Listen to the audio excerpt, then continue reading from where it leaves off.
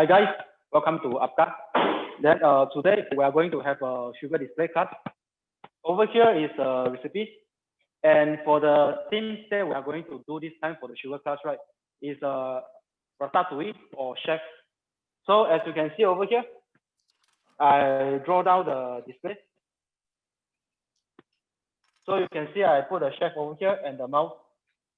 Is from this class, right, you are going to see different kind of techniques that I think is suitable for beginner or also it's suitable for beginner and also advanced, because we are going to learn some full sugar techniques, ribbon, brown sugar techniques, also figurine.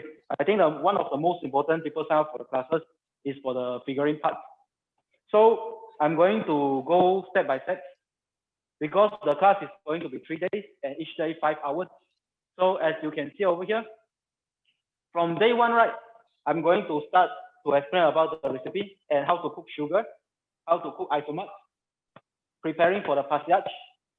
Also, after we done all the recipe, I'm going for the full sugar of flowers and some simple blowing. And after that, ribbon. And if it's possible, today I would like to start a small part of figurine for the mouse. Okay. But if it's too rushing, I'm going to continue the figurine by tomorrow.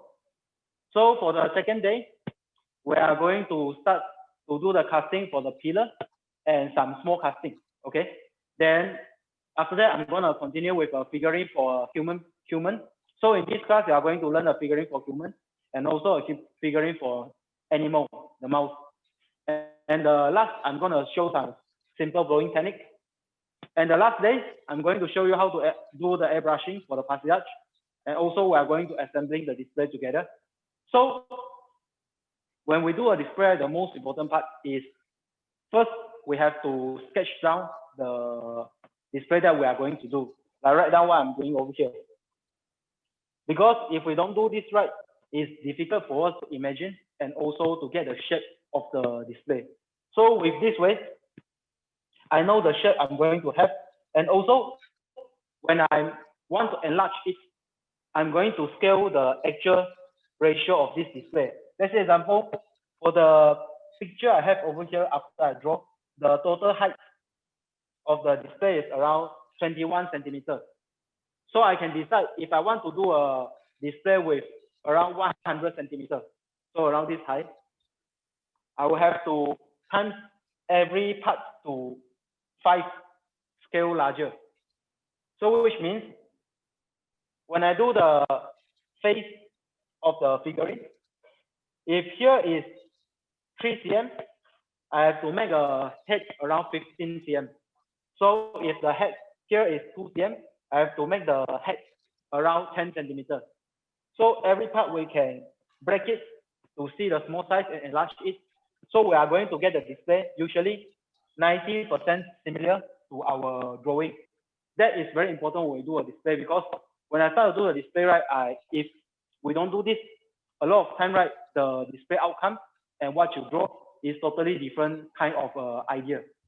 So it's very important we have to do this after, according to my experience, after I done so many times, and every time when I do the teaching, I always follow this step, and it always give me the result, which is quite consistent to what I'm doing the sketching. Okay.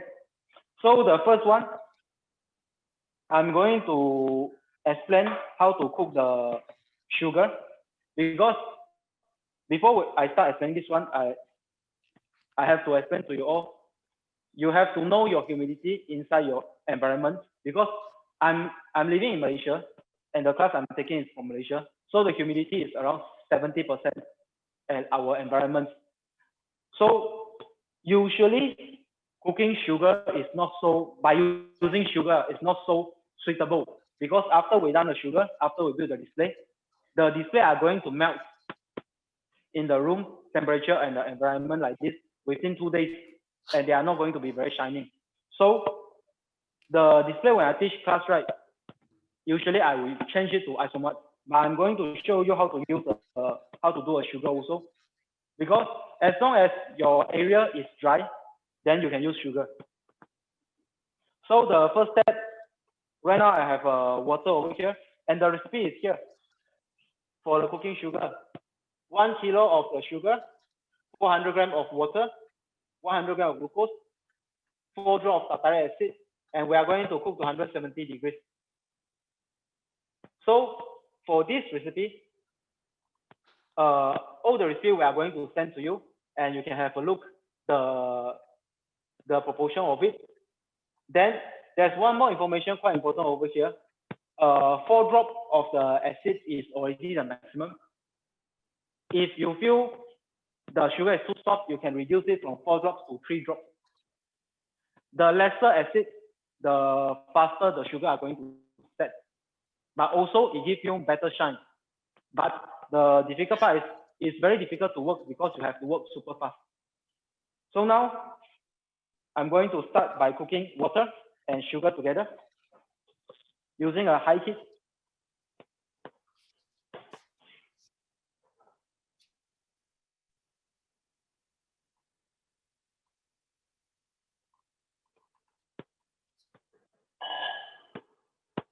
And we are going to let it boil.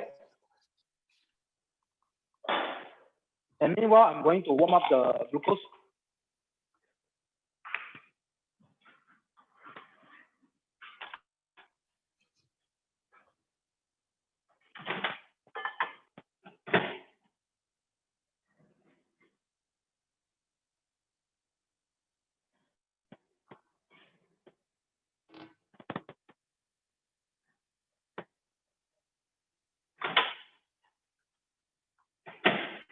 All right. Just for a short period, because we just have to make sure the glucose is soft, but don't need to warm it too hot. And for the sugar, we are going to cook a syrup until it's boiled. And before we start, right, we have to prepare brush and the strainer, which is just using for cooking sugar. Do not use a brush that you are going to use for egg wash or whatever, because the brush is to make sure we are going to clean the side to make sure there's no extra crystal of sugar. So if you are using a dirty brush or dirty strainer, or you are using for other stuff, the sugar are going to crystallize easier.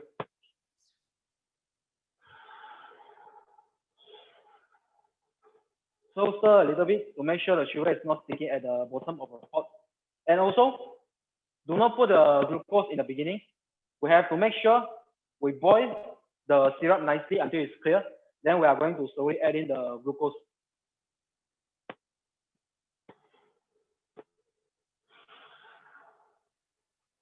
If you are putting a glucose in the beginning, right, the glucose are going to cover the sugar molecule. So it's more difficult for the sugar to dissolve the crystal. So if you put everything together a lot of time, right, after you cook the sugar, the dough itself are going to crystallize easier.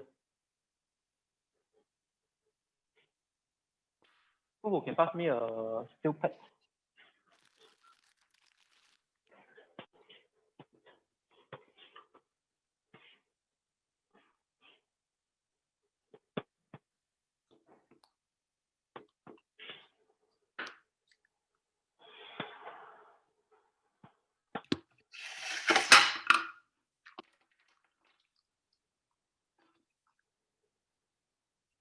So usually for cooking the sugar, it will take quite sometimes. It will be around 15 minutes.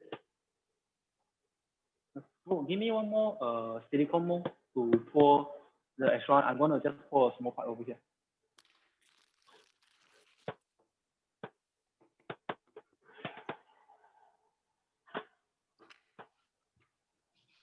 And for cooking sugar, it's important. We have to prepare the sugar thermometer instead of digital or infrared, because if you are using the infrared or whatever, it's not going to be accurate.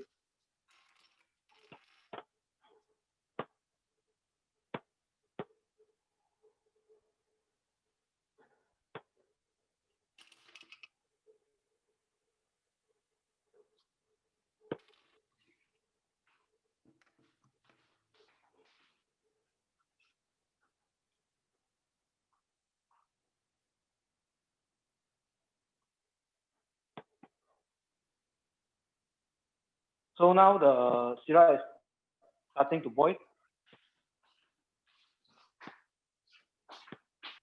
As you can see right now, it's quite whitish everywhere. Let it boil until it's clear. And now I'm going to remove the spatula. And before we add in the glucose, right, try to clean once with all the bubble on the surface. This usually, right, is a crystal that we are going to have afterwards. So you can see, right now the syrup is clear. I'm going to scrape in the glucose.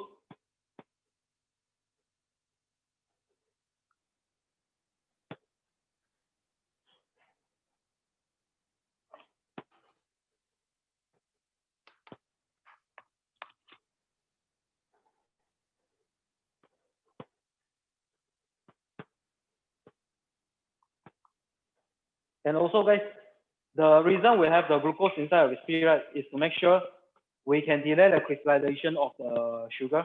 So in a sense of it prevent the crystallization. So if we add a lot of glucose inside our recipe, right, you will find the sugar can use longer time. But the disadvantage or the other part, if we put a lot of glucose, right, they are going to set faster. So you have to work much faster if you are putting a lot of glucose. So for me, I think the recipe 1 kilo of sugar with 100 grams of glucose is good enough to use. If you want to be using for longer, you can add 150 grams of glucose, but usually it's quite difficult to work. So we have to clean the air bubble once a while.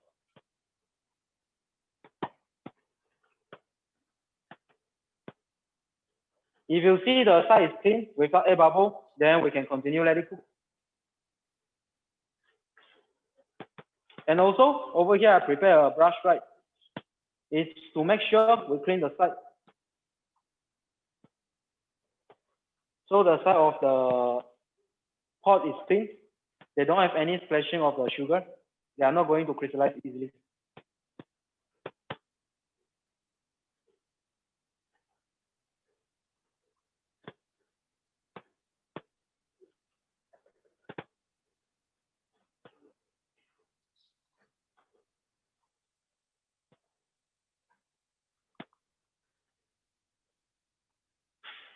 So guys, you can ask if you have any question. Then our admin will go through the question. Then they will ask me. I can explain on the same time.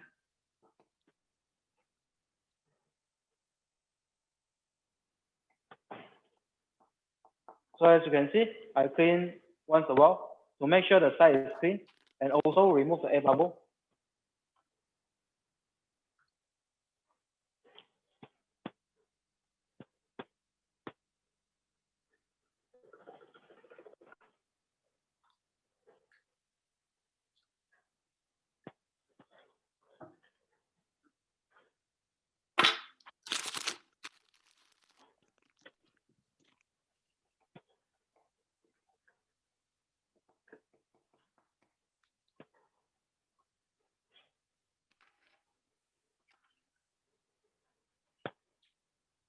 And after a while, we can start to put in the thermometer.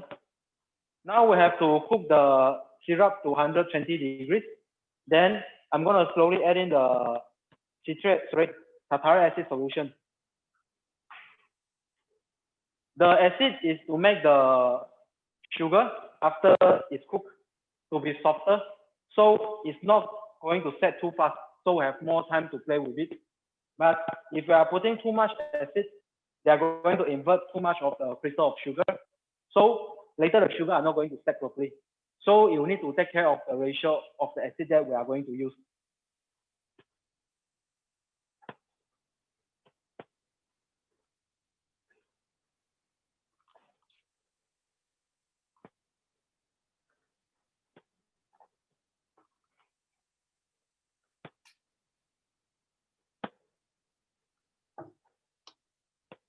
So right now it's around 108 degrees.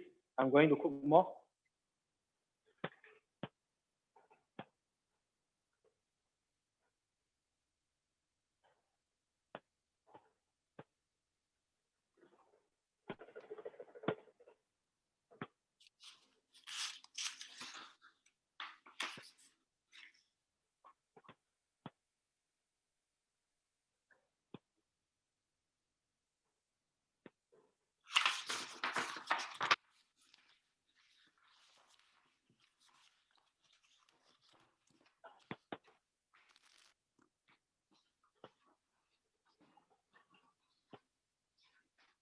clean the side.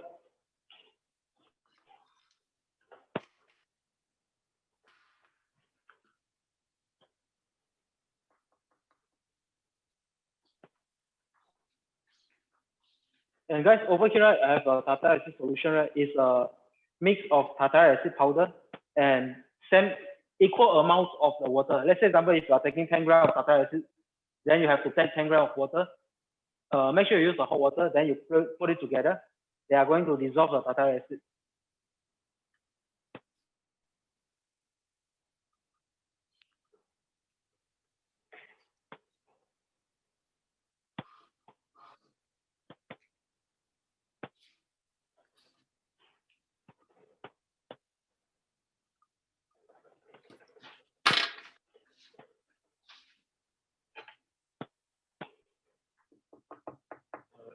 Someone is asking what temperature we have color. I think they are trying to say what temperature then you should start to put color. Sorry, one more time. What temperature should I add color? Okay, if we are adding the colors, I would suggest to add it after 140 degrees. If you have a liquid colors, because some of the colors right have acid inside. If you're adding too early, they are going to invert the sugar to make your sugar softer. So I comes up with an idea always add the coloring after 140 degrees. But if you have a powder color, you can add in the end because they don't contain any liquids. So if you add in the end, right, you don't need to worry there's extra liquid inside. So I would suggest if you want to be safe, for the liquid color, add on 140.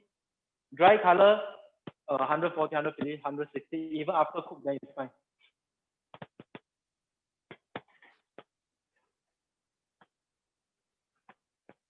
But if you are adding a small amount of color, then you don't need to worry. If you are adding only few drops, then you can add anytime. Oh, give me a pink color for this.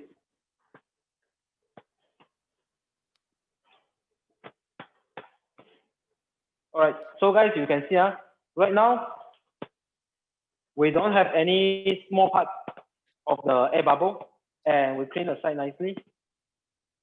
And the temperature is already close to 120 degrees Celsius.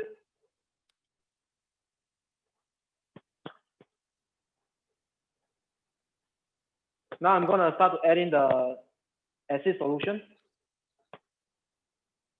So right now the recipe I'm using is 4 drops, okay? But you have to see your brand because different brand right, of the acid solution right, give you a little bit different kind of result. And the size of pipette also give you, like if you have a smaller pipette, usually the drop are going to be smaller. So it's a guideline. I would say 4 drop is a guideline, but afterwards you have to fix up with your own pipette and your brand of acid. So now I'm gonna add in 4 drops. 1, 2, 3, 4. That's enough.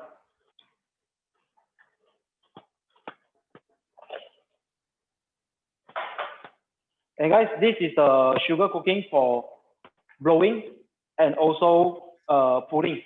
If I'm using casting, the recipe will be different. Casting, I'm going to explain you when I want to do the casting.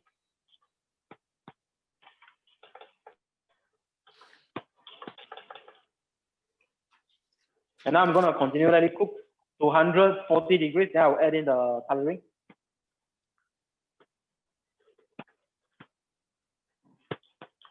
At this moment, when the sugar becomes thicker, as you can see, the bubble is bigger, right? Because the sugar becomes thicker. So we don't need to brush or using a strainer to clean anymore. We just have to leave it and let it cook to 140, then add the coloring. And one small tip, if you are using a small amount of coloring, let's say example, now I want to use one base to cook 2 colors. If I'm using a coloring with small amounts, I can cook a plain color, then slowly add in the coloring.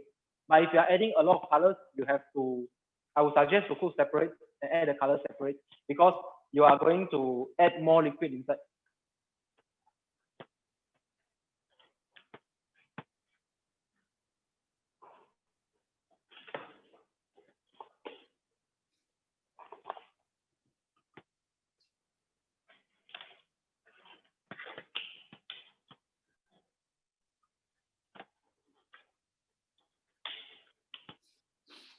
So right now, to be safe, wear gloves.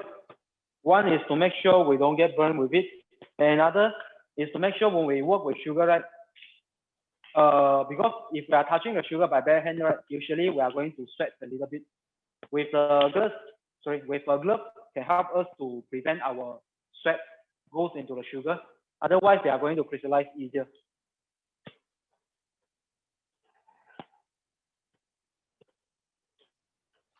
All right, right now it reached around 140 degrees. So I'm going to add the coloring that I'm going to use. So I'm going to add some pink color inside.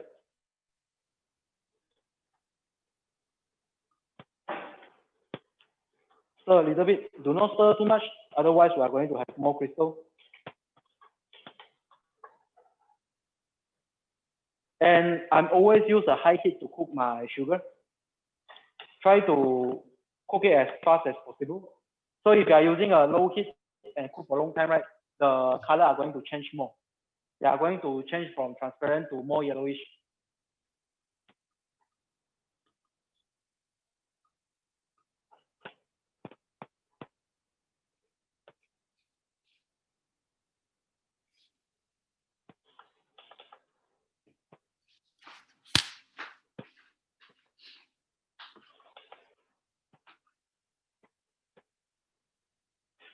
And for the cooking sugar, it's 170 degrees. It's important. If you cook very less, right, the crystal are not going to dissolve nicely. Who pass me the isomalt?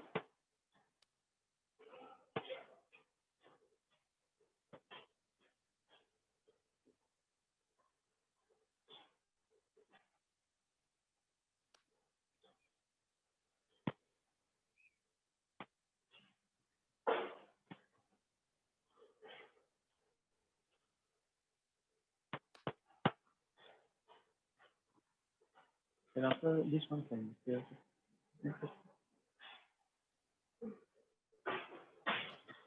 Now itu container ko.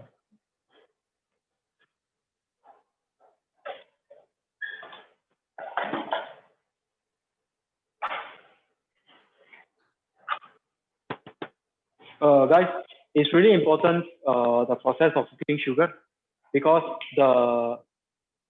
if you directly start with isomalt, right, normally the practicing the price for isomalt is more expensive.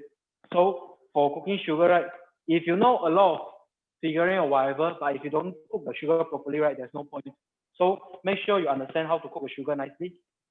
And the sugar that we are using, right, I would suggest to use the cube sugar. It's cleaner. So your dust inside the sugar and the dirt are going to be lesser.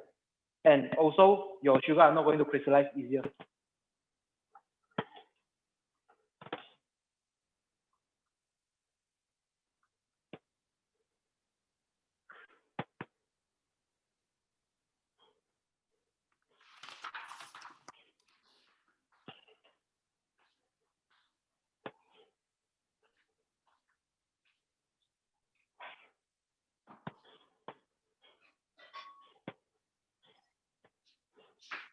All right, so right now it's close to 170 degrees.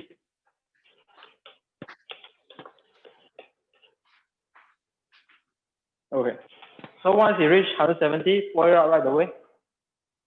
Make sure you pour on the steel pad with a wooden tray or marble. Do not pour it on the stainless steel. Otherwise, right, the table are going to bend up and they are going to leak out. And I don't need so much, so remaining I'm going to put inside the mold and keep it aside.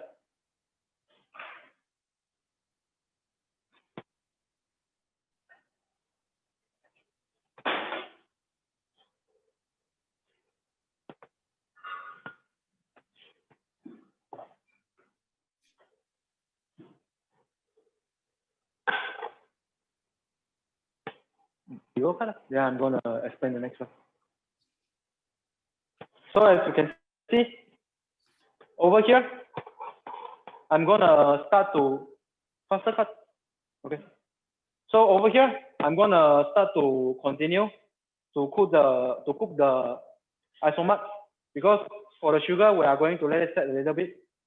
Otherwise, They are too soft to pull. And for the isomalt, right, we have isomalt is more easier to use. It's a universal ingredient. So for isomalt, 1 kg of isomalt, for the starting, I would suggest to add 5% of water to cook. So we are going to cook to 175. So if you work for the sugar for longer time, you can start to take out the water. If there's no water inside, right, you can keep the display for longer run. They are not going to soft down so easily, and you can get a better shine with it. So now I'm going to show you how to cook it with 5% of water. And on the same time, I'm going to take care of the sugar. All right. So the sugar is almost done. I'm going to hold the isomalt first. So start to move the outside of sugar to the middle. Be careful of your hand.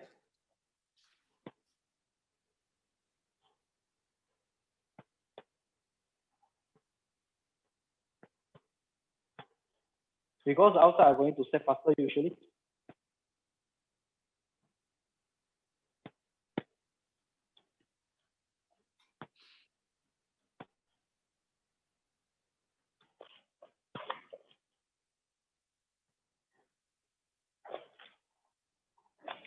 So I put it together.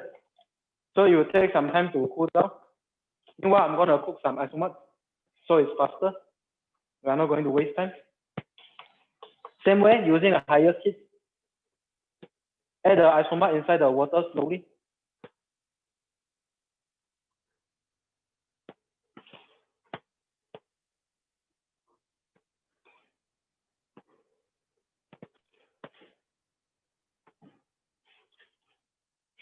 So as you can see over here, the sugar is still very soft. So we are going to wait it. When it starts to hold the shape a little bit, then I'm going to start to pull it.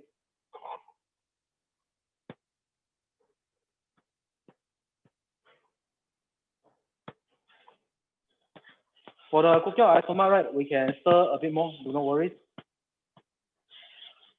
Because the crystal of isomalt are more stable, they are not going to crystallize so easily. That's why we don't need to add any glucose or acid into our isomalt recipe. Let it melt first.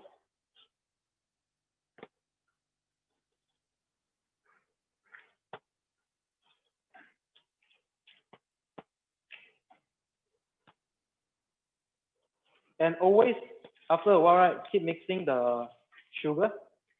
So we make sure the temperature is even.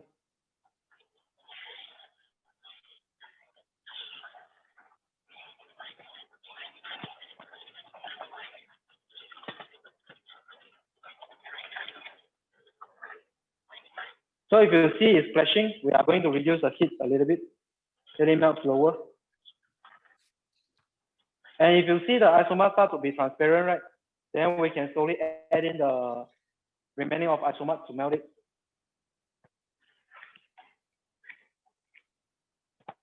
So you can still see it soft down, spreading out a little bit too fast. I'm going to wait a little bit more.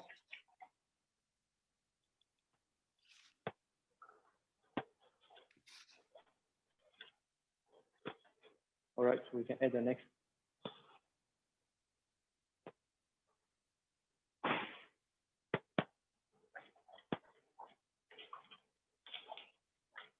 Stir in the isomalt nicely.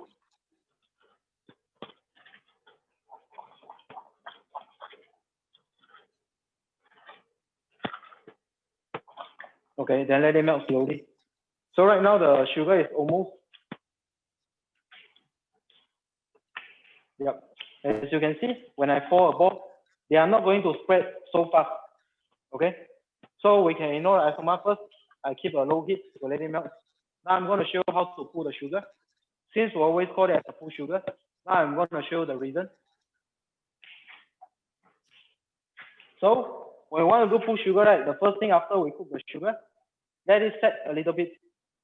Okay, until you see it's not going to spread very fast. Now we can start to pull it. To pull it, right, just hold and pull it long. Like this way, they are going to stretch it, and you will see they will have a shine coming in. That is a characteristic of sugar. After you pull it, right, usually you're going to have a good shine with it.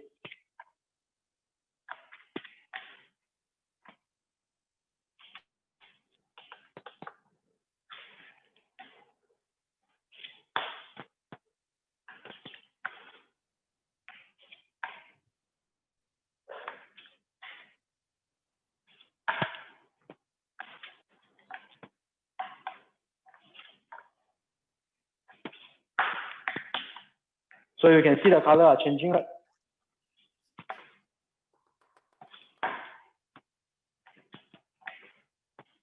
So we have to pull until it's shining. Usually it takes around 20 or 30 times of pulling, or you can check it becomes not transparent. As you can see right now, when I pull out, right, the sugar is not transparent anymore. So now it's done. The most important, and you can see the shine of the sugar that we are going to have. So fold it together.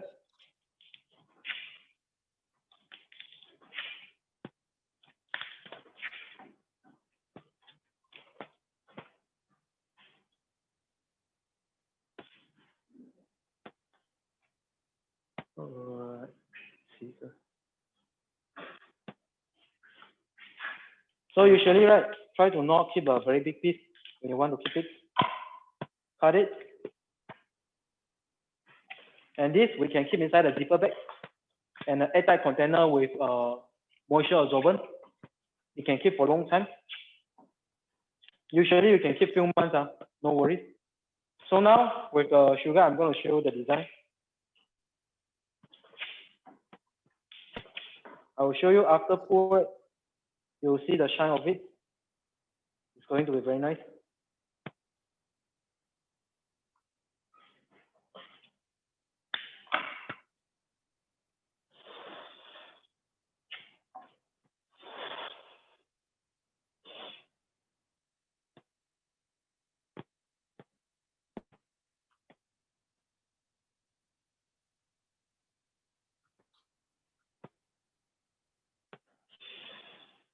So when it sets right, you can see after you pull, we can get a very nice shine for our pull sugar.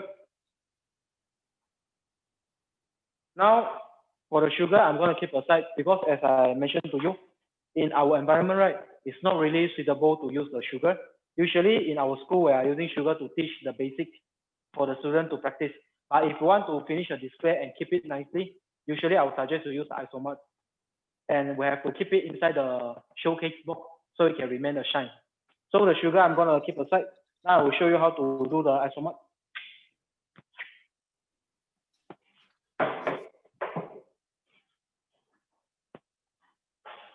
And I'm gonna continue to cook the Isomalt.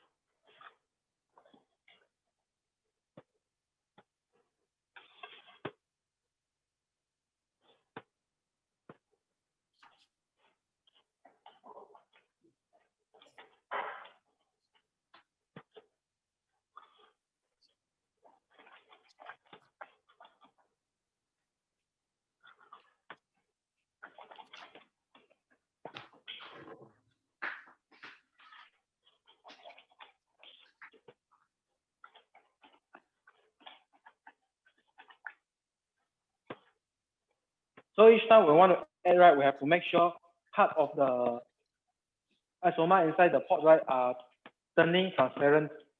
Otherwise, they are going to be very thick. It's difficult for us to scrap.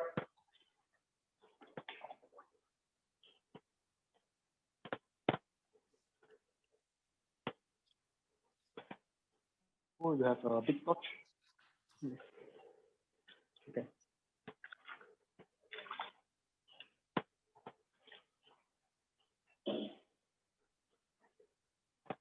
So right now, the part of the Isomalt becomes transparent already. I'm gonna add the new Isomalt inside.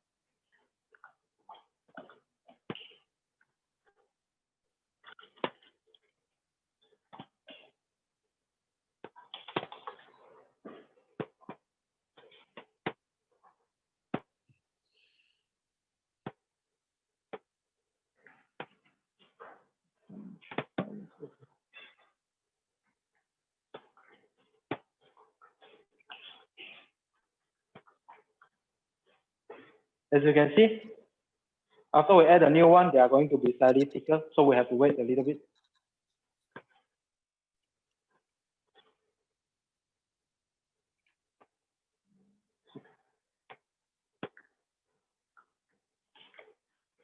Oh, okay.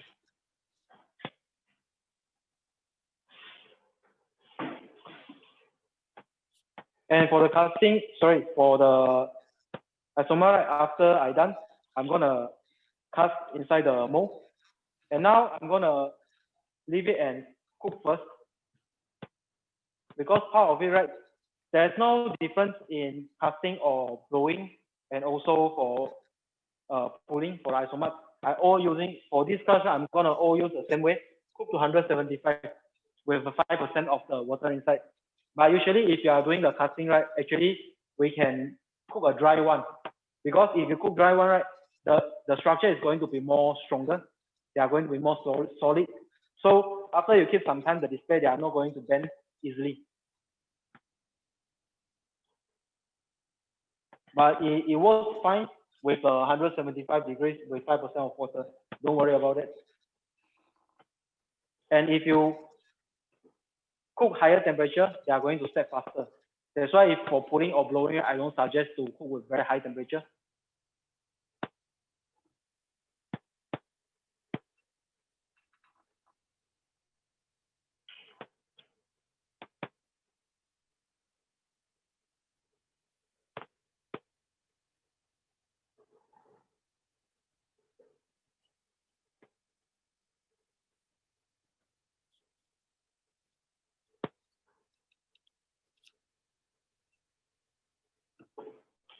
Fufu, get me another good induction cooker.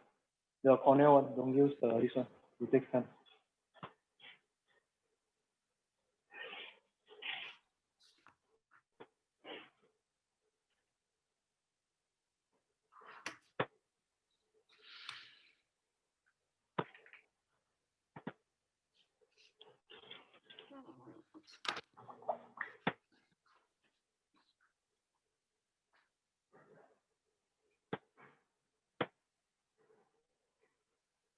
I think Vincent, can you all check? I think has someone is not mute for the participant or whatever. I can hear sound from my side. And now is the last part of the isomalt because it starts to be transparent.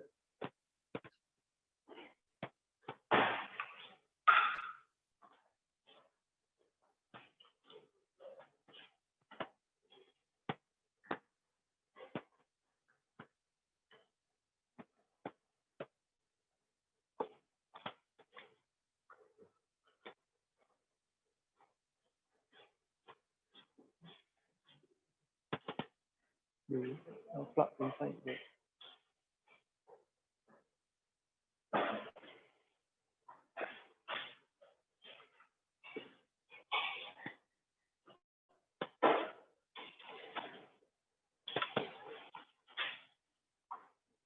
Take out this one. Be careful.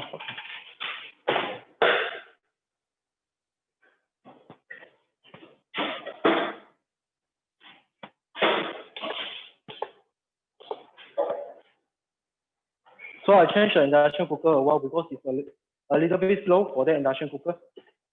It works, but we are going to wait for a longer time. So this induction cooker is a bit faster. And guys, after we add in all the isomalt, right, you can see the side.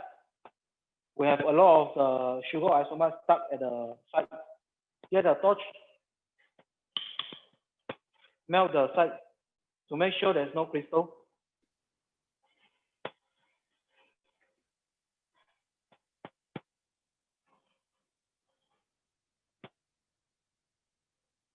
As you can see, for sugar, I use a brush, but for isomalt, right, we can actually just by using a torch. Then we can get a minimum amount of crystal.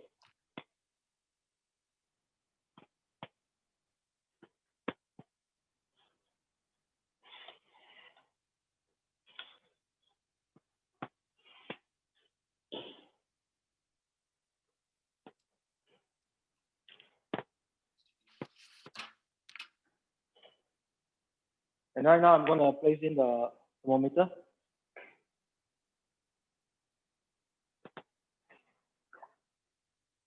Then the same way, if we wanted to put any colors, we can put it on 140 degrees.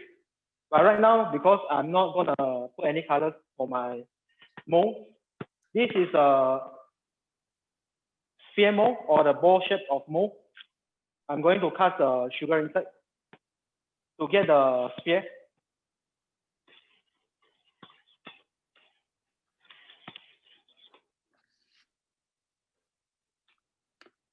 So for the isomer, I'm going to cook 175 degrees Celsius.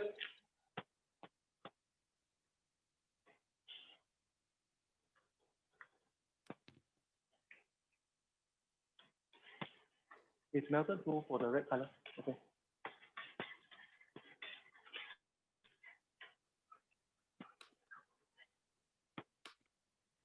So right now it's 135 degrees. Same way, if I want to add the colors, I will add 140 degrees Celsius.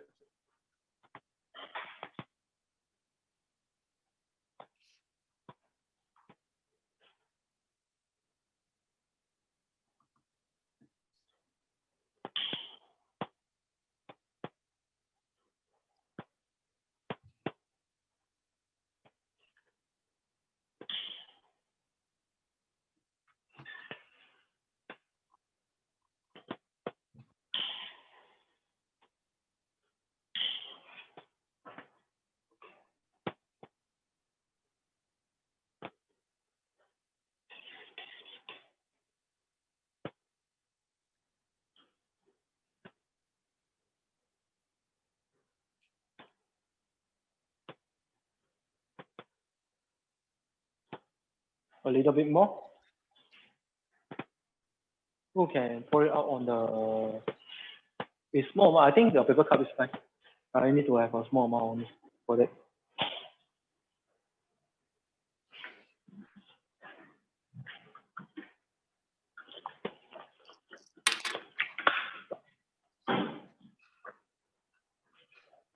And after, pass me the pasilage.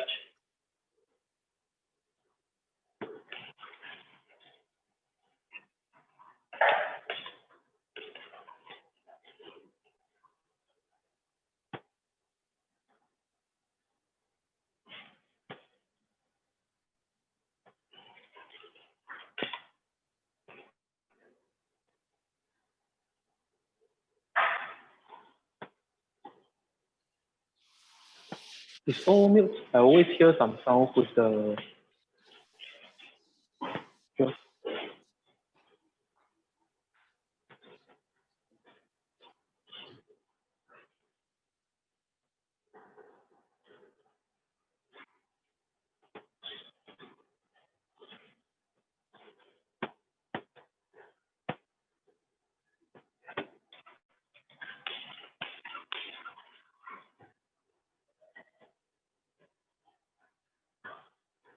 All right, almost 175.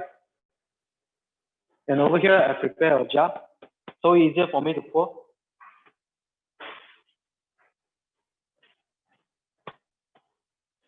Okay, it reached 175 degrees.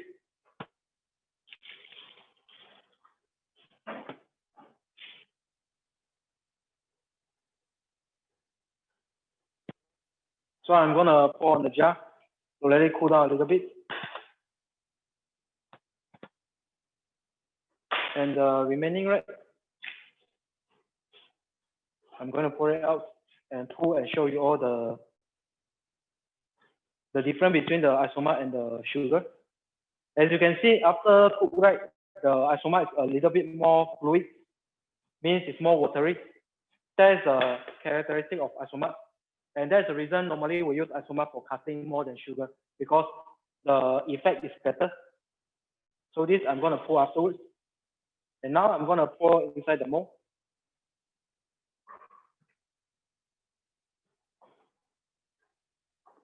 And over here, I prepare separately a red color of the isomalt with gold dust inside. Is because after pouring inside the mold, I'm gonna make an apple shape. So after, I'm gonna do a ball first. After that, to shape it a little bit afterwards. So first, I'm going to pour 60% of the transparent inside the mold first.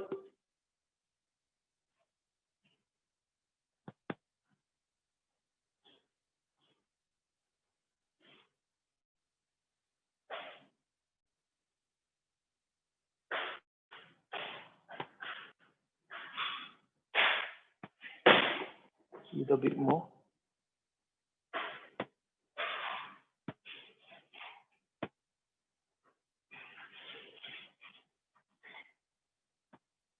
Then after, pour in the red color.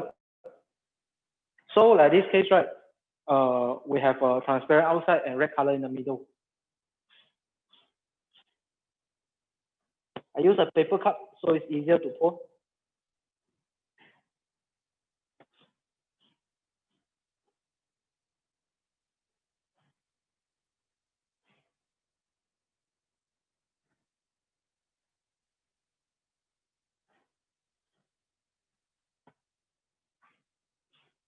And if it's not enough, I'm going to pour back transparent inside to make it full.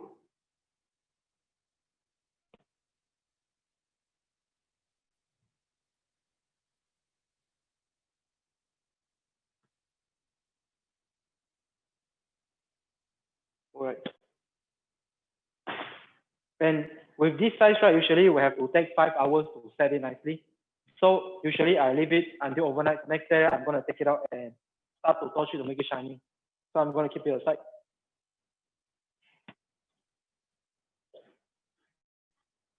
And the remaining, we can leave it set and cover it. When we want to use, right, we can melt it inside the microwave and use it again. So over here, I'm showing you do the pulling also, but with Isomalt. Same way.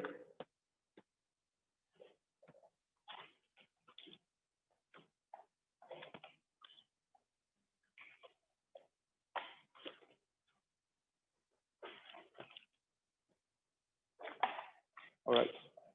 So you can see it's not sticking. Have to let it set nicely.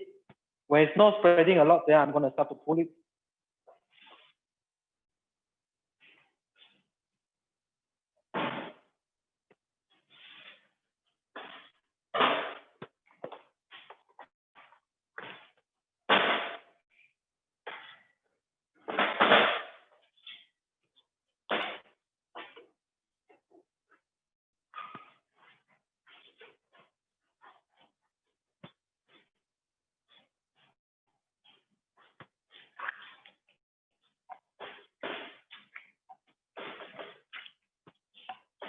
So I'm going to keep it aside while waiting for cool down a little bit. And we are going to prepare the Isomalt. Sorry. And now I'm going to prepare the pastillage.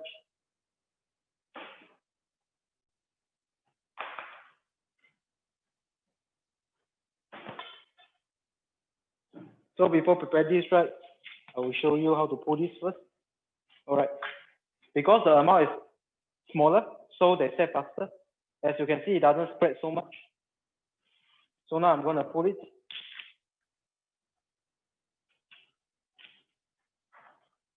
Same way. As you can see in the beginning, it's transparent also. After pull, you will see it becomes like shining silver color.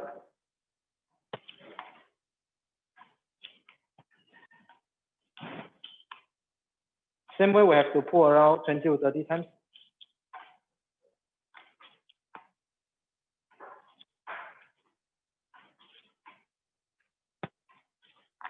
When we pull right, try to pull already, put it on the side, like this way.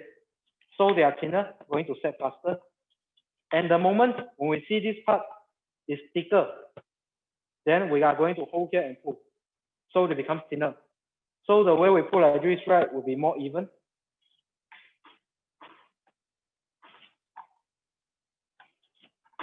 Keep rotate and do it, repeating the same way.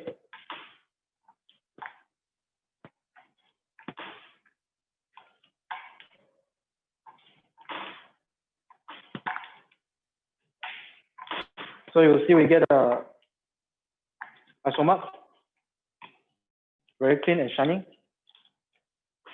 without a lot of crystal inside.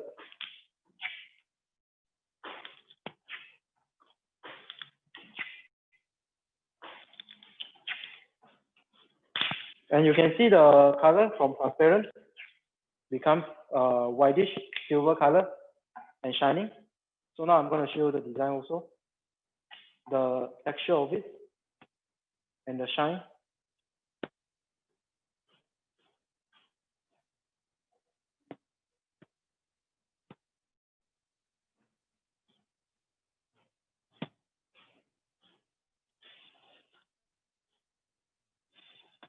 So as you can see, we are going to get a similar shine for the Isomalt.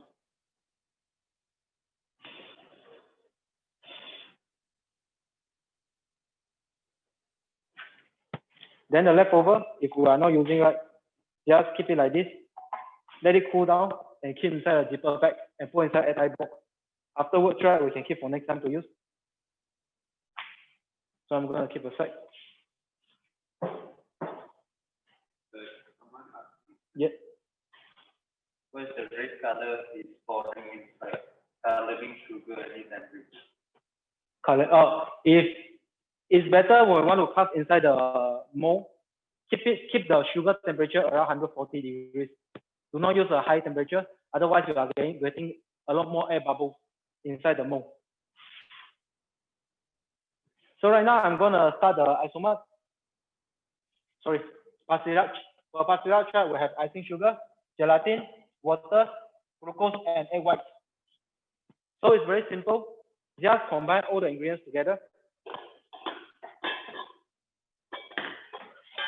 And one part which is very important, when I do pastillage, I make sure I don't do the sugar on the same time.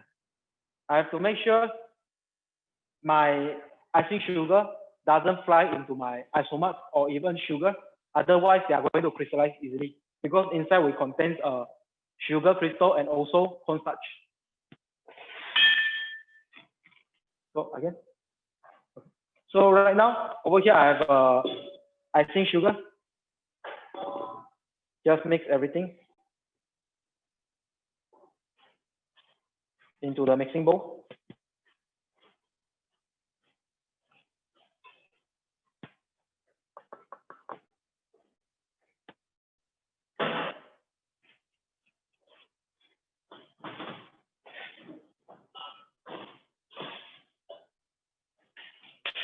And the gelatin, right, melt it in the microwave.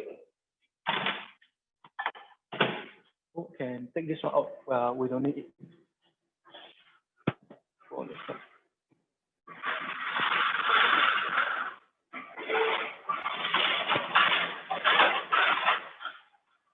You okay?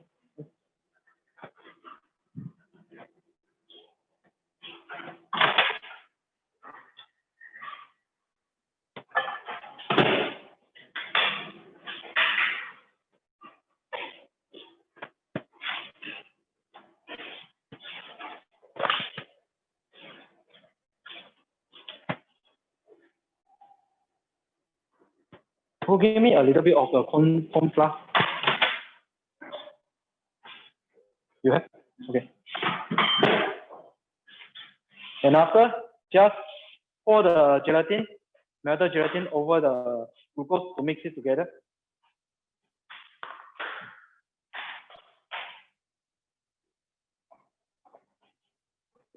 So you can melt the glucose easily.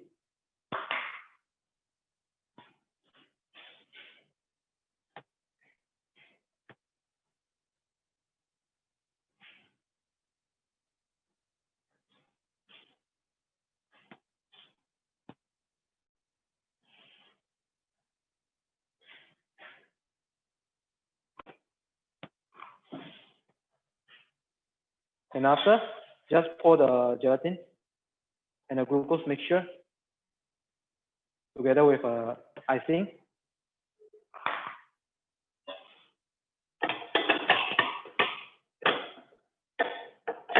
And by using a pedal, or we can use hook also, but usually pedal is easier.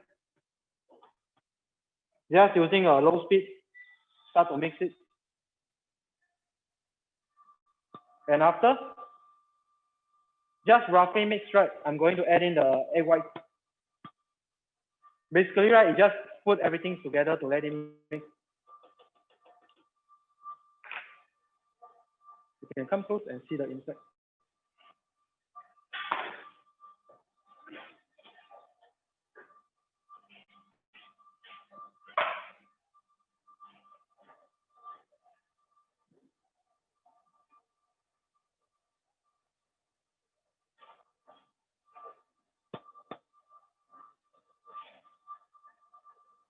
So you slowly from a powder becomes a dough.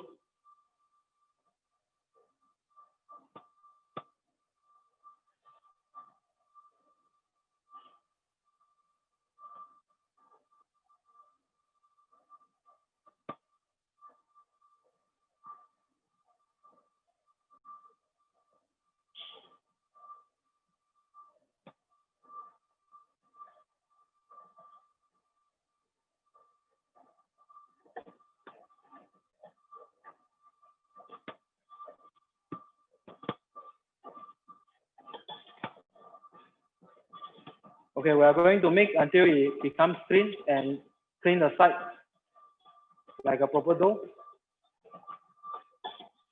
Then we can stop and take out.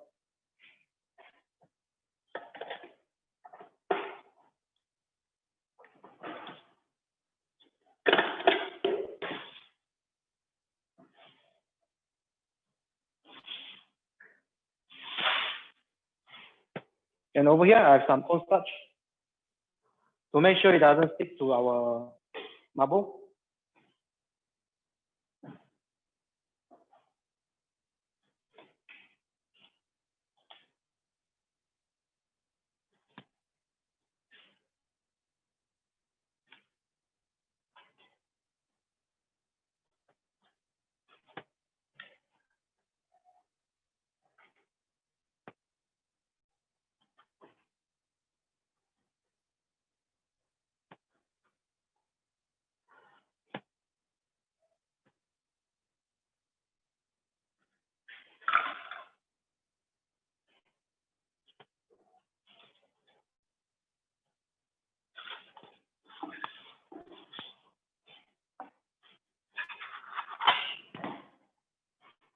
So after done, right, just roll it a bit to make sure the gelatin mix well with the icing sugar.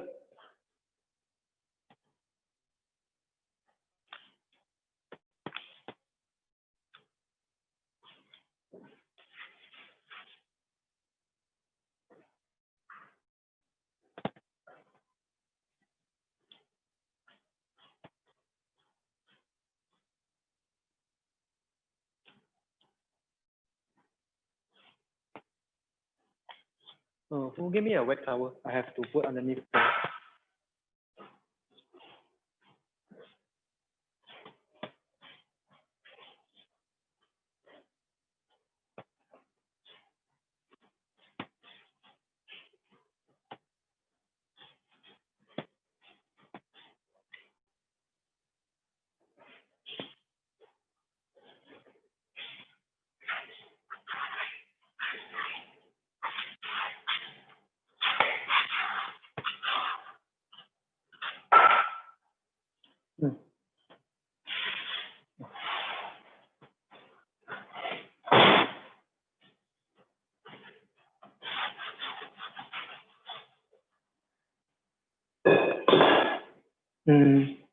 Oh, help me to take out the bar mixer. I don't need it anymore. Later, I'm gonna put the sugar lamp there. So now I clean the marble nicely to make sure it's even.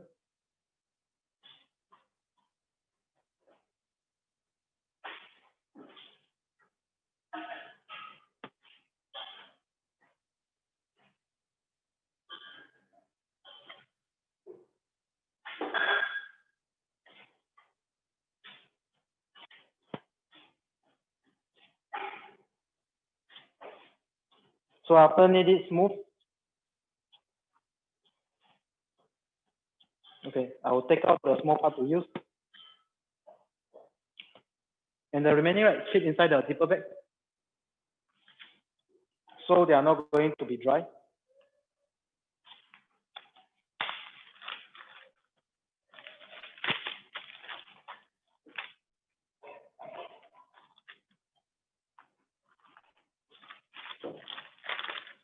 always keep like this inside a zipper bag, right? We can keep up to a week to use. They are not going to turn bad or dry out, whatever. But if you want to use longer than 1 week, I'll suggest you keep inside the freezer because there's a humidity inside. If we keep 1 week in the room temperature, right, or 2 weeks, right, they are slowly going to get fungus. So if you want to use longer period, keep inside the freezer. And the day before you want to use it, throw it inside the chiller and leave it outside. And we can put inside microwave to soft it down to use it.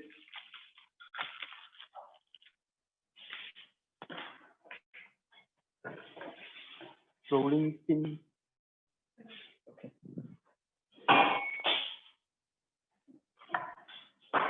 So right now, from the picture, you will see I cut the stencil like a A4 towel, a straight one. So now I'll draw on the cardboard. Then after that, I cut it out. Now I'm gonna show you how to do it. And so after, give me a set which is done earlier. I show them.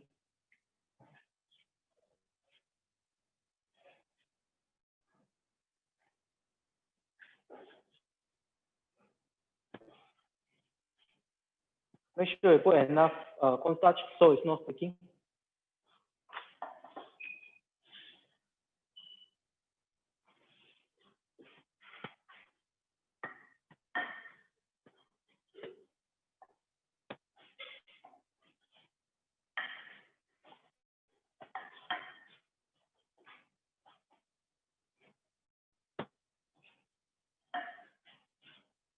And as you can see, I take out, make sure it doesn't stick to the marble.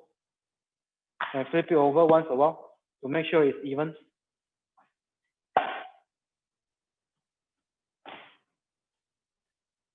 So now for the pastelage, I'm going to roll it to around 3 millimeters so you can hold the shape easier.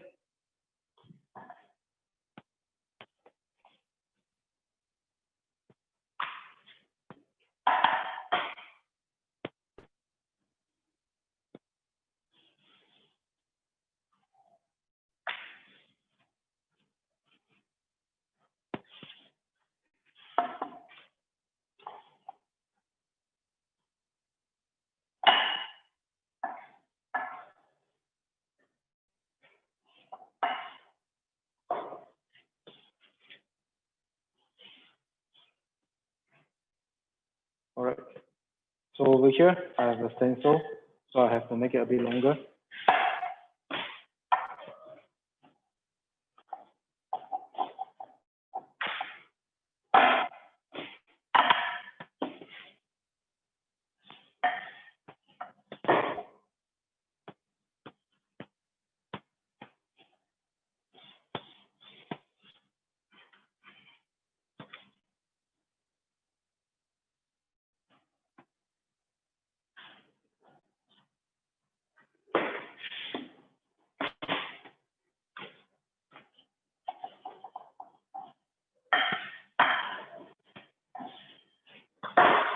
All right.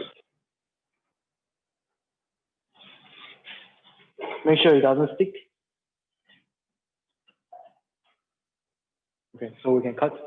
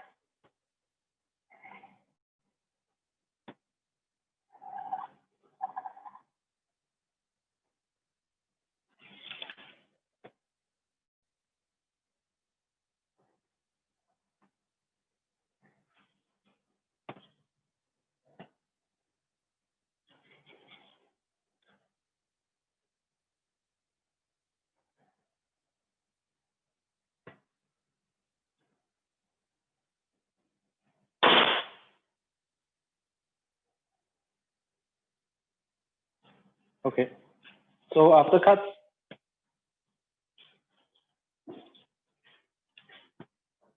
place it to the right shape. Because after we take out the excess, right, usually we are going to adjust the shape a little bit. So to be safe, right, I always keep on the marble, on the flat table for a while, like half day, to let it set a little bit. Then I'm going to remove and put on the wooden tray. If we move it right now, there's a chance we are going to break it. Okay, so this one. I'm going to keep aside, then I'm going to show few designs that we done earlier.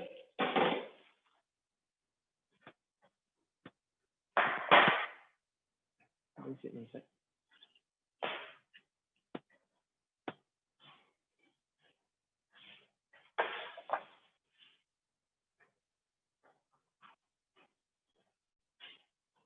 So over here,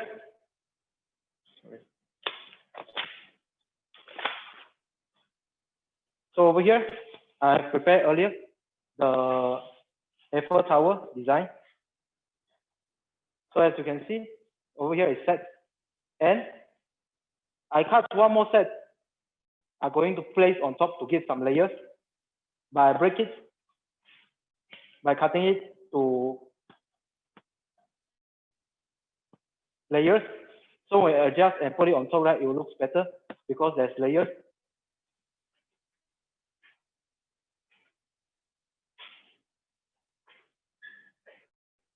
And over here, I cut few strips.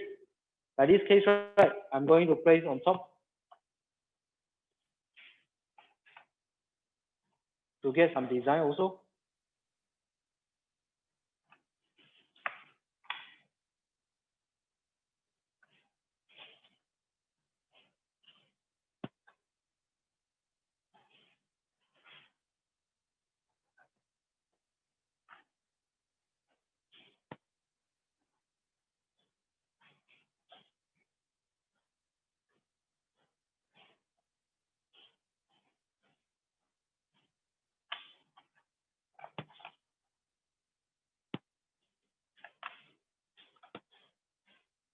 All right. And over here, right, same way, I'm cutting some design as a cheese slice and use a round mold to press it to get some cheese slice. So for pastellage, I'm not going to using a lot because for me, it's nice for display, right? We use some different texture like pastellage, not shining, but we can airbrush with different design. And also, it's very light. We can build something and increase the height and volume of our display by using something light and we can put on top. So for the recipe I'm giving you, right, usually it takes 2 days to dry up. And you can see when I use pastellage, I try to keep it on the wooden tray. The reason I'm doing like that, right, because there's some small hole inside the wooden tray. So there's a better air circulation for our pastellage. So if I leave like this, right, the bottom part are going to get dry easier. If I keep it on the marble or on the stainless steel tray, right, they will take slightly longer time to dry. So for making the cheese slice, right, very easy. Just roll it to thicker, cut to the size that we want, and use a mold to press the hole. So it's very straightforward. So I don't want to waste too much time on explaining how to do the pastellage because this will be the design that we are going to use. So now I'm gonna start to go for the full sugar. So I will clean the table a little bit. Who help me to set the sugar lamp?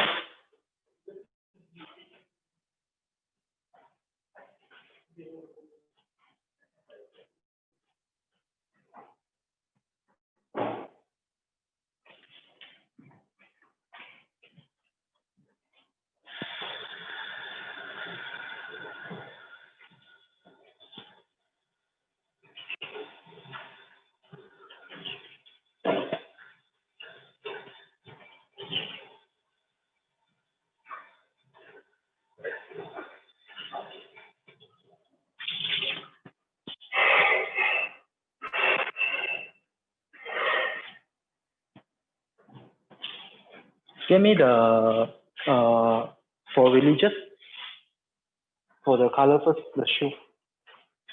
Oh, the hair dryer over here, right hand side. It's easier.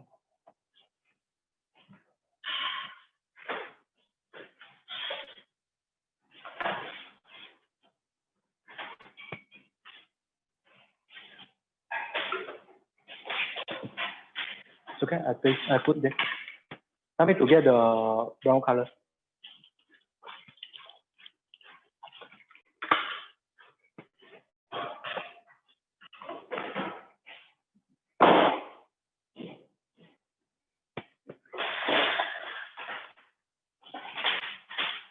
Can help me to plug inside.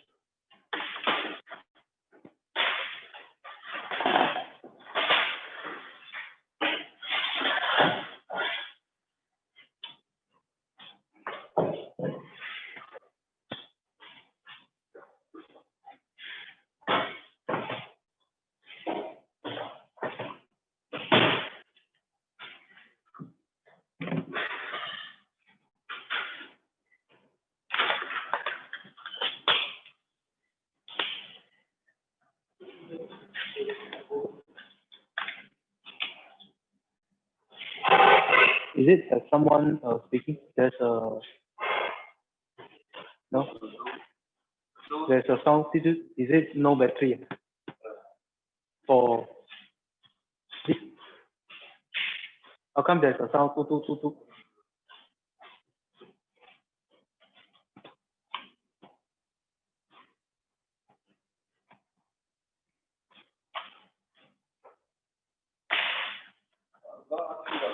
Okay.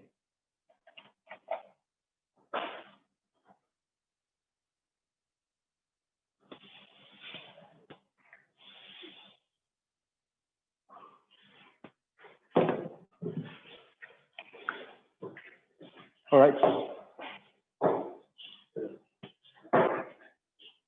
You all can check.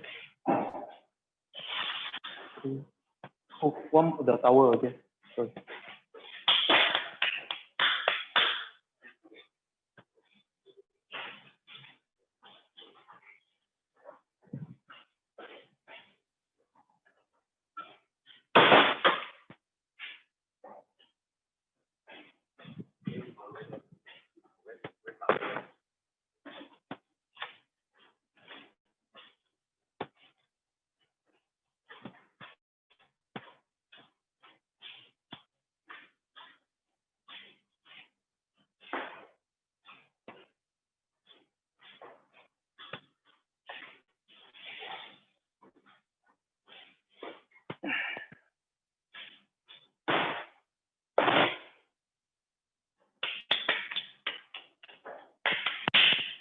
So now we are going to start for today's try. We are going to finish the flowers and the ribbon first.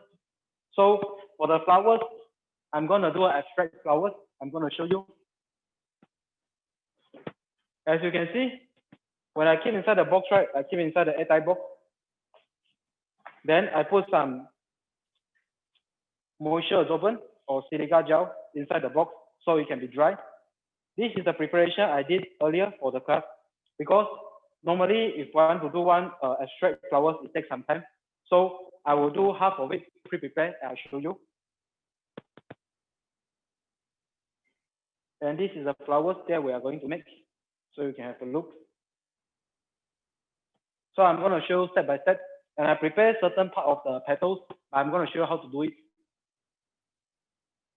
Because this time the themes right is chef or Ratatouille. That's why the design right, for the flowers middle part, I'm doing a religious, sugar religious. So I'm going to show you how to do this first.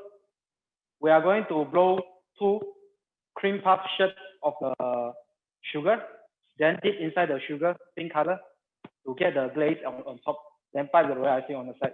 So I prepared this earlier, so royal icing will dry faster. So I keep this aside.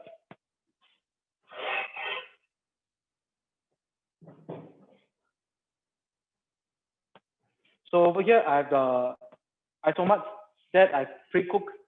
The color of this right is a mix of yellow, brown and white color. So I cannot tell you the amount because different brand, right, will have a different amount. So I can tell what color I'm using inside, and I'm gonna write it down tomorrow from a whiteboard so we can send to you afterwards. But I cannot tell the exact amount because it would be depends on the brand that we are using. So I'm gonna copy it down first.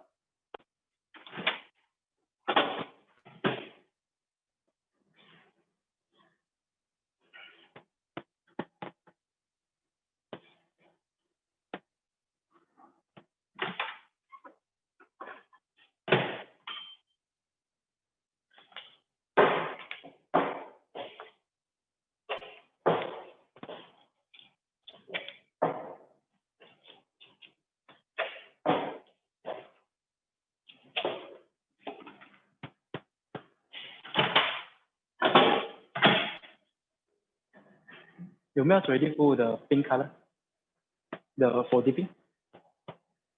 Oh, melt already, or is set? Later after I blow, then you help me to melt.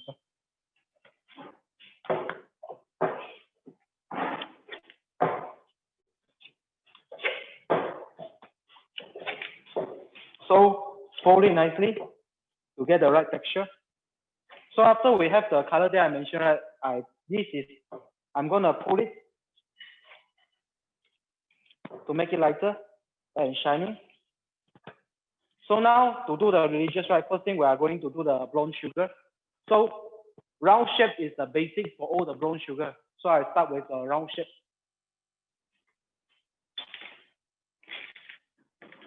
So first part, make sure we have a sugar pump, okay, torch and the scissors.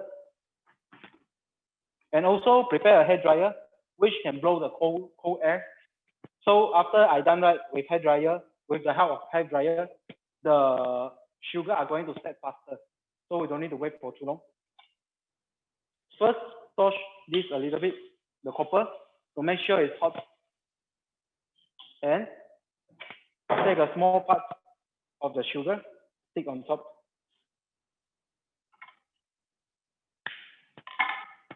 So like this case, right, it's easier for us to stick another sugar on top.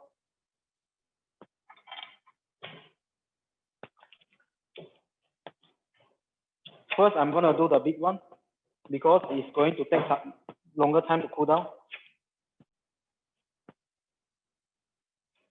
So for this, right, because I'm going to dip inside the sugar, we have to make sure after blowing, right, the brown sugar is thick enough. So I'm going to take the size and blow it around 1.5 size bigger than what I have. Do not blow it too big, otherwise when you dip, right, they are going to melt. So press a little bit and curve it like this way. So we have a cavity. This is almost like doing a dumpling. Then close it slowly. Keep turning to make sure we close everywhere even. So we have a ball with a cavity inside. Okay. Then after torch the sugar that we stick earlier on the copper, so it's melted, and we can fit it easier on top and close it down. Okay. Do not touch the top part too much, otherwise, right, they are going to change shape. And pump bit by bit to make sure we're just growing a little bit more. If you see it's falling down, you overturn and let it cool down a little bit. All right. Just pump a little bit, do not pump too much. Then now I'm going to cool it down.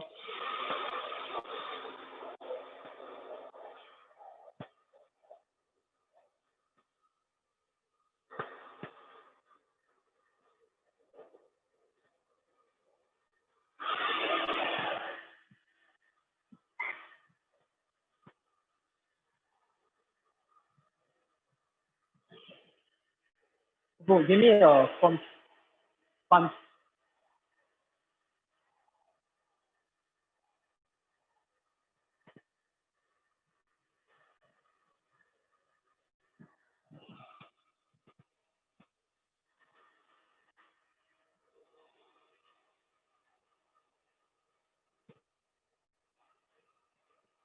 So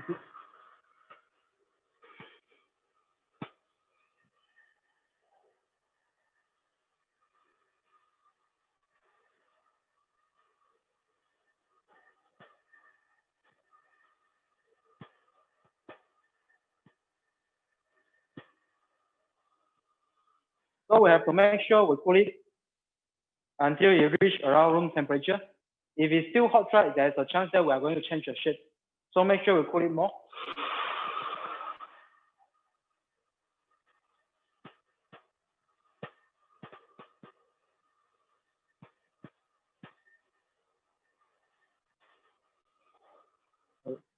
The air I'm using is cold air, so it just helps to make it cold faster. And after it cool down to room temperature, just touch the copper. Touch this part so we can take it out easily. Try to not touch on the sugar, otherwise the sugar are going to melt and they are going to change shape. And after that, prepare a sponge, right? Keep the sugar on top of the sponge, so it's not going to set. Sorry, so it's not going to change shape easily, and I'm not going to break easily. And now I'm going to repeat the steps to make the smaller size. First, touch the copper, make it hot, and stick a small piece of sugar on top.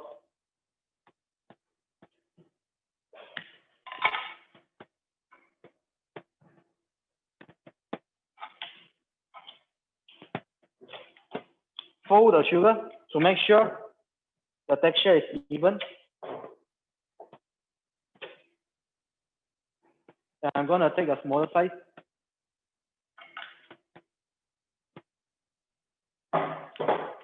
Okay, same way. Press it a little bit and curve by making a dumpling. Close it slowly. Come, you cannot see. You don't want to see. You come to the side. Same process, but smaller size.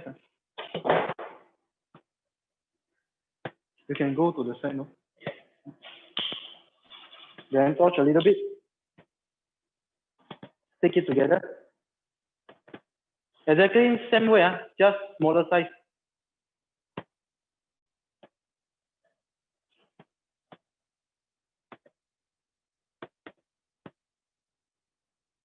Then just pump a little bit to make it round.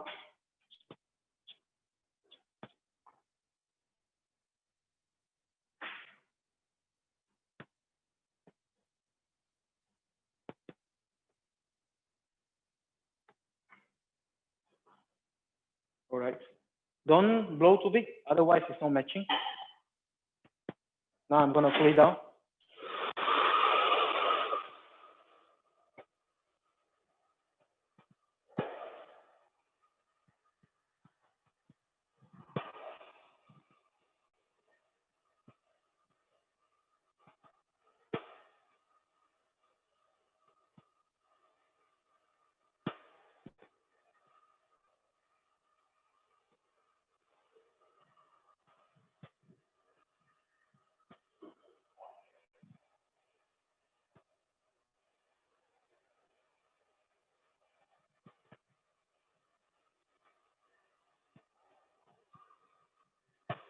Then after this, right, I'm gonna dip.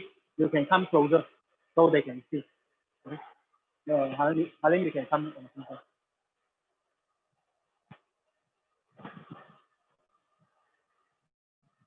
So make sure we put out the sugar nicely.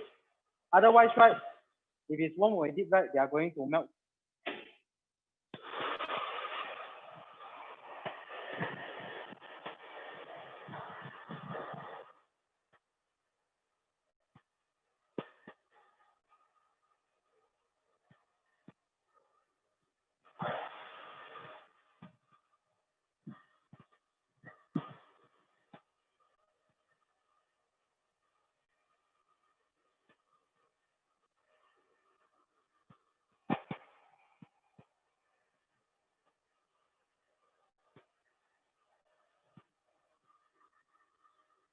Okay, help me to melt, to cool down.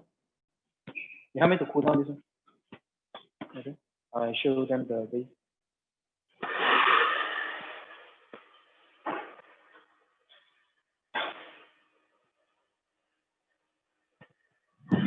And guys, over here, right, I prepared the casting earlier. Doom shape. I cook the sugar and cast inside the mold. Now I'm gonna make it shiny.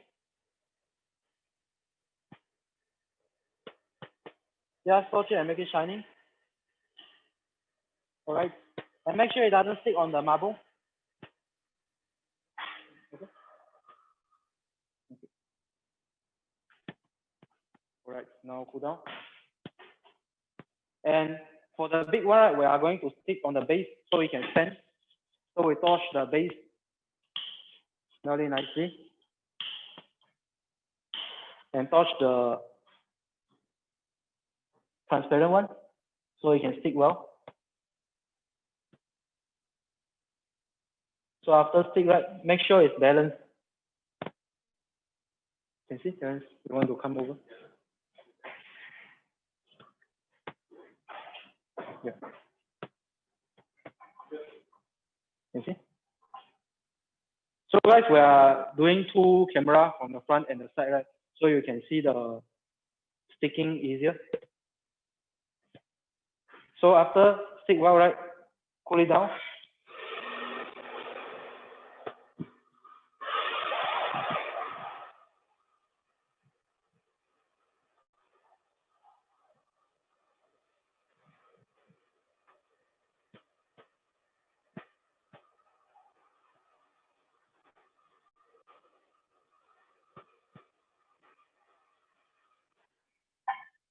So after it sets right, now I'm gonna dip inside the pink color sugar for glazing.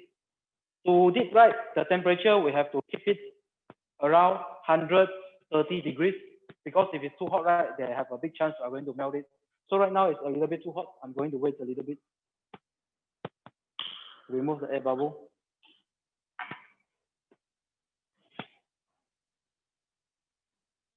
I cool down a little bit more.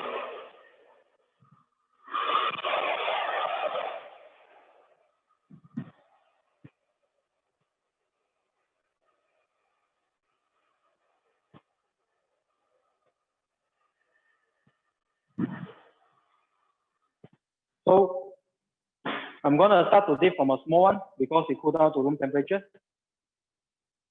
Just dip half, take it out and turn around. Keep turning. So they are not gonna drip from one side.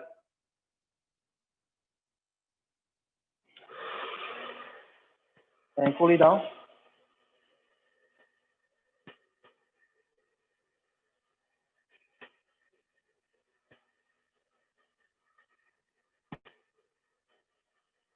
Do not blow when it's very close.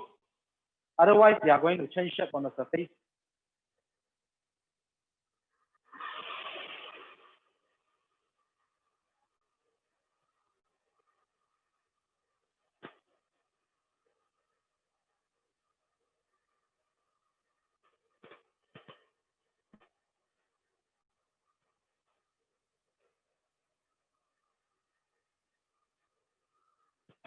So you can see, we get a nice dipping, and half of it is a brown color, like a cream puff. Now I'm gonna take it out.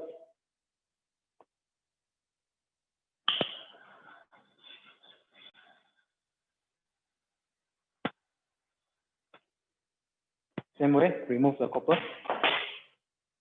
And touch and cut it. Touch the base nicely. As I don't need this part. So cut and turn like this way to remove the excess.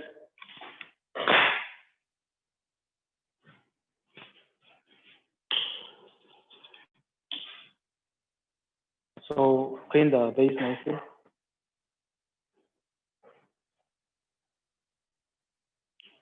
All right. So we have a top part of the cream puff. Now for the bottom part, same way. Because it's bigger, so when we dip, need to be careful, as we have to dip bigger surface, right, they have a bigger chance that it will melt. So make sure it's really cool down. Dip halfway, take it out, then turn around. Same way, cool it down from far.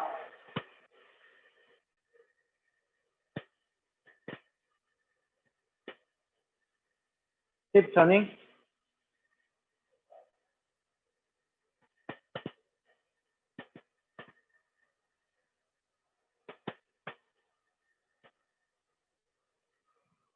So after it set a little bit, right, go for strong air to cool it down nicely.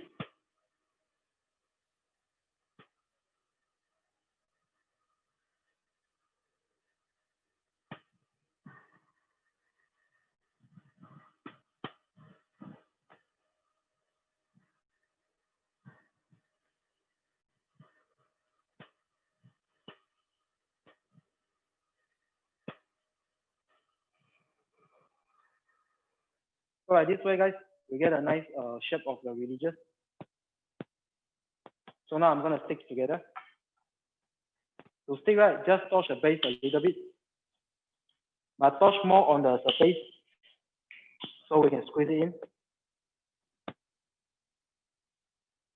And you stick very nicely. And make sure it's balanced.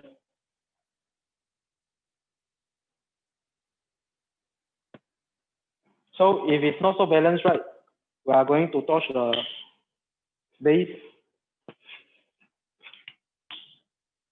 and press a little bit so it's balanced. All right. So you can see we got a nice shape of the religious. Okay. Any question from them at the moment?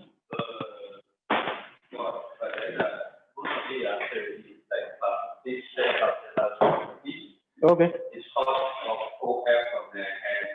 Okay. Okay. So after done, now I'm gonna type the roller icing on the side.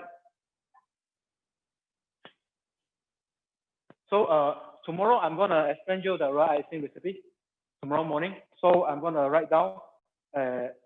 Then I will show a demo for the roller icing. So to buy a roller icing, right? Just you can see. Okay. Just how we pipe the religious normally.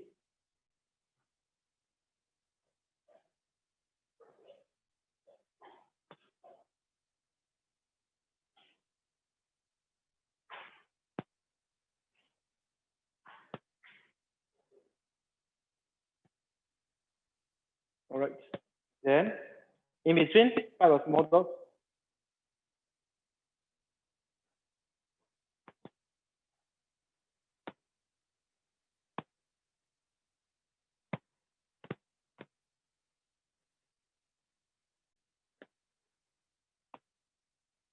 All right. And after we have the design of the religious, then we'll just need to place it inside the airtight box with a moisture absorbent. The next day after it's dry, right, it will become like this, dry totally. Then we can, now I'm going to show how to do the flower petals. Let me clean a little bit, then I'm going to start the flower petals. Hope will help me to get the colors for the flower petals.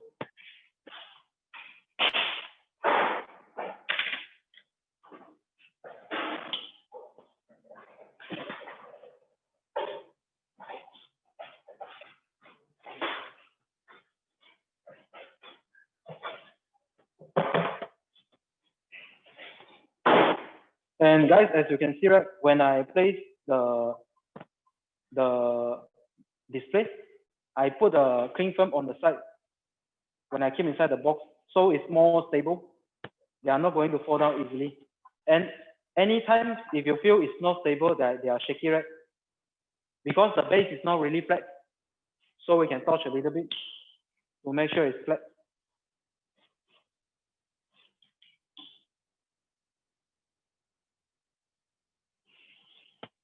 Like this way, right, they are going to be more stable.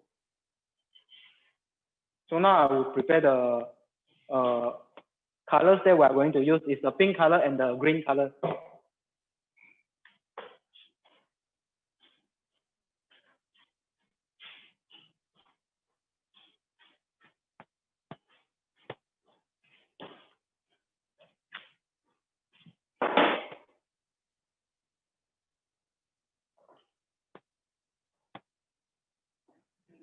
the others later.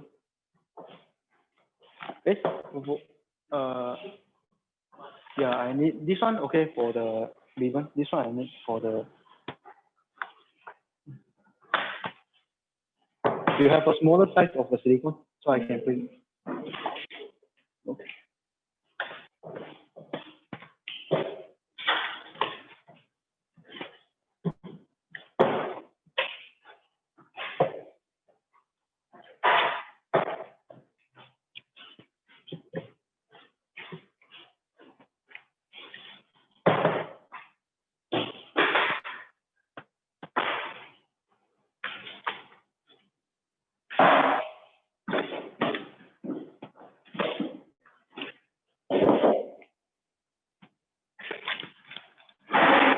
So first thing, I'm going to pull the pink color to make it shiny.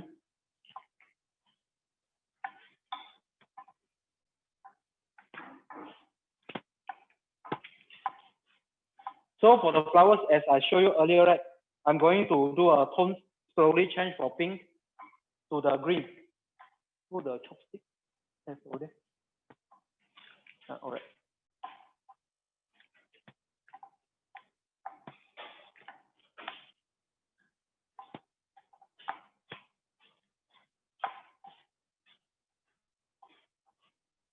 Okay, so right now it's shining. I will cut to half.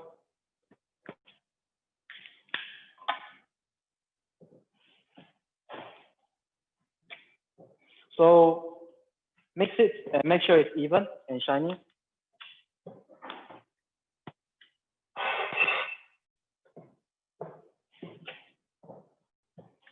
Okay, and cut to 4 small pieces so it's easier for us to work. So sugar, right, we have always rotated to use. They are not going to set too fast. All right. And after that, you can prepare a chopstick and a steel one or any stick, like something sharp. Scissor will work or chopstick will work. So I'll show you how to do the petals that we are going to do. First, right, you press a little bit and push it out a small stick like this way. Then slowly pull it out. Start from the small one.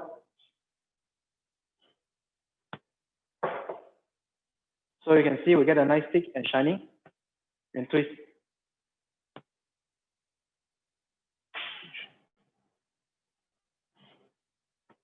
You can come up if you cannot see. So you can see I fold over the sugar to make it shining.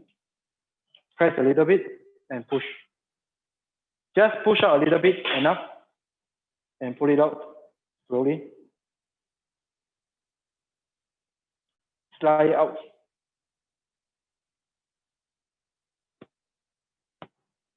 And pull, cut it, turn around.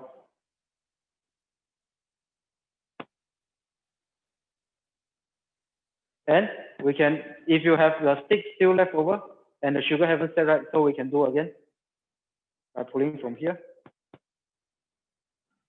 So we can make the step faster. Cut, curve. So if you see the tails is too long, cut it off. So we are going to get a similar one. And when you feel the first sugar already set, you just put underneath sugar lamp. We change to another sugar, same color, mix it a little bit. All right. Then we can do again. As you can see, just now I use a stencil chopstick, right? Now I change to a scissor, it works the same. So just push it out. As long as you have something sharp, then not a big problem. So pull it long to the size you need, right? Just hold it and pull slowly to break it. So we get the same shape.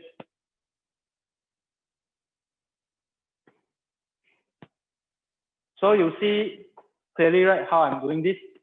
Now I'm gonna, because I pre-prepare first layers, right? We need to have around 30 pieces. So I pre-prepare it. So I'm gonna start to stick, and later I show you how we're gonna change the colors.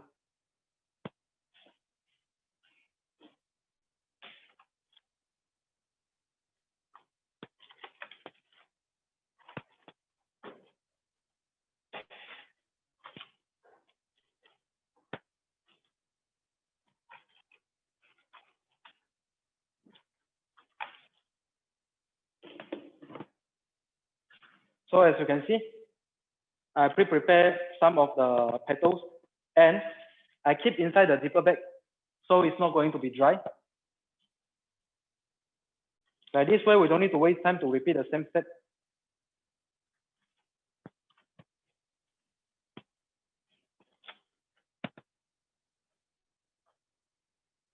So right now, I'll show you how to stick it.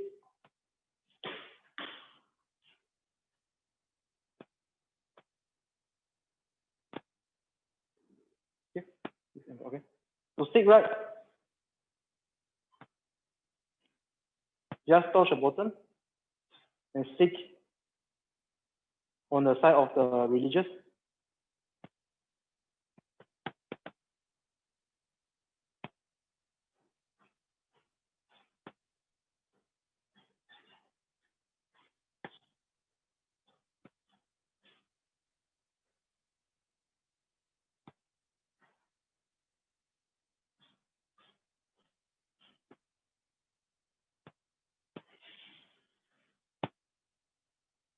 So I separate a bit, so easier to see.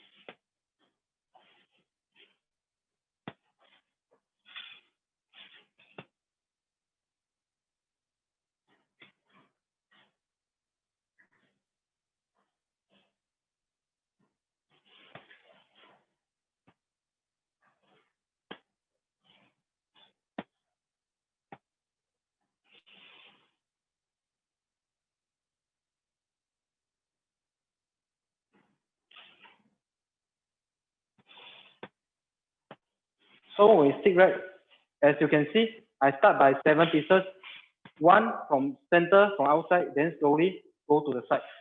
It's very important to get a nice shape. Okay, then I'm going to continue with 9 and 11, which is slowly closer to the religious. So middle is outside, slowly goes to the center. So after we're done, right, we are going to get a shape which is sharp, like this way. So they are not flat.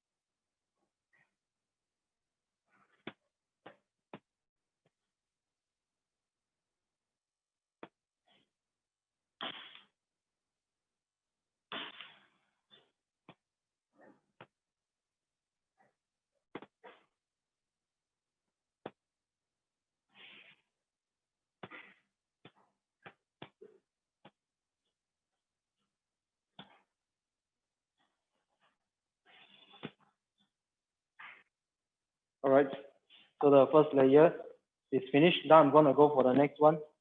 the other side.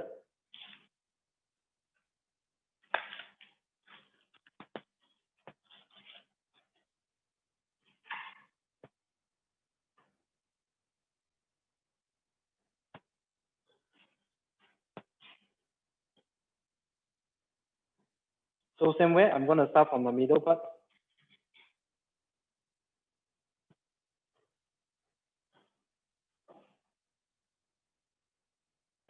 Then slowly go to the side.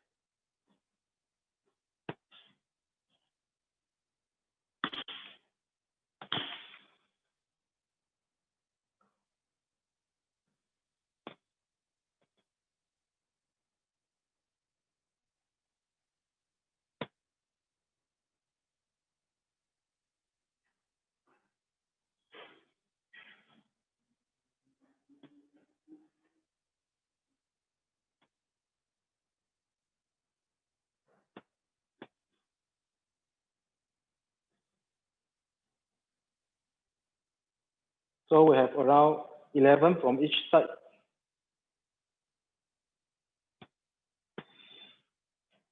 So as you can see, we get from both sides sharp and sharp. Okay. And now, exactly same type of petals, but slightly longer in size. So we are going to stick one more layer from outside.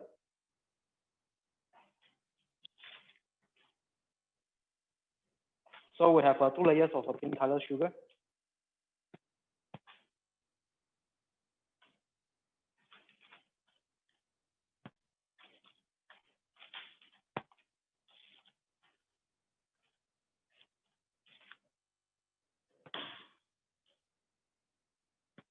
So same way, find the longest one for the centerpiece. Slightly longer a little bit. Raise it.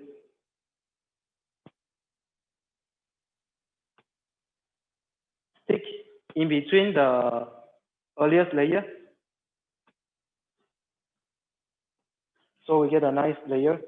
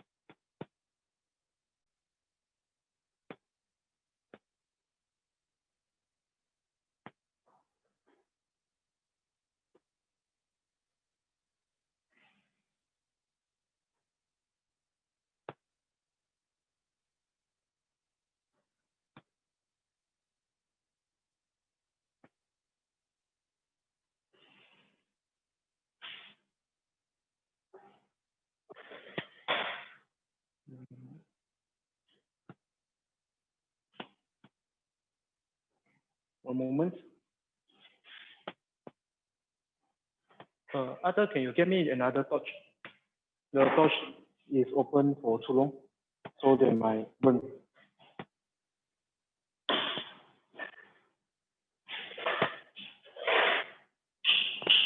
Okay, I can light it on, don't worry. So I get another torch because if I use it for too long, the torch are going to spoil.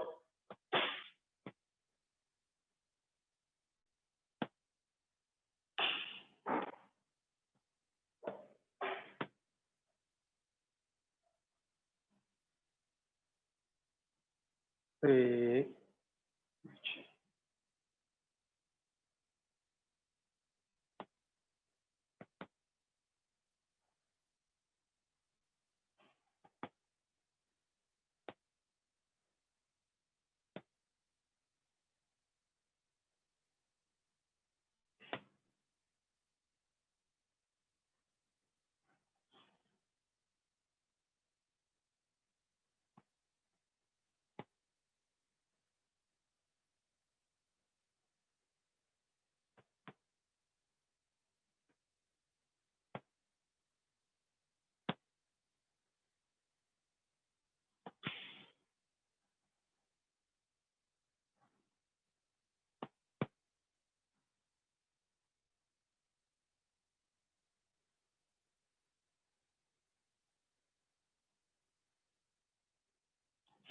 So you can see, after one more layers from outside, so it's 2 layers and 1 layer. So I'm going to continue stick here a little bit.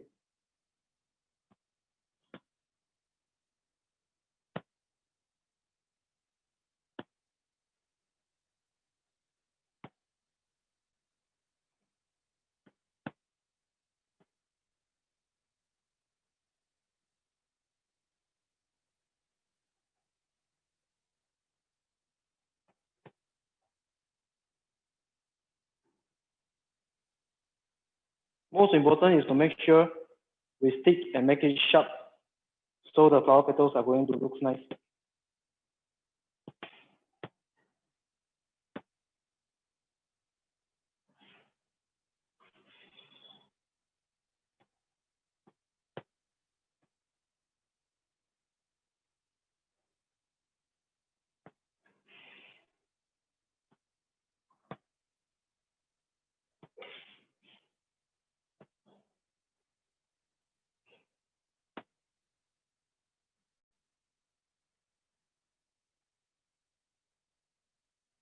Can push it a bit. I cannot see the time.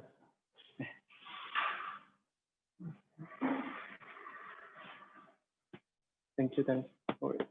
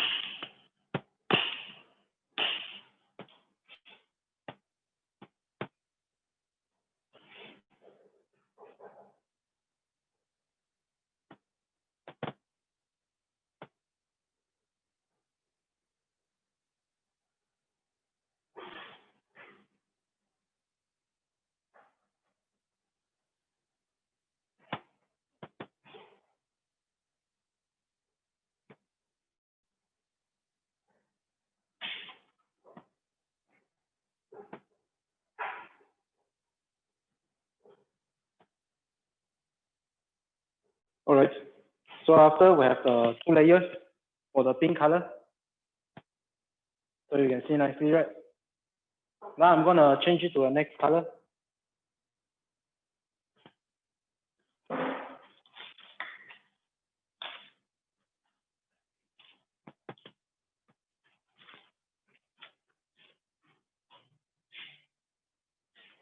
I'm gonna take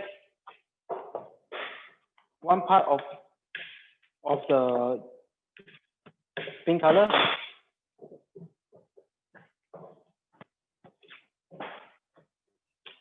All right, and mix with quarters of the green color. So around 25% of the green and 1 part of the pink, maybe a little bit more. If you want to be more accurate, you can just scale it, but usually for this color should be fine. Then mix together. Pour a little bit to make it easier. So the color are going to change a little bit.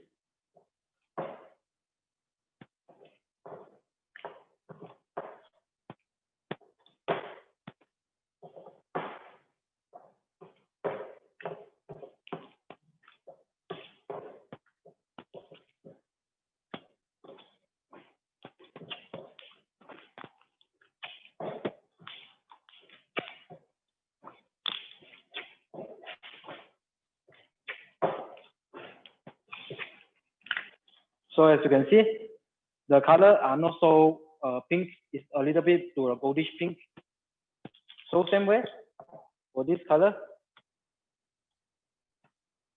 just push out a little bit and pull.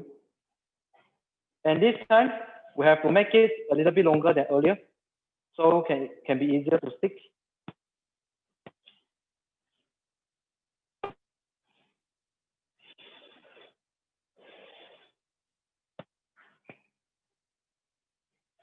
Same way, it's better to cut to small piece. When you have a small pieces, right, it's easier. So we don't need to microwave the sugar so often.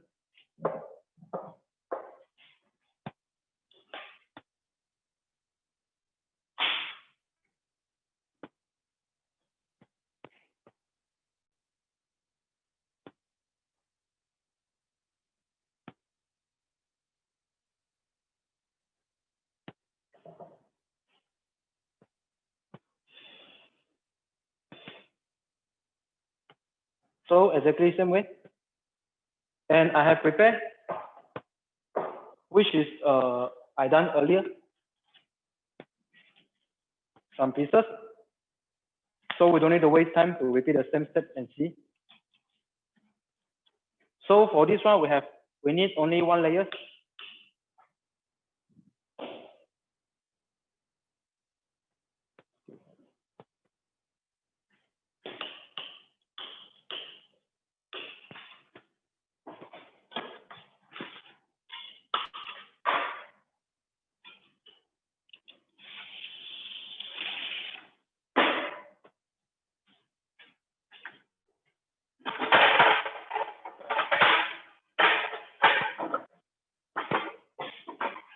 It's easier.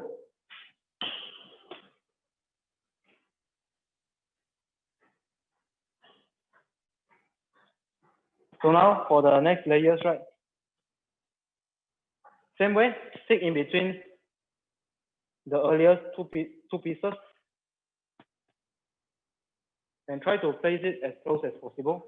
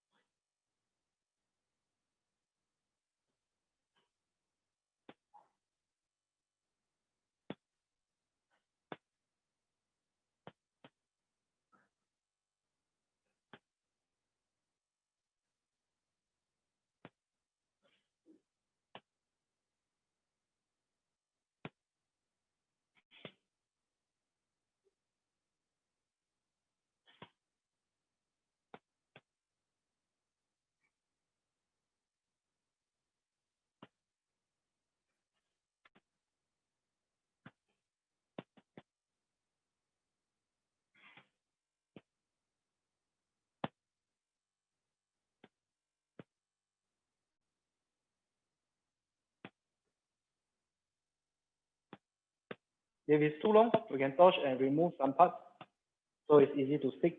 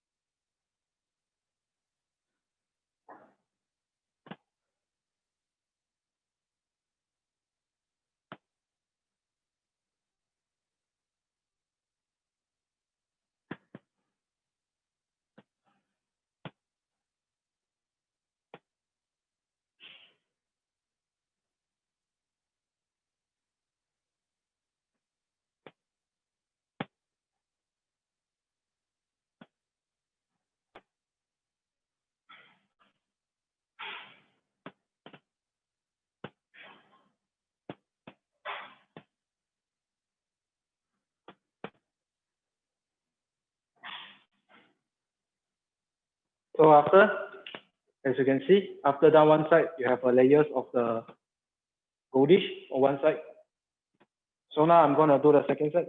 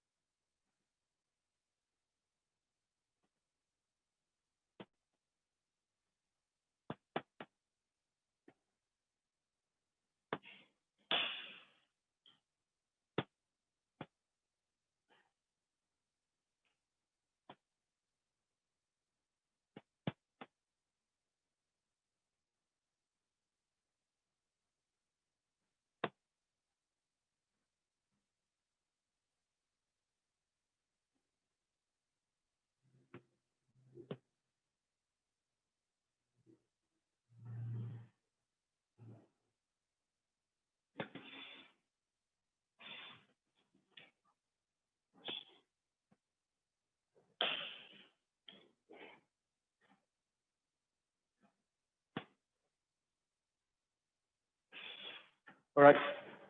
So as you can see, guys, we have a gold pinkish color on the both sides. So now I'm going to go for the next color.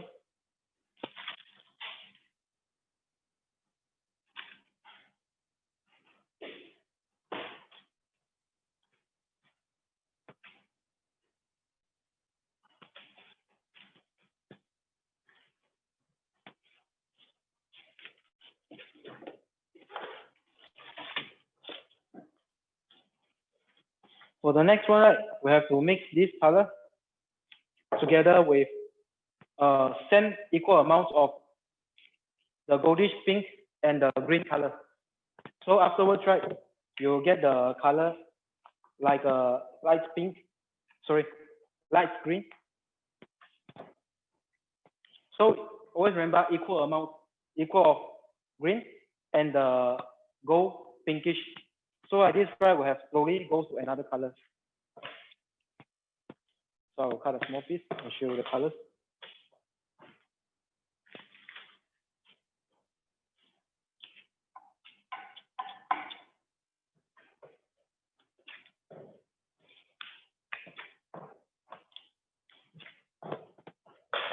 Same way, I'm going to cut a small piece.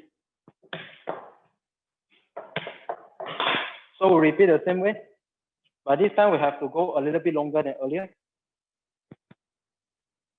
And one small tip for you when you work, right, try to work close to your sugar lamp. So the area, right, is a little bit drier. If you work from far away, right, let's say down here, it will be a little bit more humid if compared to this area. So you will see when I work, right, always close to the sugar lamp. So I make sure my sugar remains shining and doesn't absorb the humidity. So same way, push.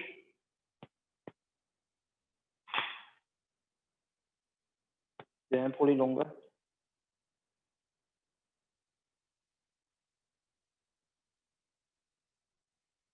Slowly cut.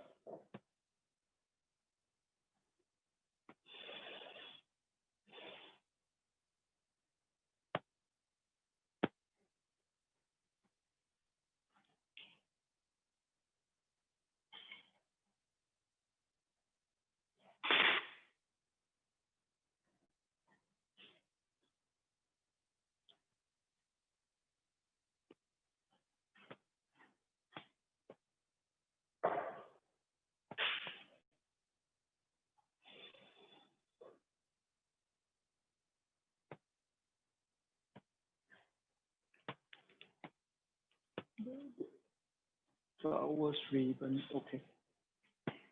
So you got put the mouse color inside the oven? Not yet. If you see 6, I finish the flowers, right, then we can, I think should be okay. 6 o'clock, help me to put the mouse color inside the oven.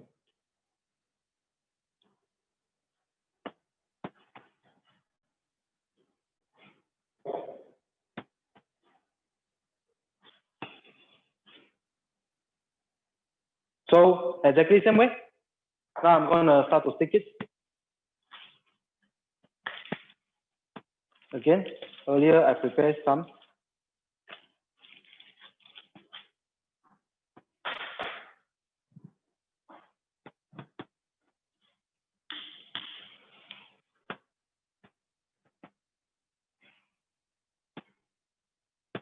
So same way, we are going to stick from the middle, longer, and go to shorter.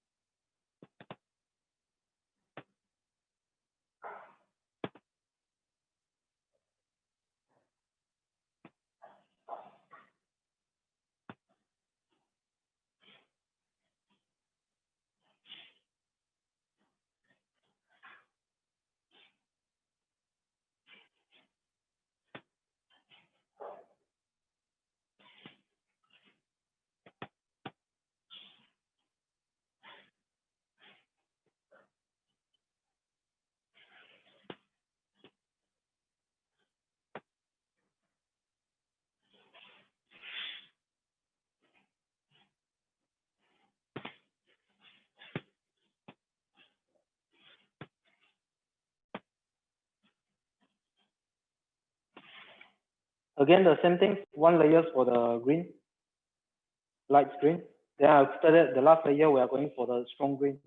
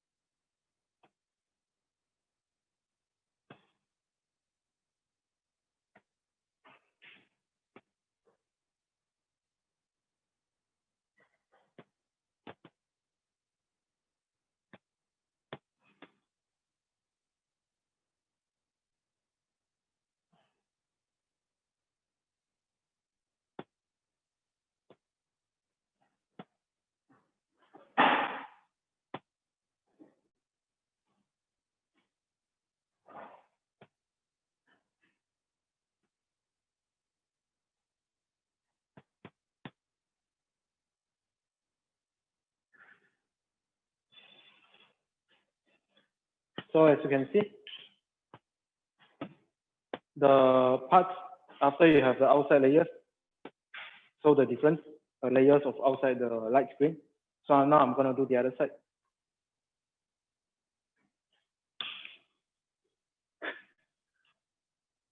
I think you can see from there. Okay.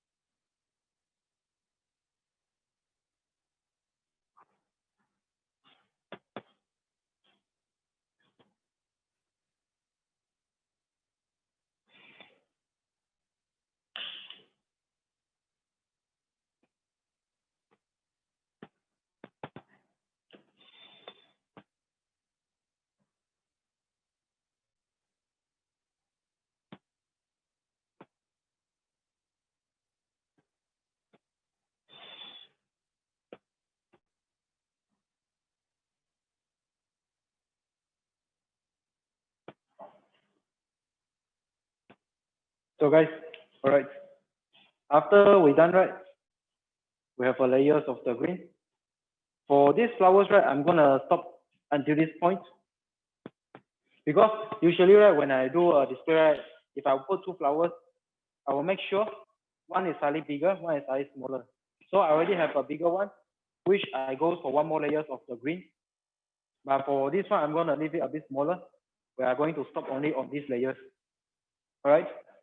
Then now I'm gonna show how to keep inside the boxes. So I'm gonna keep all this first. If you keep nicely inside the zipper bag, right, you can keep few months. Doesn't really matter. But you have to make sure you put a zipper bag inside the box with moisture absorbent or silica gel. Or you can keep a box of silica gel inside the zipper bag. Then you can keep it for long also.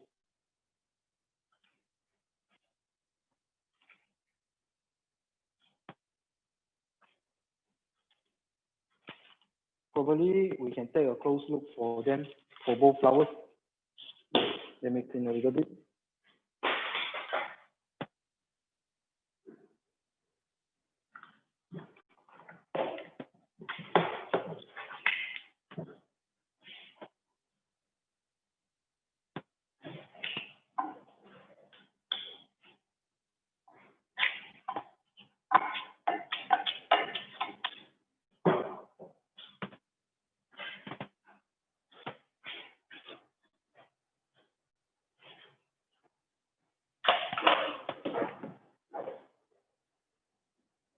So now I place both flowers for you all to see the difference.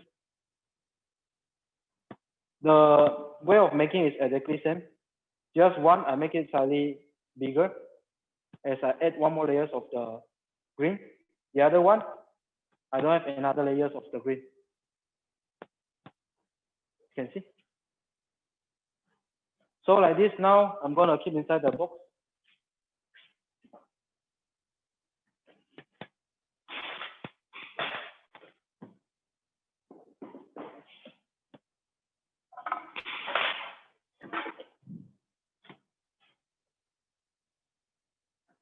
Keep the cling film underneath, so they are not gonna fall down.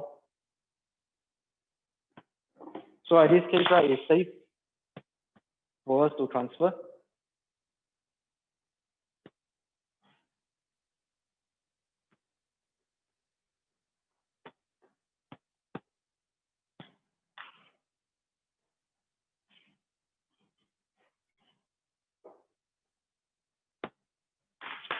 As you can see, I keep inside the box like this.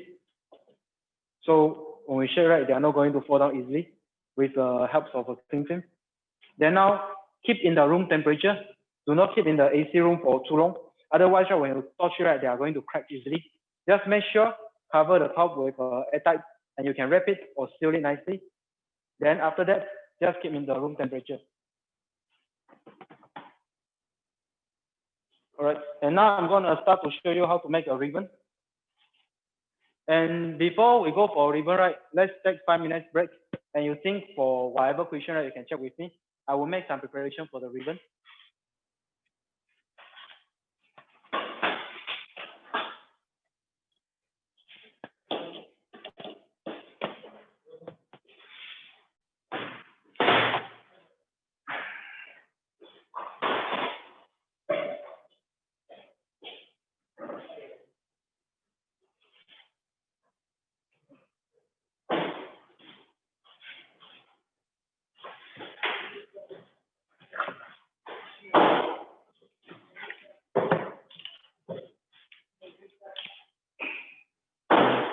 Today I didn't pull it. Okay. Green I have to full half. Oh, help me have to. 你帮我 pull half，是不是啊？我有点忘记了。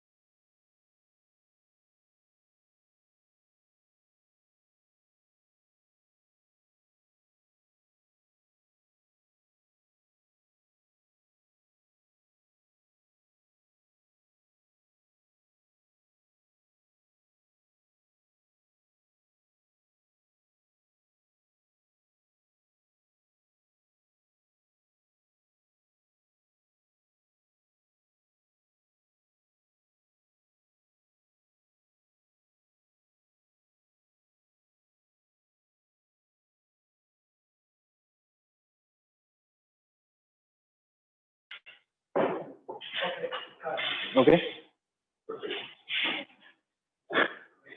Are you all okay? Hi guys, see you all again. One moment, because okay. So right now I already prepared the sugar for the ribbon. I suggest usually, right, whatever color we use for the flowers, use a similar color for the ribbon. So when we stick together, right, they are going to be more compatible. They are going to match up easier. If you are using a totally different colors, right, it's much harder for us to match the ribbon and the flower together. So for me, the ribbon I'm going to do this time, right, is also the same with pink color and the green color as a main color of our ribbon. So I prepared the parchment paper. After I done the ribbon, I'm going to place on top. And the parchment paper, because we can move around, so it's easy. I don't like to place the ribbon on top of the steel pad. Otherwise, when later we want to cut, right, sometimes the ribbon are going to stick on the steel pad. So we want to remove it, right, it crack. So I suggest to use the parchment paper easier. And also, when we do the ribbon, right, most important part, the texture of all the sugar we are using, right, have to be same. If the texture is different, when we want to pull it, the softer texture are going to move more. The harder texture are going to hold the shape. Then the ribbon are not going to move evenly. So you have some part is thick, some part is thin. It doesn't get a nice ribbon. So this time I'm going to show the ribbon a little bit in different way. I'm going to show you first.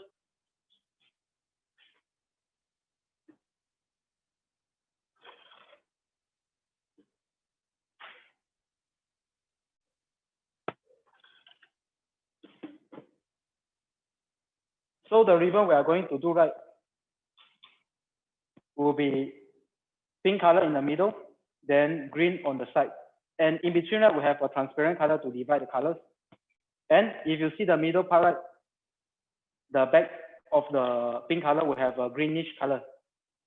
So I'm going to show how to do it. And this is a little bit more advanced. It's not a basic technique, but it's not too difficult. It's kind of similar to the basic technique that you see how to build it. Just a little bit more step you just have to follow.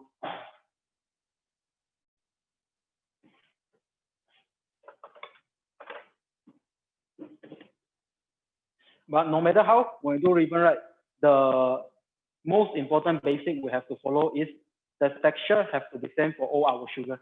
Okay. So the first one, I fold nicely to make sure the pink color sugar is even in texture.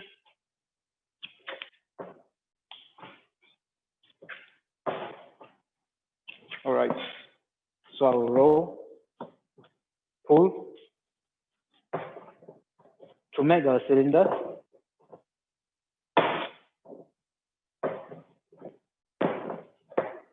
All right. So cut to 3, similar size. So we keep the pink color on the side. Okay, when we have this, right, just pull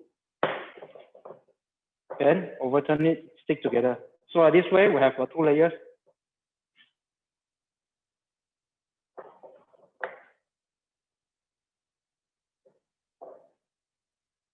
Join together. Same way.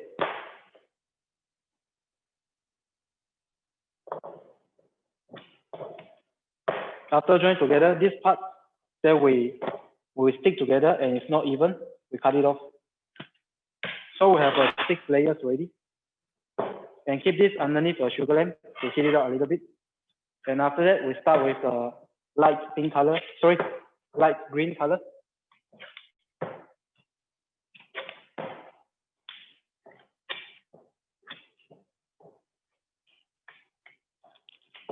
So the same way, roll.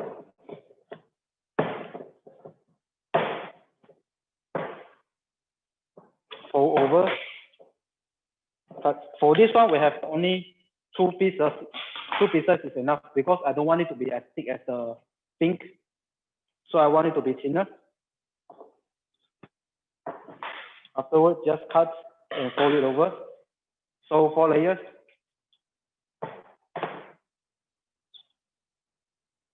Same way again. Join and cut it. Exactly same way. We have to make sure it's big enough to cover here. So one more joint.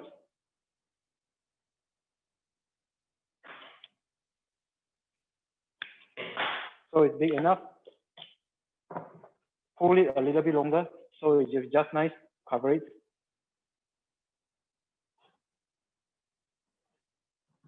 All right.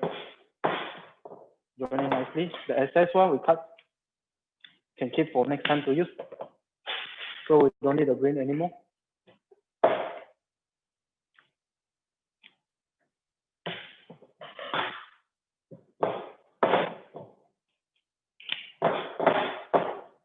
All right, so keep underneath sugar lamp to let it soft a little bit.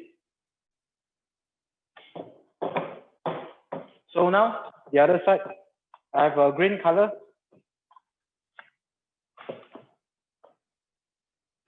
For this green color, we don't need to pull it, leave it transparent, so we have a nice contrast for our ribbon. Pull it down a little bit to make sure it's similar texture, otherwise it's too soft.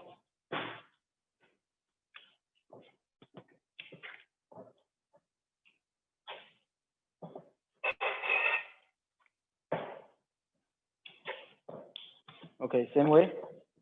This thing is finished.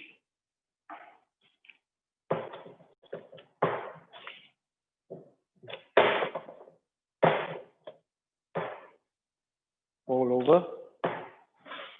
Cut the excess out. We don't need. So pull, join it nicely. Cut.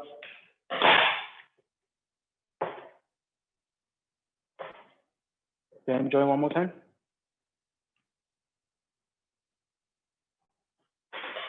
Cut. Cut off the excess.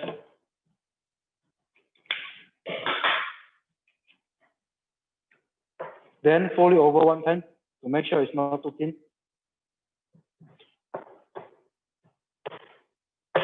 All right. And for transparent,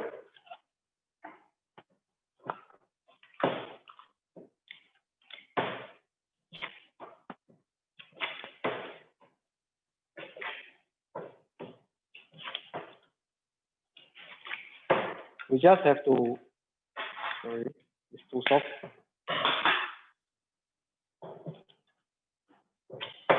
Mix it nicely. Make sure the texture is even.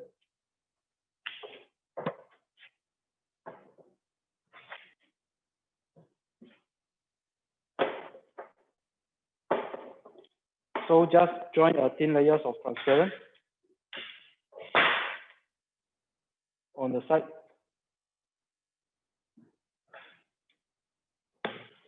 Right.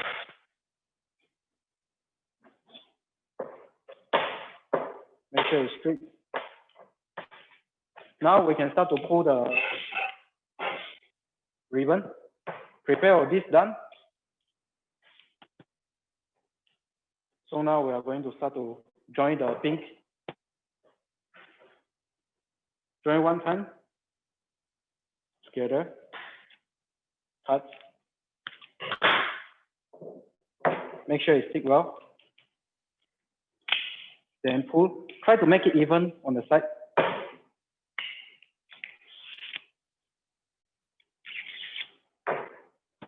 Second join. And join nicely. Make sure when you hold the top, so it's not moving a lot. Cut. And if you see, right, I put the sugar lamp face myself, so they are not going to be to cool down too fast. And after, cut nicely. And join one more time.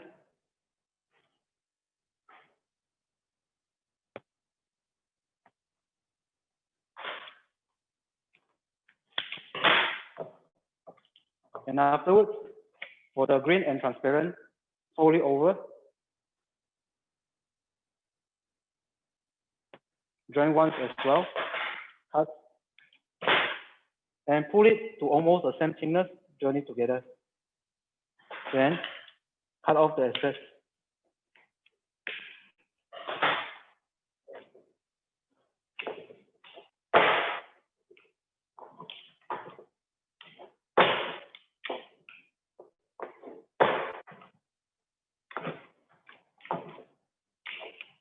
Then I'm going to warm out a little bit, make it softer. And here, curve it a little bit, easier to hold.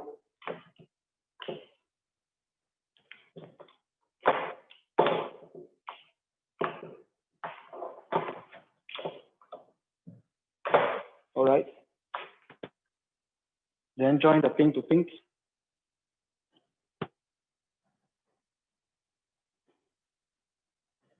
Cut.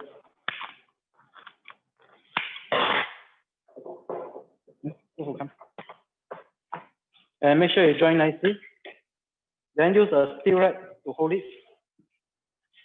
Okay, so like this way we can pull it easily. Slowly.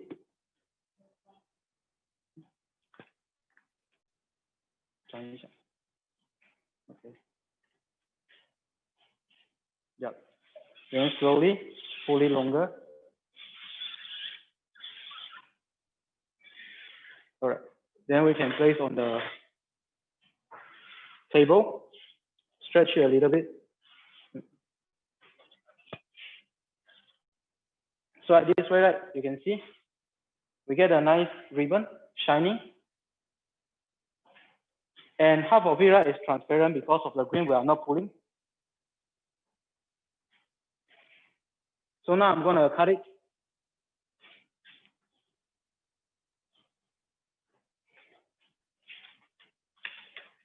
So by using a big torch, towel.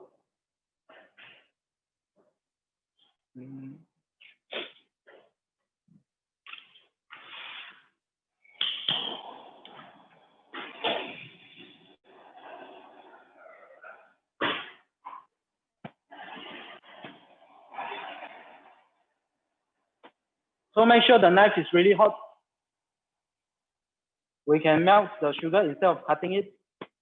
Just melt it and push it a little bit. So I'm going to cut the ribbon to around 15 centimeters.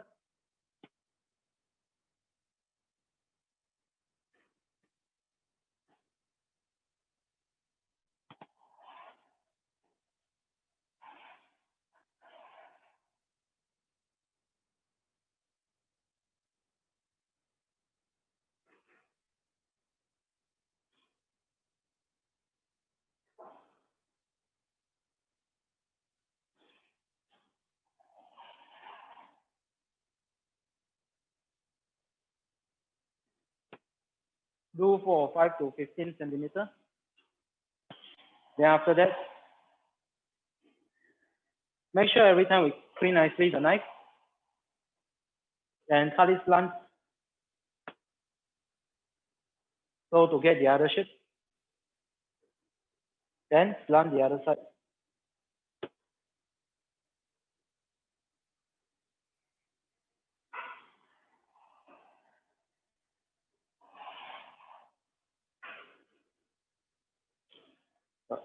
So it is cracked, be careful.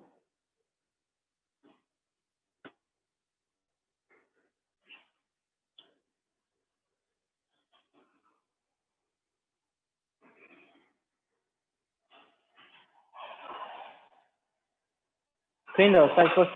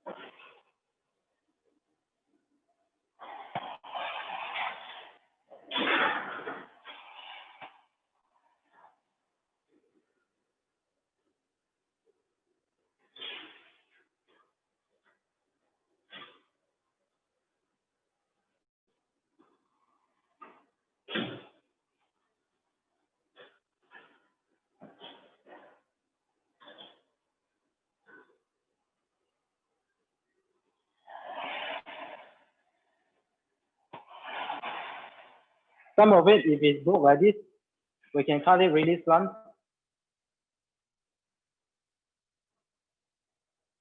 So you'll get a nice shape also after we curve.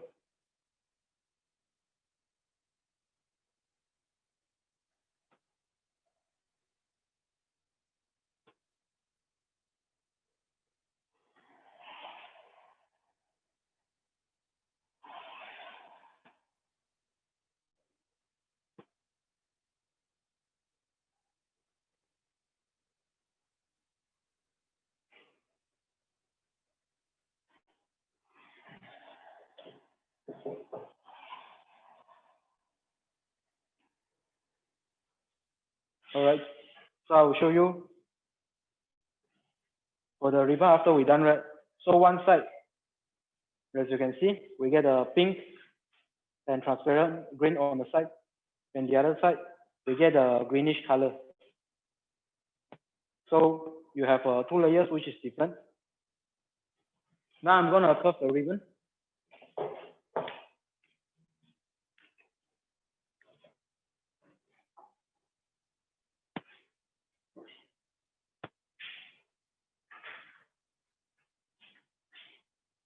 By using a rolling pin, right, can help us to curve the ribbon easily. So I will show you.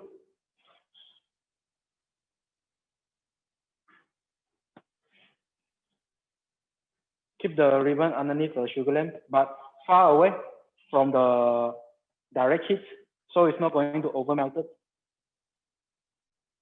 So as you can see, put underneath a sugar lamp, you calculate around 5 seconds. 1, 2, 3, 4. Turn around. 1, 2, 3, 4. As you can see, a ribbon start to melt, soft down. All right. And make sure it's flat. Then keep the pin outside, place on the rolling pin, and curve it up.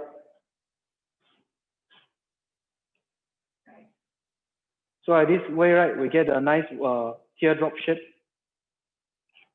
for our ribbon. So as you can see, we get a nice shining and teardrops.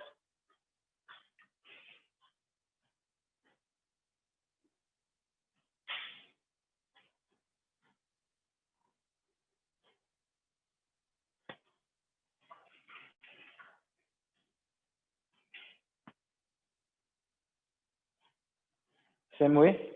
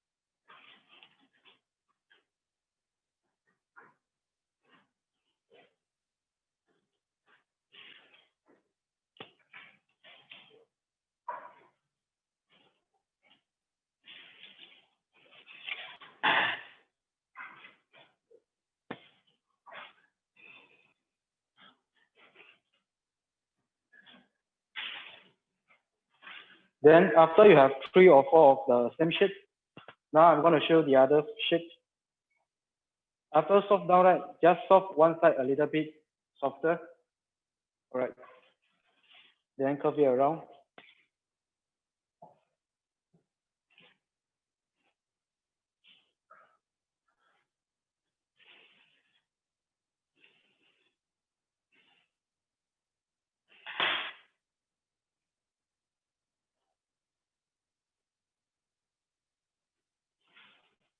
So at this way, we have a nice curve.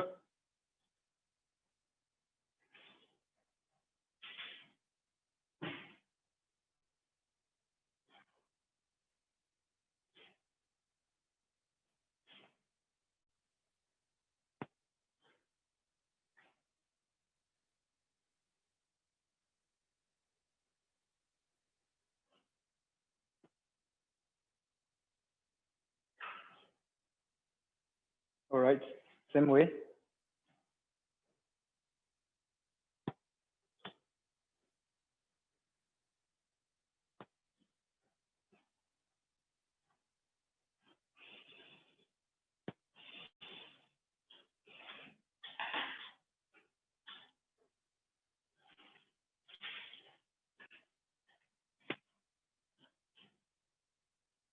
And after the first design finish, now I show the other. We are going to make a cone shape for our ribbon. So just soft down nicely first. For this, we have to make sure it's a little bit more softer than earlier. Then just roll it like a piping cone.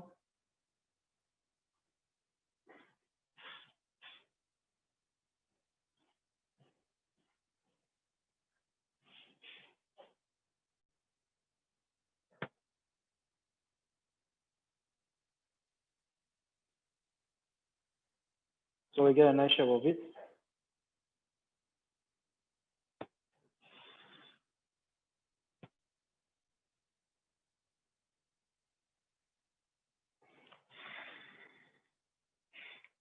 So as you can see like this.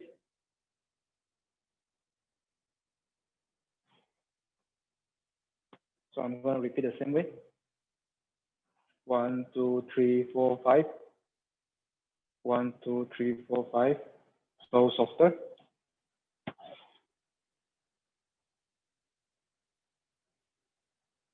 So curve.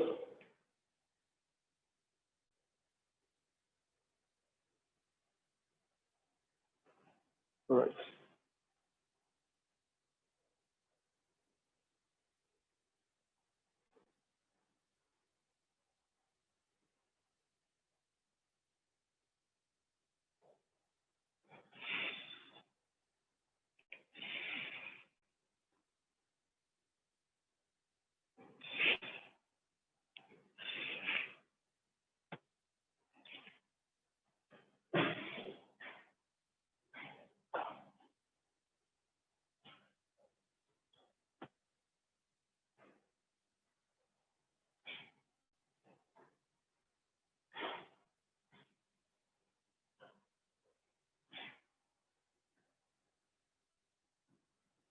One more time for the same type.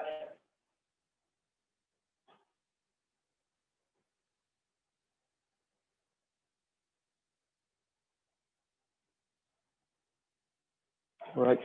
Make it flat. Then curve from one side.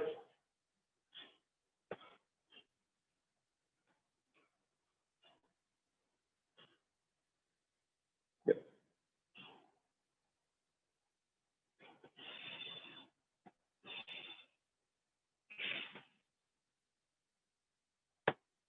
So as you can see, like this, we get a very nice shape of our cone shape.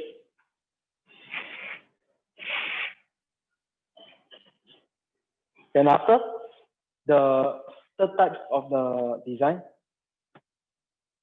soft it down. For this, it's easier. We just have to curve from both sides to make a small curve like this way. But make sure it's natural.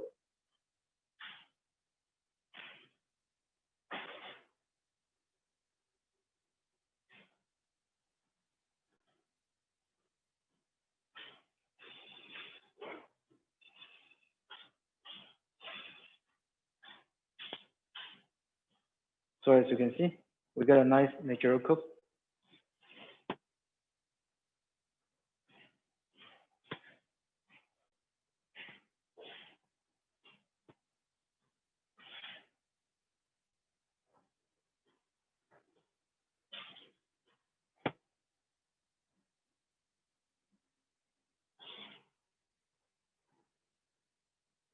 If it's too soft, right, just place on the table, cool it down a little bit, so it's easier to shape.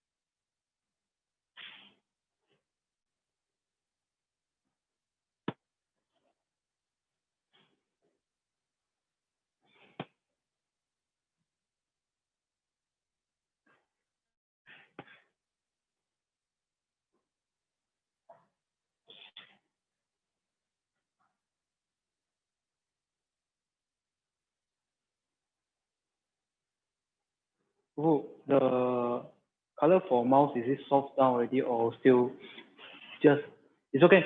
We do the sticking of the pillar first.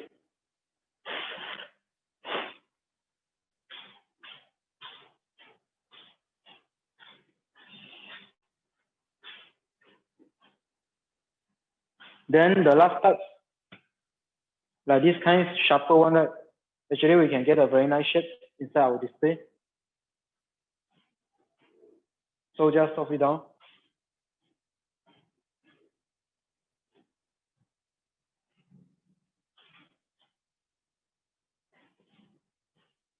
Just curve it around, like this way.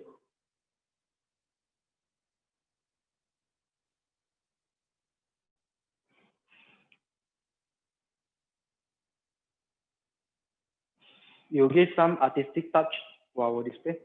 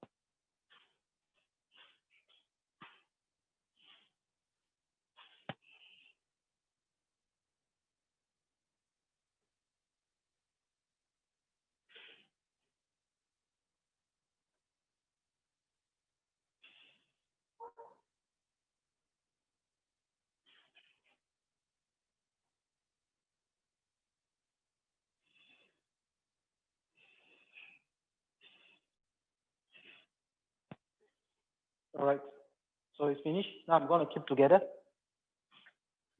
Oh, you have a box for the ribbon, or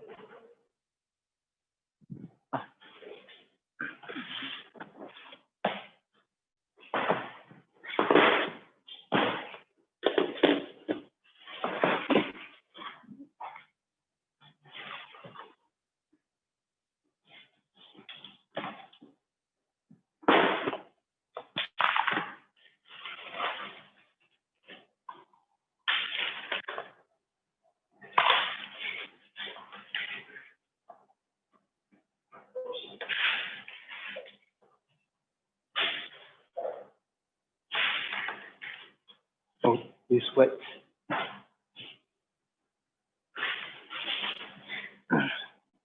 Tissue.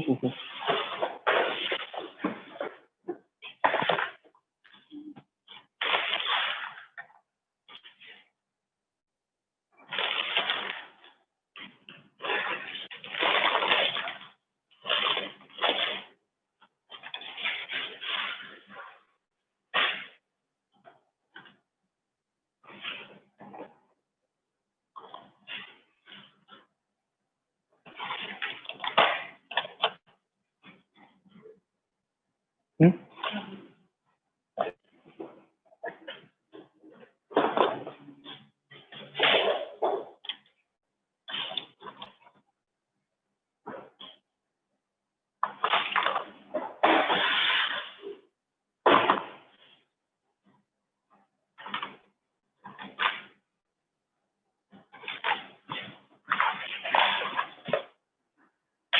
Little bit.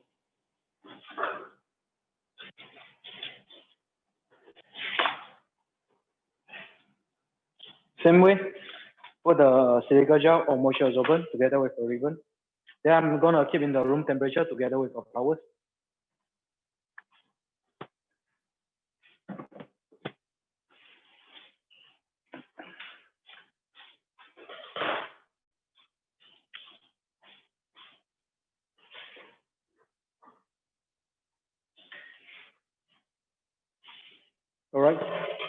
Now I'm going to show you how to stick the pillar and by using a vinyl to make a mold by ourselves. So I have to remove the glove so it's easier to stick. Who can pass me the vinyl?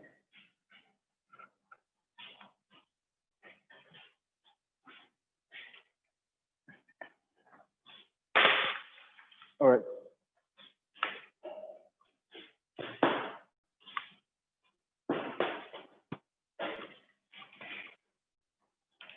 So over here, I cut the cardboard with the same shape of the design that I make and measure the scale.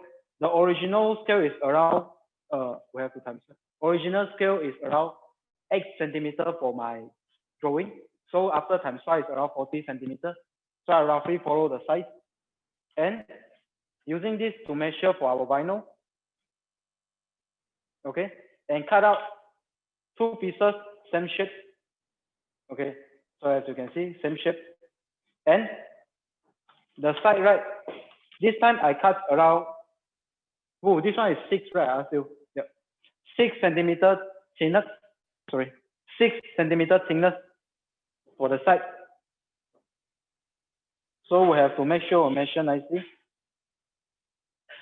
and stick it together. So now, because I want to save time for the class, I already stick some parts. Now I'm going to show how to stick it for the other parts.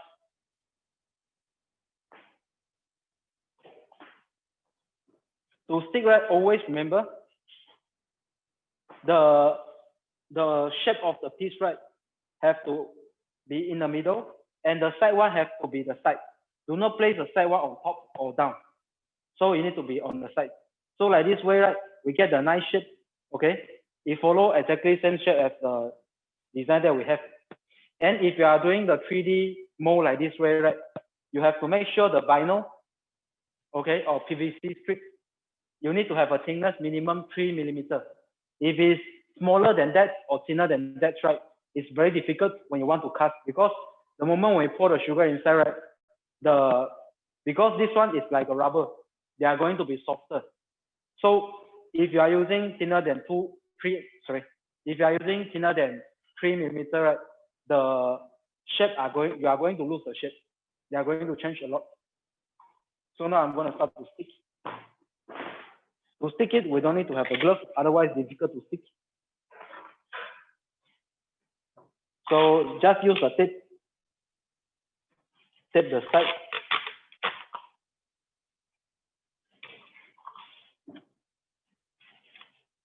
First, roughly tape to get the design done, and it can stick nicely with the side piece.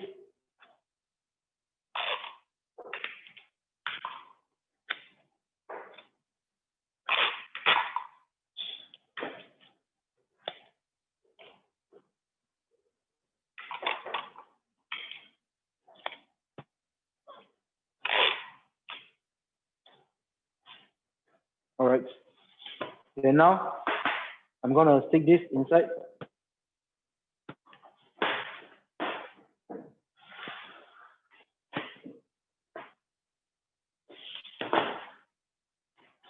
Make sure we follow properly.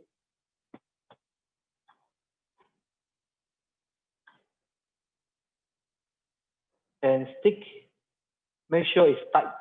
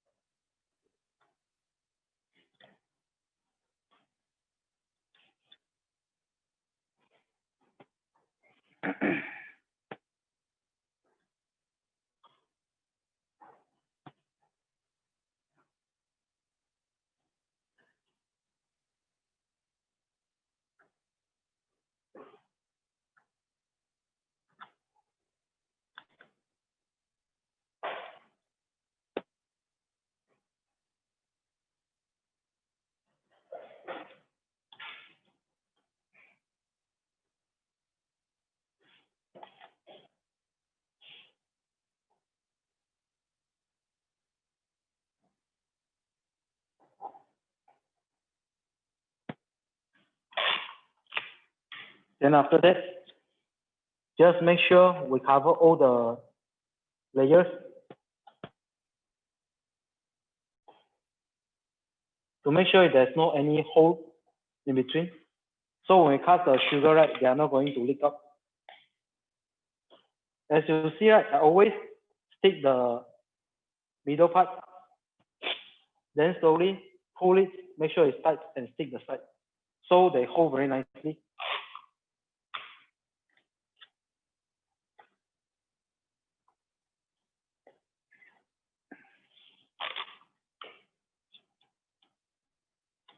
So with this way, you can use whatever design you want.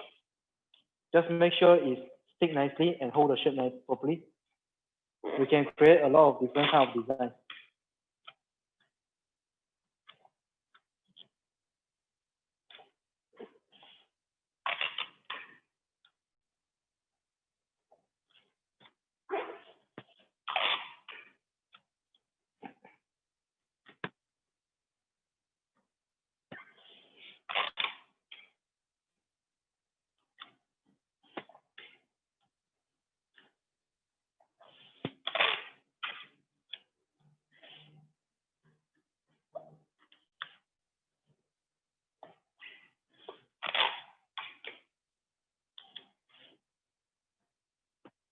Terence, any question from them? Okay.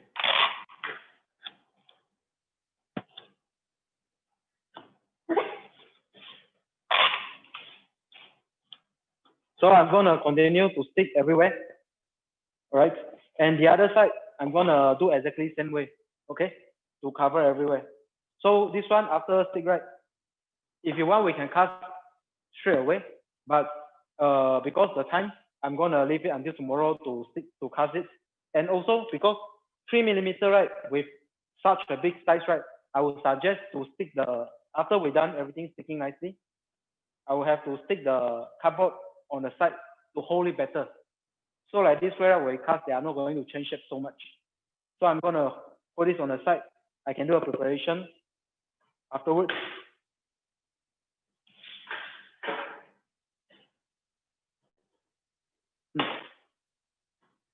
Okay, then we can stop for 5 minutes to get a break. Then after that, I'm gonna do the start to do a figurine.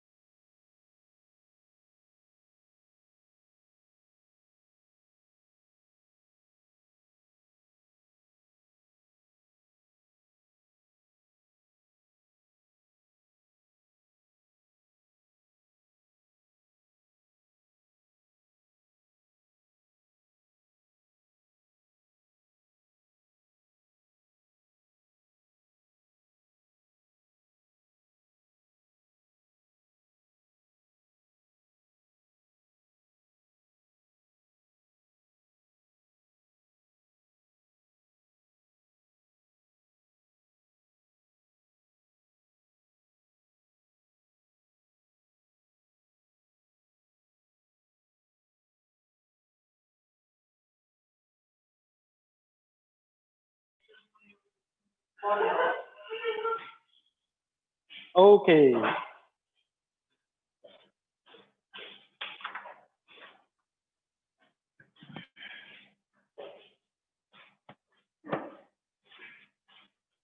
On.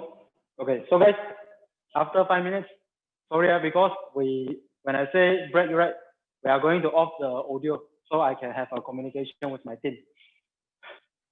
So right now, we are going to start the figurine for the animal part. So because we are going to do Ratatouille, as you can see, I have the mouse, and this is a design that I wanted to have on my display. So I'm going to, usually I print out the picture and start to follow it to do it. And here I have another side to look at the shape of it. It's not exactly same. I'm going to follow this more than this one. Okay. So this is the one I want to have. So over here I prepared a gray color. Gray color is a mix for if you have a coloring with black, okay, nice black color, you can just add white. But a lot of the black color coloring is a mix. They will become, after you add the white, right, it becomes a little purplish. So if like that case, right, you can add a little bit of yellow. So they will become more on gray color. So first, when I have a gray color, I will take out a small part. Ooh, very oily. Oh, like my face oily. Same.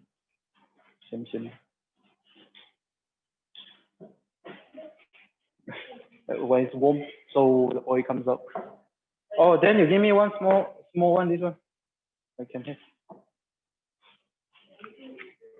No more.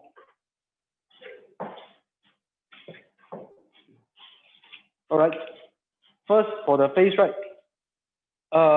Because the mouse is quite small, the full size around like this, right? So I don't really need to scale every part. But usually when I teach, right, tomorrow when we do the figurine for the human, I'm gonna scale for you the size of the head, because small one is okay to be thicker or thinner. It's not going to melt so easily. So I get for the head, right, I get a shape around like this size.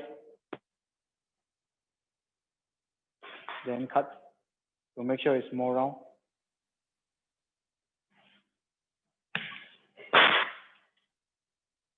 Okay, press a little bit.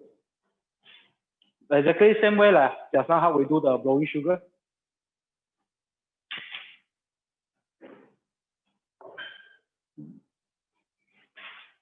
So right now, I torch here. Okay.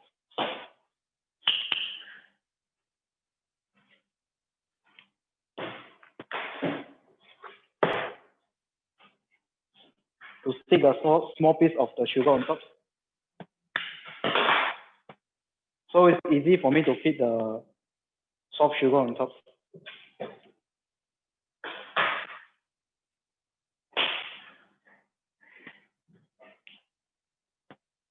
Oh, it's hot.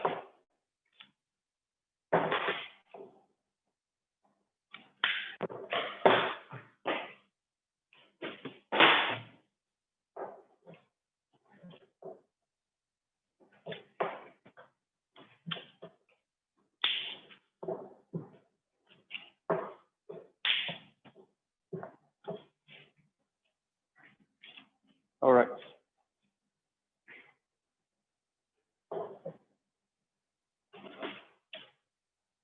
Make a cavity first. Same way, like doing the dumpling curve.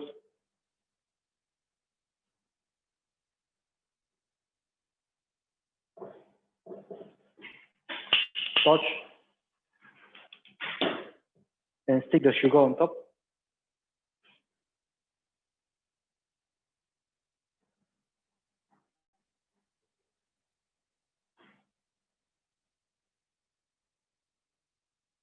Then just thumb a little bit to make sure it grows a little bit.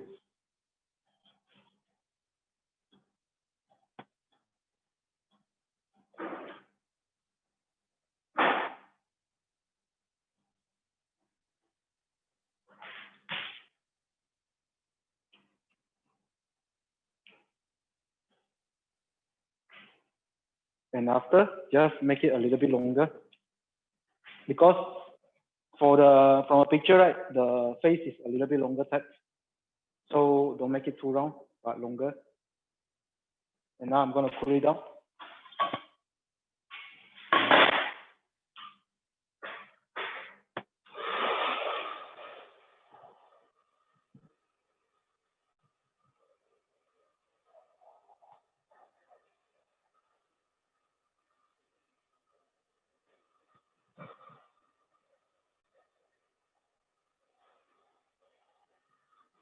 And when you start to set a little bit, right, at the half here and a little bit higher, I'm going to press a little bit to make the eyes.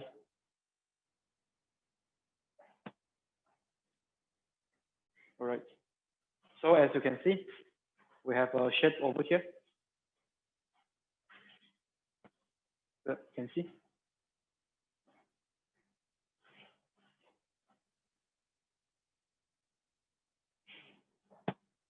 And now I'm going to cool it down.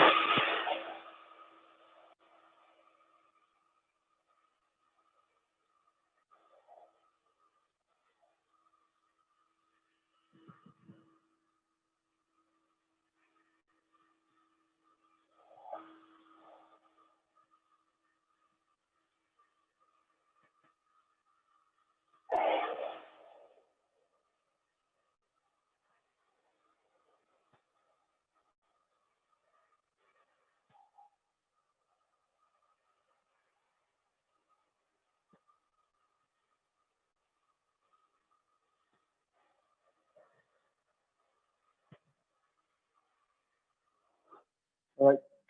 After cool down, remove it from the sugar pump.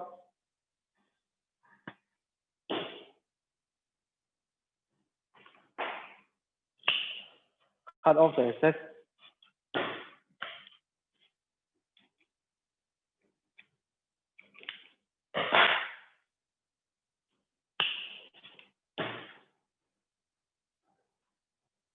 So as you can see, first, we get a ball with a cavity on the top for the eyes afterward. You see, Halim? And I'm going to place on the sponge. Make sure this one cool down nicely, or else right after we place here, they are going to change shape.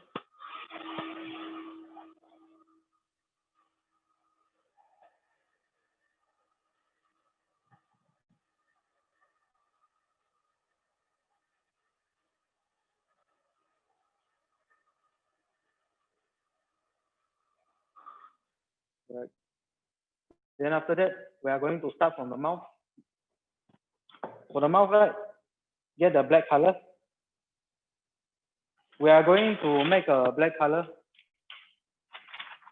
from here, the inner part of the mouth, so we can get the shape. Just press, pull out thin layers, and cut. So we have a nice shape for the mouth, and stick it on top.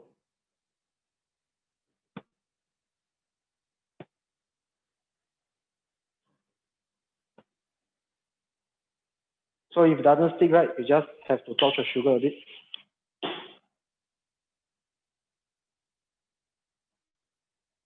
Then stick it.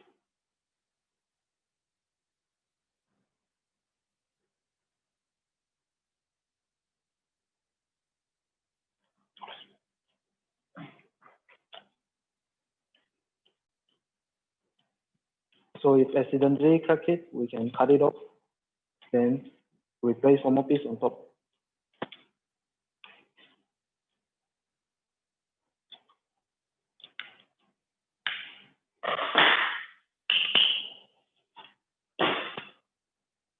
Make it flat first.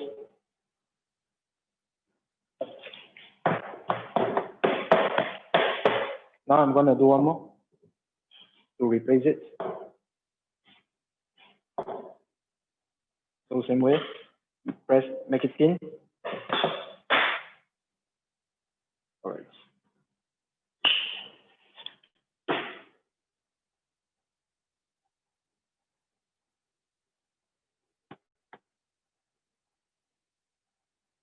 So as you can see, I know now it looks weird, but usually for the figurine, we have to start from the base. After that, we are going to add slowly. So we have a shape already. For the black color, I keep aside. Then now we have to do the lips. For the bottom lips, a little bit like pink color. So over here, I have the pink. It's a pink color mixed with the white. So make sure there's no air trap. And just cut out one piece thin. It's a bit too thin. Again, same way, cut a piece. All right. And place it.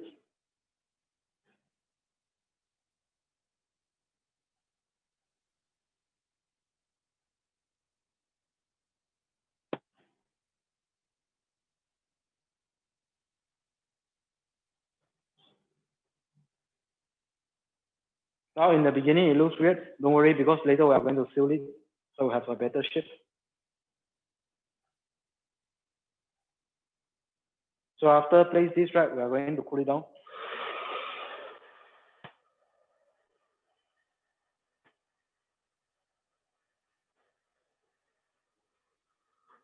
Then afterwards, we have to make the middle part, the nose part, so they have to come out. So get the soft sugar.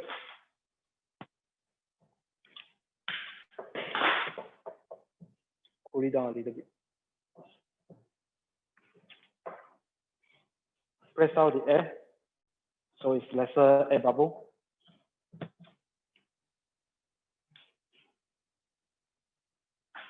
Then cut a big piece. All right. So make sure place on top of the mouth. So as you can see, I place over here. So it's like a crown in the beginning. Slowly shape it and make it stick.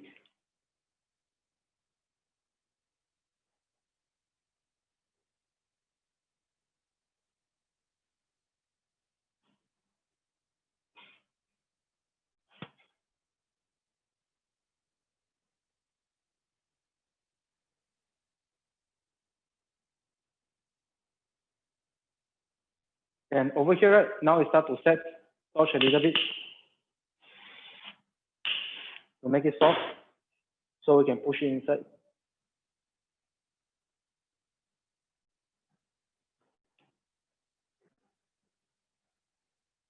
The other side the same way.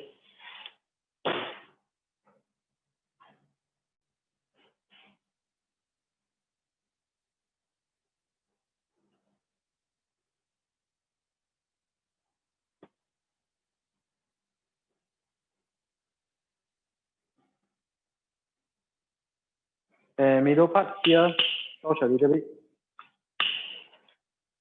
Make the sugar soft, and we are going to press a hole. So later, right, we are going to place a pink color over here to make the nose.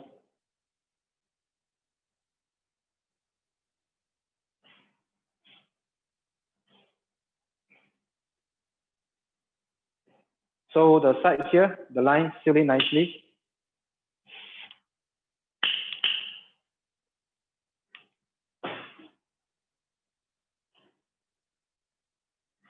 So it doesn't look like there's a joint.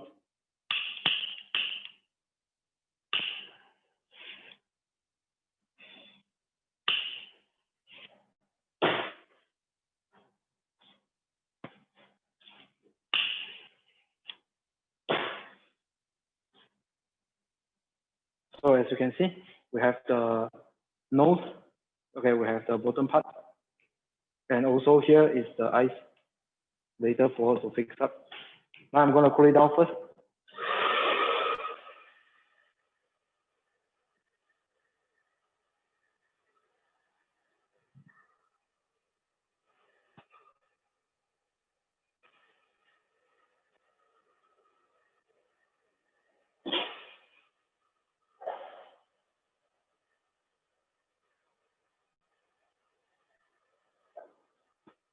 Here is chin or cheek. Chin. Cheek. Chin is here. Okay. Then afterwards, now I'm gonna do the cheek. So keep on the sponge, so it's not going to change it. For the cheek, cut a piece and cut to half.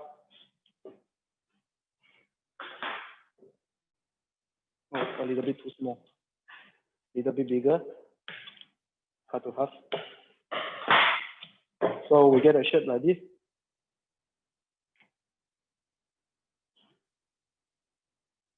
All right. Just join from the nose part.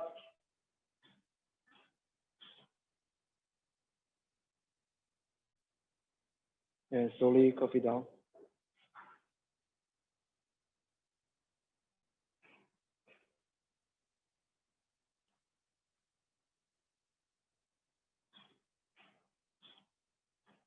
Like this. Okay, the other side the same way.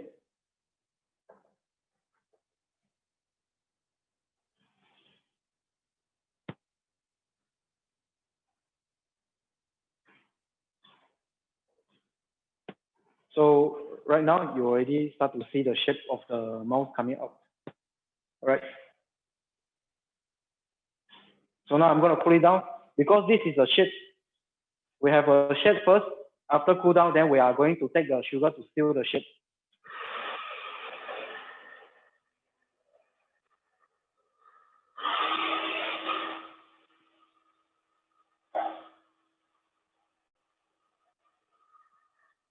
All right. After cool down, now take the soft sugar. Get the strips.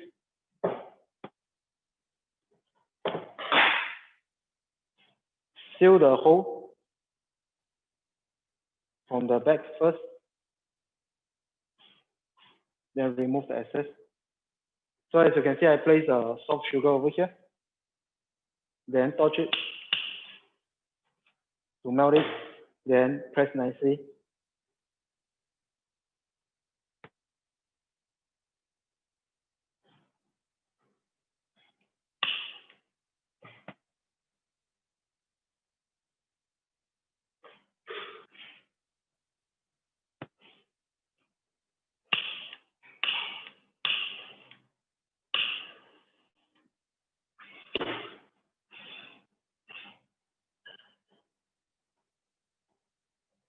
So you see the difference. Here I haven't joined, and here I already joined. So you see it becomes smooth like one piece. So now I'm gonna seal the front part also. But for front part, be careful a bit because you have a pink color. Do not melt the pink color.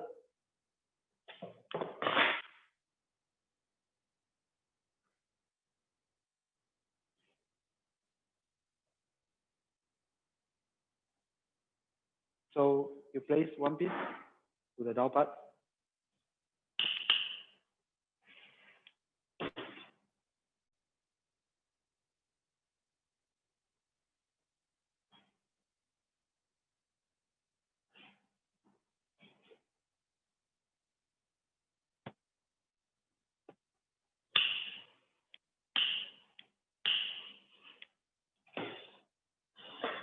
Then seal it nicely.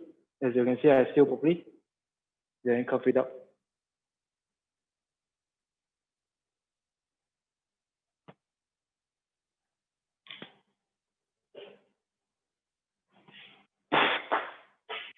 Then use the tools, right? The sharp tools to make the line of the mouth.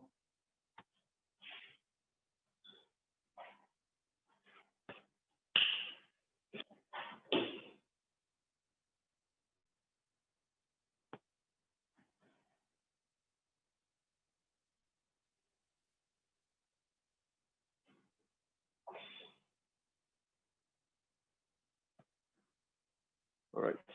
So I'm gonna cool it down.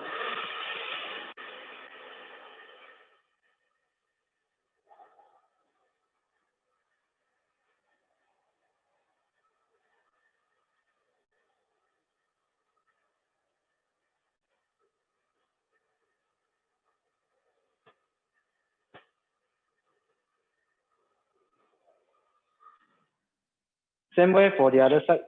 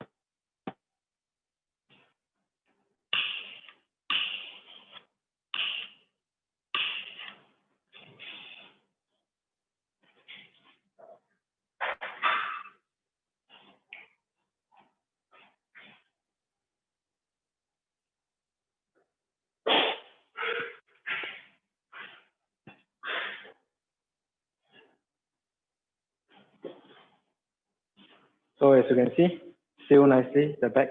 Now I'm going to seal the front. So same way for here.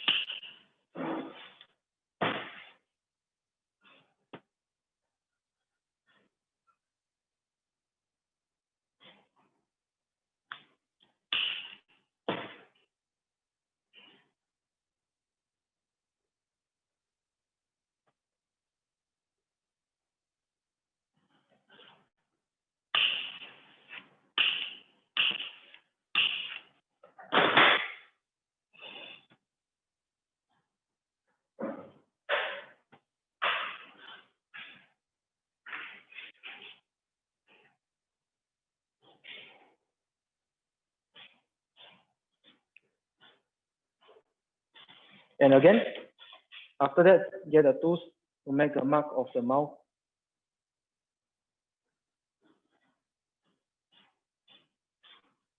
So you can see the mark, okay? And if there's a little bubble, don't worry, we'll let it set nicely. Later, we are going to seal everything nicely. So after we done the chin, now, sorry, cheek, right? Okay. So after we done the cheek, now we are going to do the chin. So let it cool down first.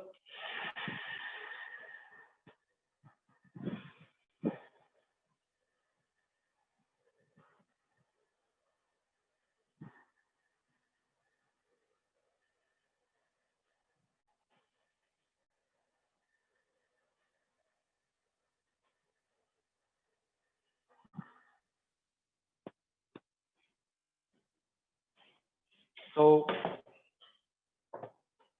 for the chin,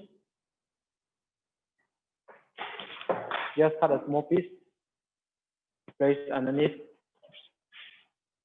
the lips.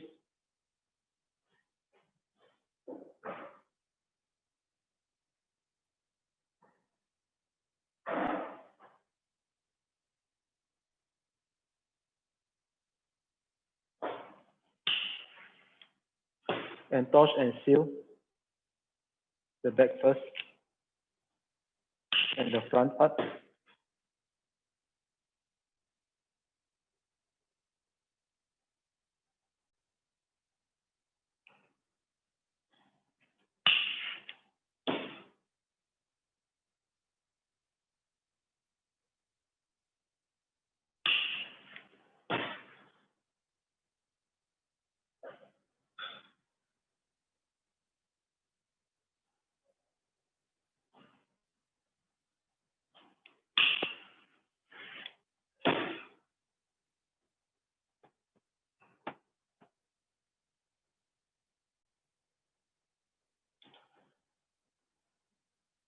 So as you can see now, we have a chin. Then these two parts right, is a little bit pop up too much. So I'm going to seal these two parts also by adding more sugar. So now I'm going to cool it down.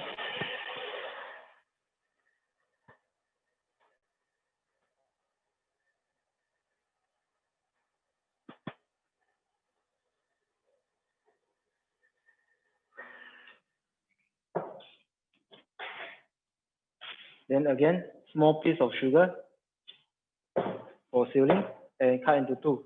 So both sides same. So it's always get the shape. Then after that, by using another sugar to seal it. So afterwards, just place here to make sure it's more smoother, not pop up too much.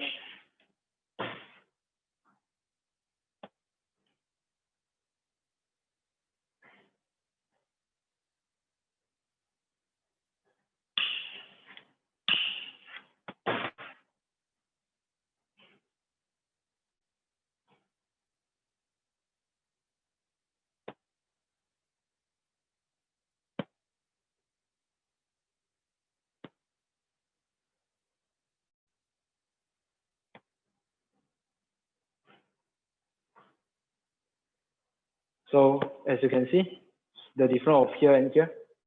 This one you have a big hole, but after you seal, here is this part is smoother, but here you have a hole. So I'm going to seal again. So you can see I place it, press a bit. If it's set, don't worry, touch it.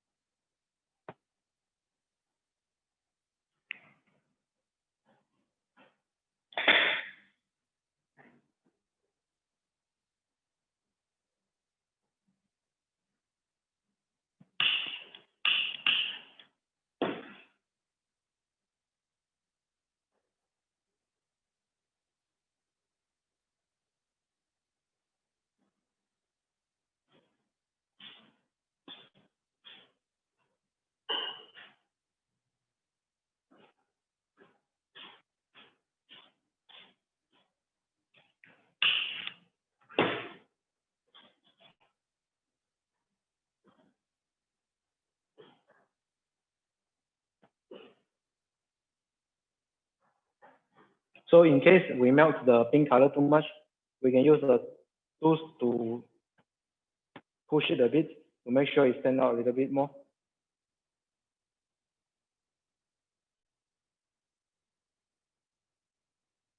All right, so we have the shape. And now I'm going to cool down for the cheek and chin, both sides. Then I'm going to start to do the eyes.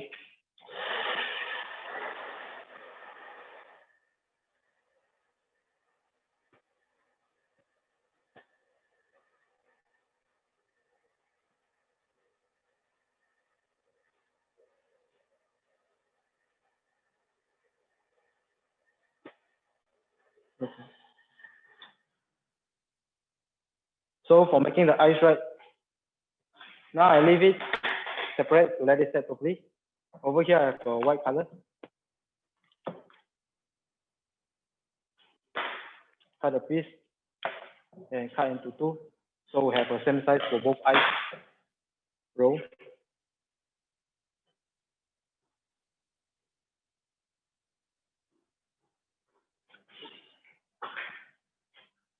All right, cool it down.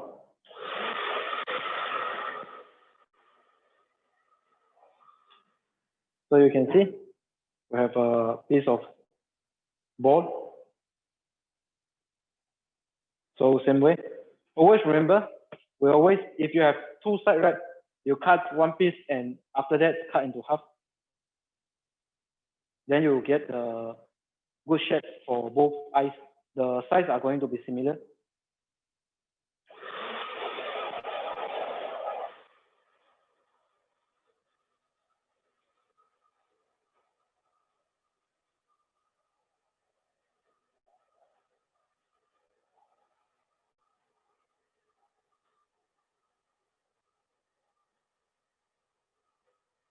All right. After cool down, now we are going to do the black part of the eyes inside the eyeball. So get the black color. First, cut a very small piece. Okay, cut into half.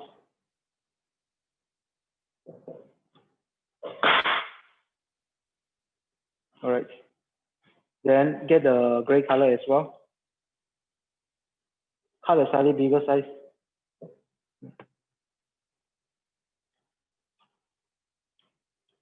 Cut slightly bigger size.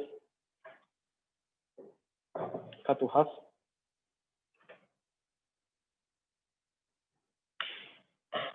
All right. Then torch a bit to melt it and roll it round. After that, press it. Oh, too big. So I'm going to make it smaller by cutting half again. All right. Same way, roll it. Then press. Not too big. It's still a little bit too big. I'm going to cut again.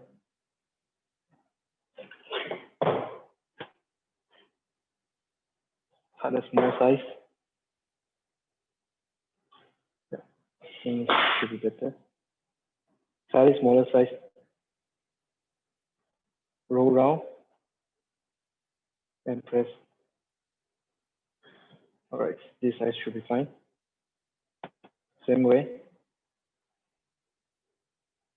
If it's set, just torch a little bit to make it soft.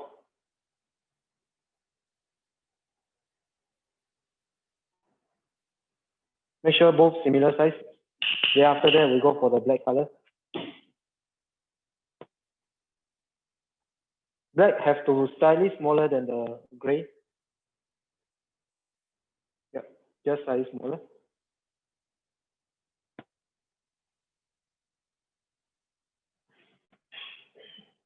All right. And after it's set right, we have to touch a gray color. Melt it a little bit.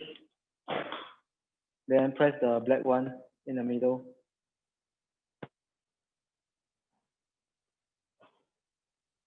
And join it nicely. Same for the other one.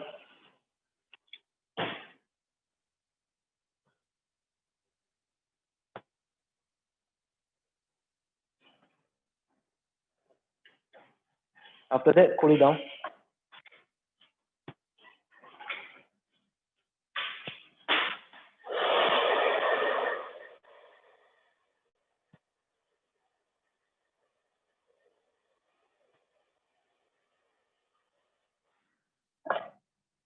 So we can take it out. Make sure we cool down nicely before take it out, otherwise they are going to change shape. And now for the eyes, right, just touch the surface a little bit. Melt the surface. Then stick the inner part of eyeball inside. All right. So as you can see, we got a nice shape of the eyeball. One more.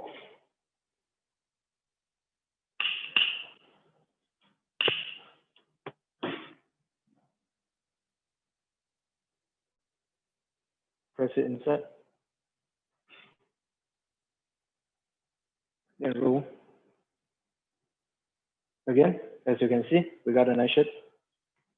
So like this. And now I'm going to melt the transparent sugar to dip the eyeball inside.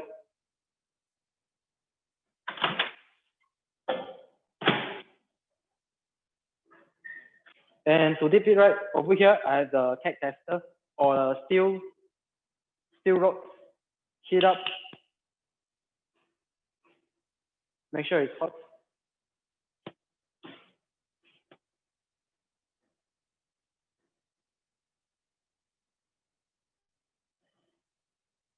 Okay, then poke inside the ball.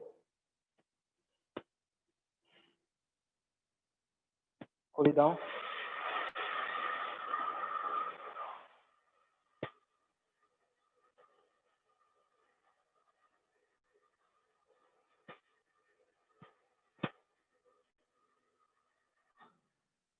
One more.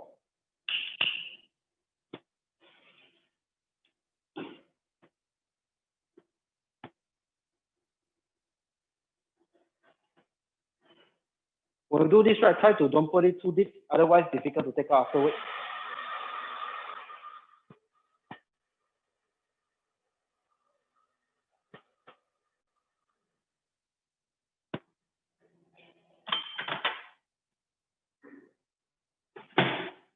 All right. Over here, I have the transparent sugar. Okay, can you see? Okay. Make sure it's not too hot. Let the air bubble comes out after you microwave it. The temperature, when you go to deep, right, you need to make sure it's around 130 degrees. Probably change a bit. So you can see over here.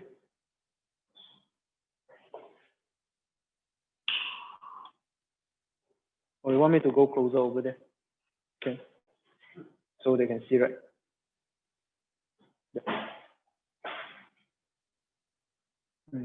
Okay. So after I did, right, I'm gonna directly comes to cool down. Okay. So make sure the eyeball, right, already cool down to room temperature. So the transparent sugar not too hot, so deep inside, take out right away. Do not leave it inside for too long. So turn around like this. So as you can see, we get a nice shape. And now I'm going to cool it down right away.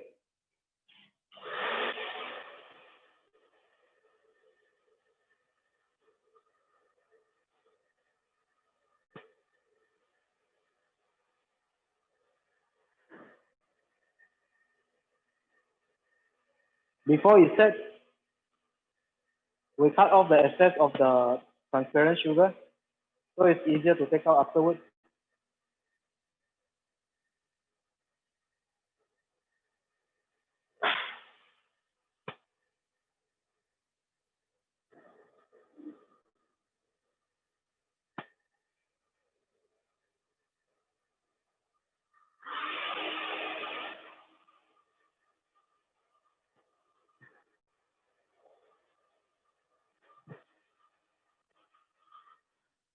So as you can see, after done, we got a very nice shape and shining for our eyeball. Let it set properly. The other one, exactly same way. Dip and take it out right away. Lift it out and turn around. Let the excess of the sugar break down.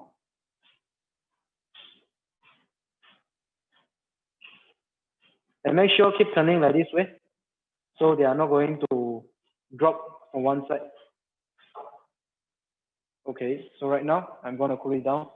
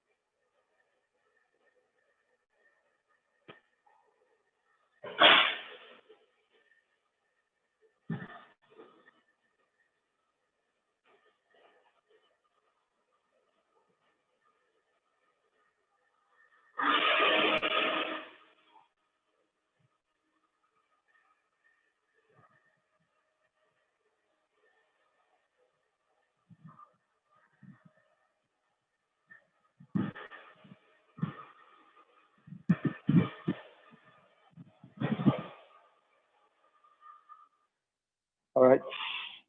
So after it sets, pause again the seal. Slowly melt it to take it out. All right.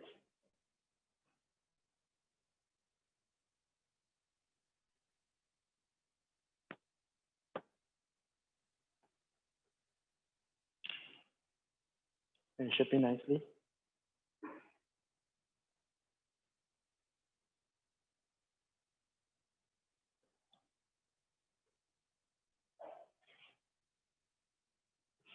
So as you can see, I got luckily.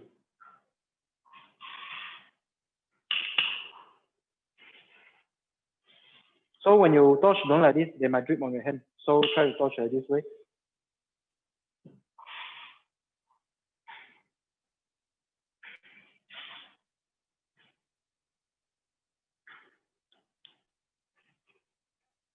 Roll around.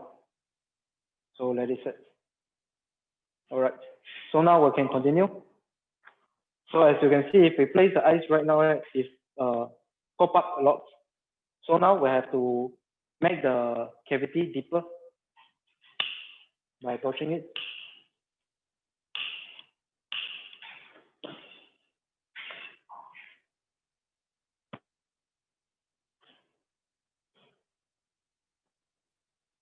Just repeat this step to make sure we have a deep cavity.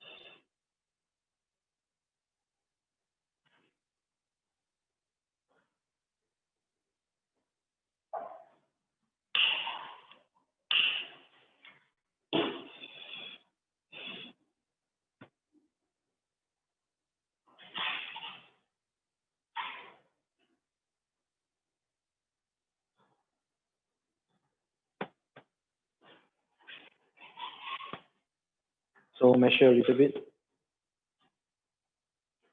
Okay. To see it better, to see the shape right, I suggest. Now I'm gonna make a pink color for the nose, so we can see better.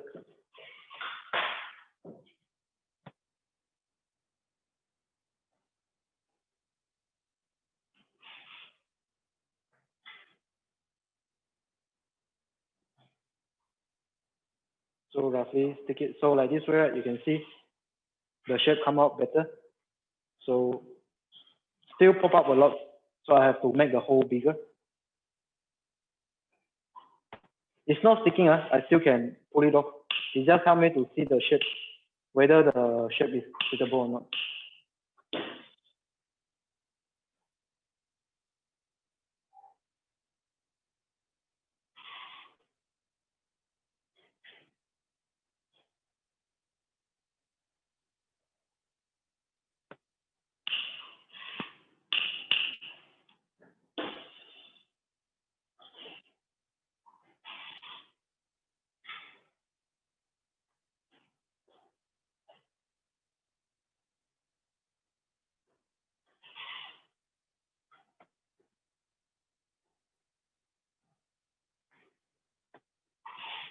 All right, I think right now it should be there. So touch and make sure both sides is softer a bit, so we can squeeze the ice inside nicely. And make sure it's soft so we can adjust it a little bit.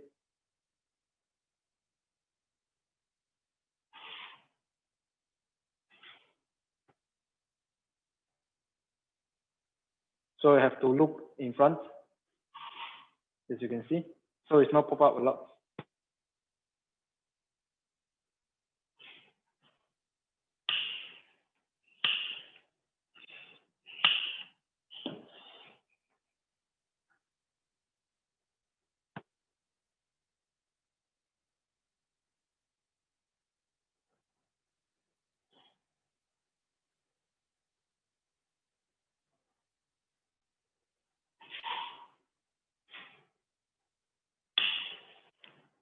Then the side just push it out, so it doesn't change the shape. So you see, like this way, we roughly have a shape of the mouth. So now I'm gonna seal the eyelid and the bottom part. Now I can take off this one. So you can see, I can. Now it looks weird without this red. With this, it's easier to see the shape. as you can see. But I would suggest don't stick the nose in the beginning. Otherwise, right, you will see it's quite difficult for you to seal it properly for your eyes. So I keep this aside. To do the eyelid, right, because I'm going to follow the shape like this to make sure it's like curved down. So I'm going to add it slowly.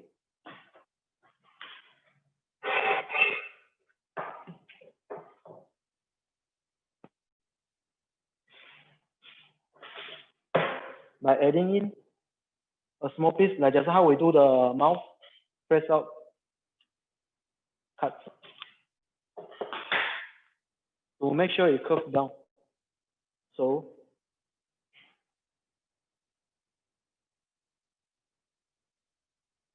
like this way. So you see it curves down.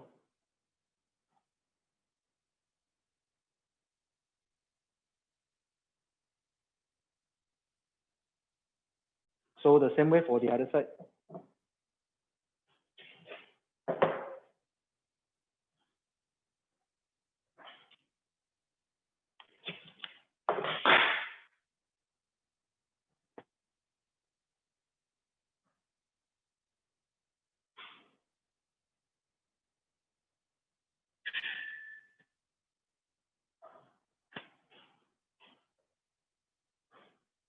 So as you can see, it looks like a little bit set, not too fierce. Okay, then I'm gonna seal the bottom part. And before I seal the bottom part, just touch the joint here to let it join nicely.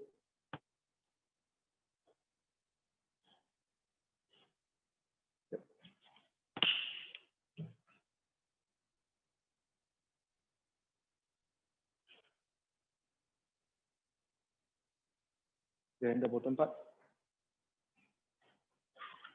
For the bottom part, right, it's easier. Just cut the piece like this to seal, then will be enough.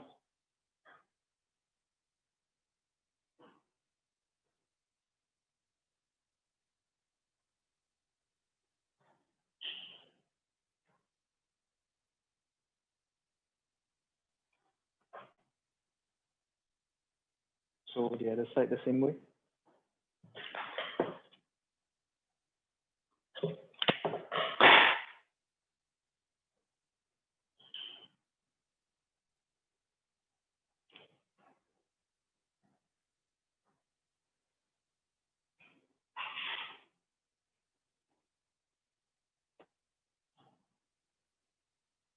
So you can see this.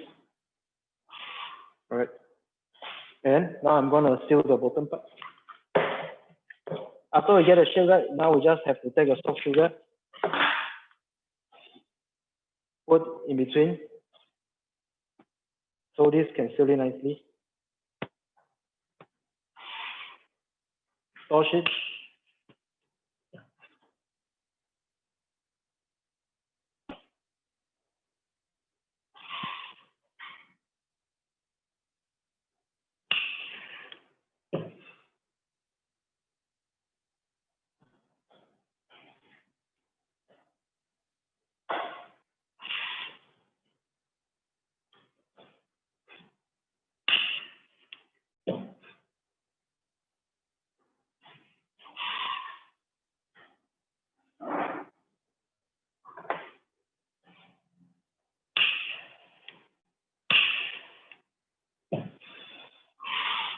So you can see here. So we cover nicer.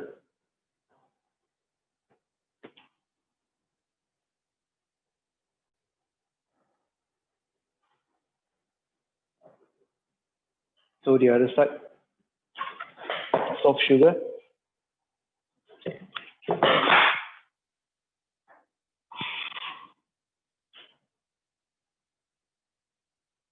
Cover it to seal the hole.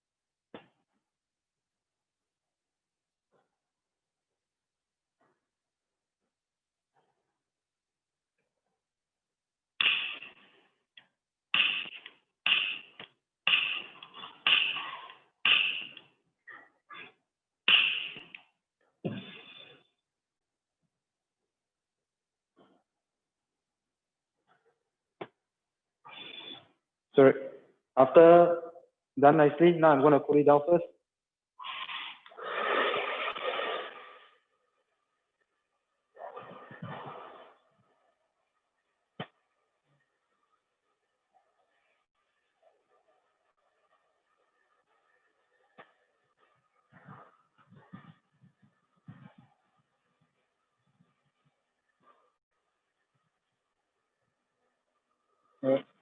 And now I'm going to add a little bit for the cheek to make it a little bit bouncy over here, because here it comes out bounce a lot, but here suddenly it's string in. We have to add a little bit so you have a better continuation over here. Same way, because it's both sides, so I'm going to cut the piece for two sides. All right.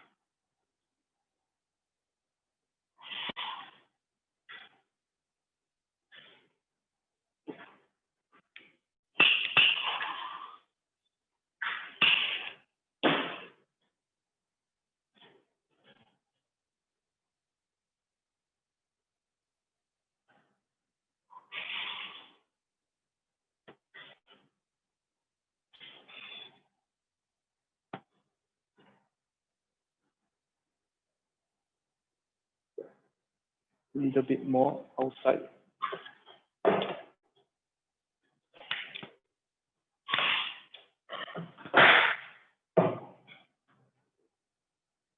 The outer part here also a little bit more.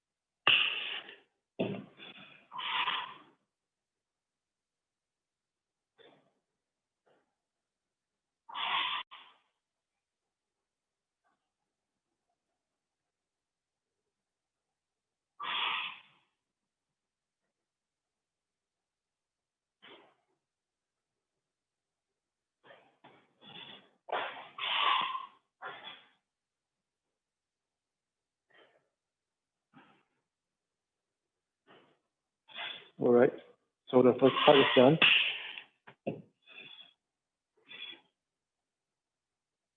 Cool it down.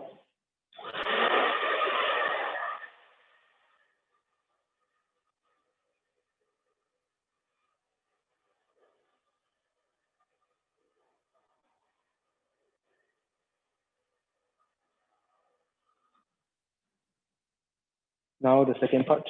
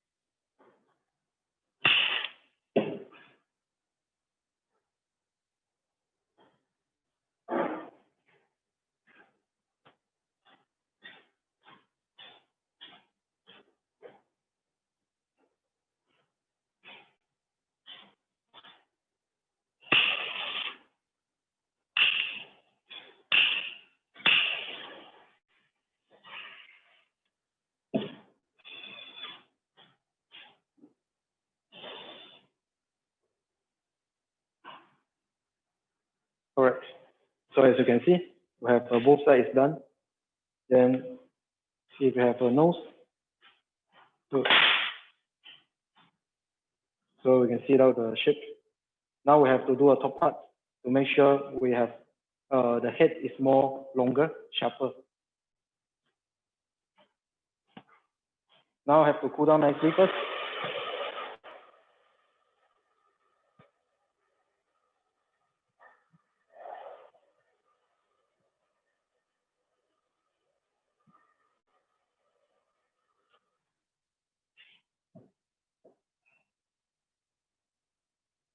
So for the next step, for the on top of the ice wrap, cut a piece.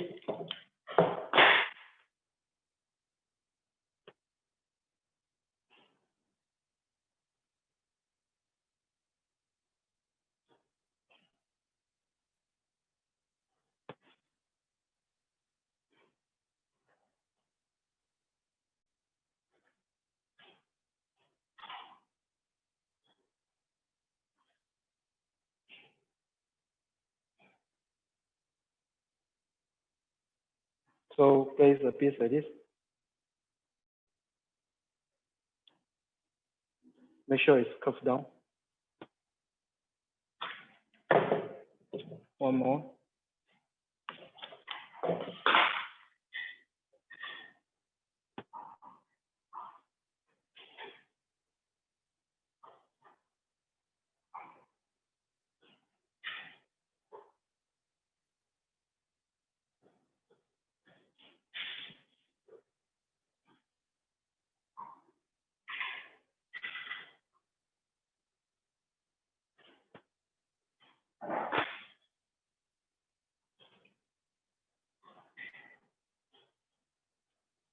So the center part, let it join.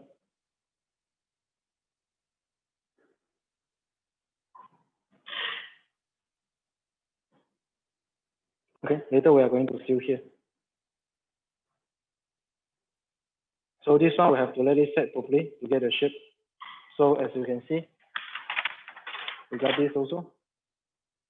Okay, then later we can, I'm not going to add the full T, I'm going to add just half. So afterwards, we have to seal the back part. Soft sugar, seal the back hole. So the head will be slightly longer.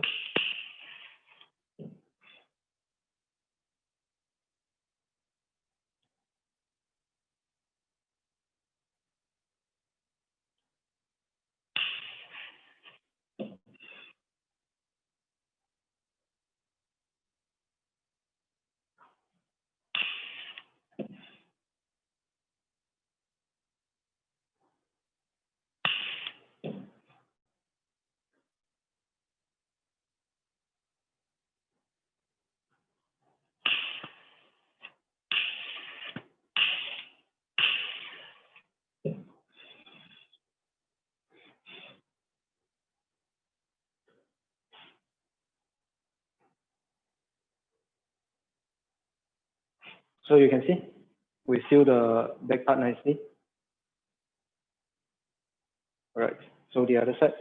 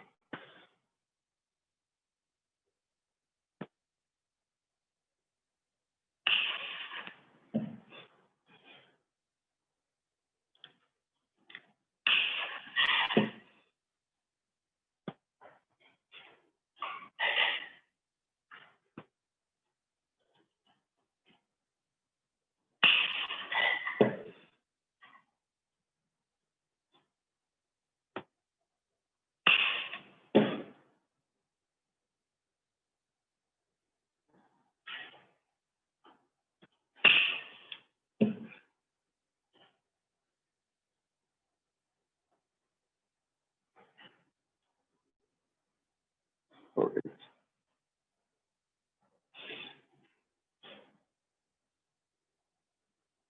And here now, I'm going to fill it also, the middle part. But here you have to be careful.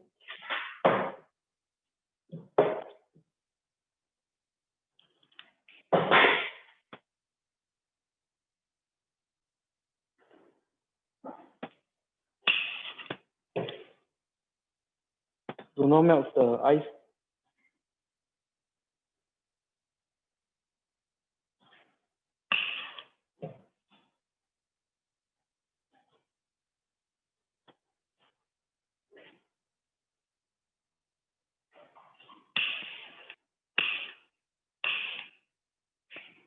All right, so you can see it's sealed properly.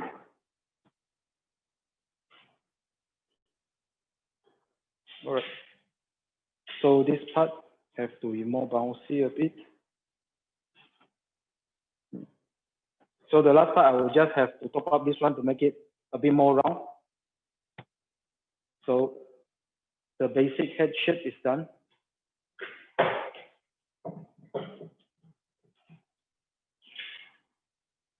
All right, one more piece.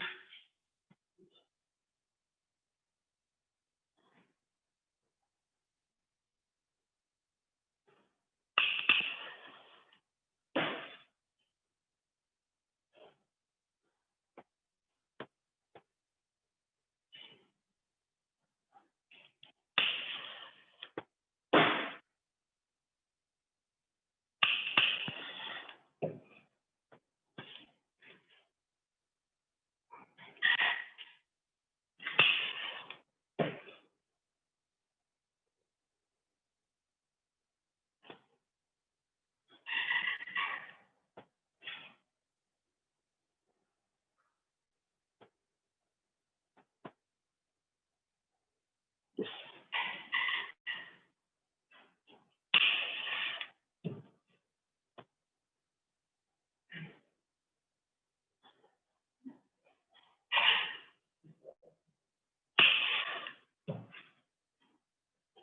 The battery finish.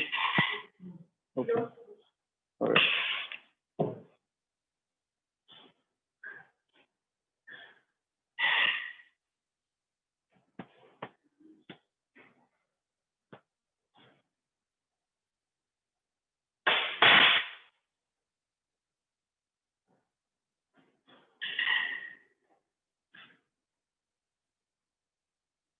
All right.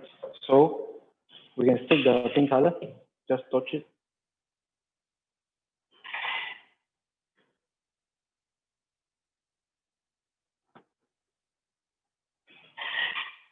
So we have the shape of the mouth, head. Then now we are going to do the ear.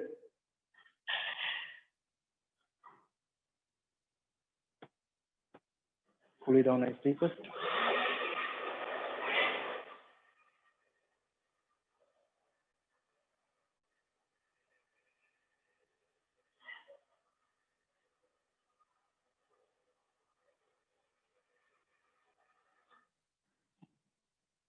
We change.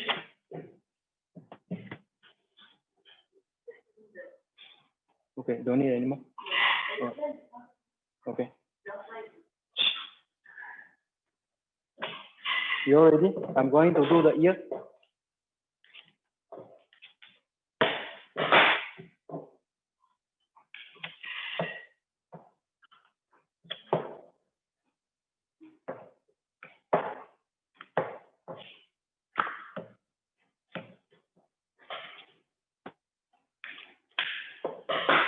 So for the ear, get the pink color and the gray color.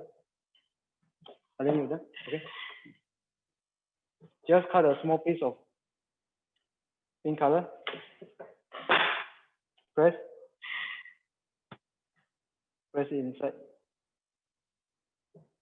Open it and pull it out. So you have outside is a gray color, inside is a pink color.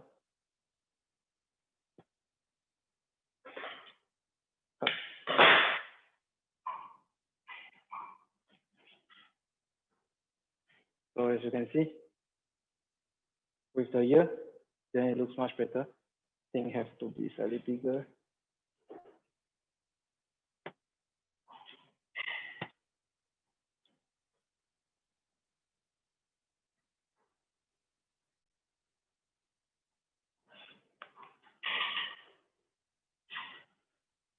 Alright.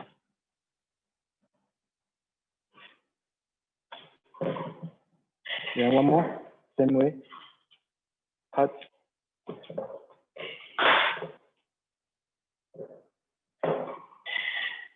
Press it inside. Open. And pull it out. Then close. Then cut it off.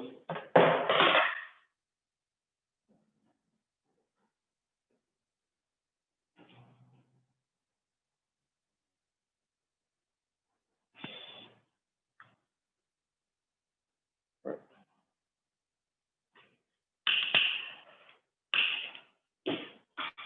Cut off the excess.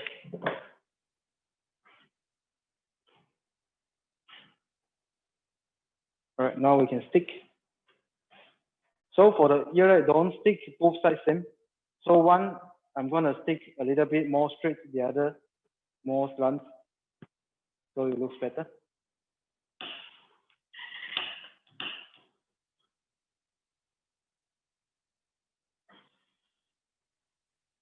So touch both sides.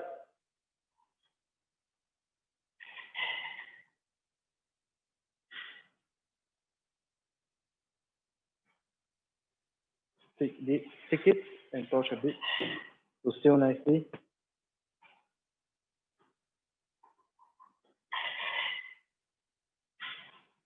The other one, I'm gonna put it more flat.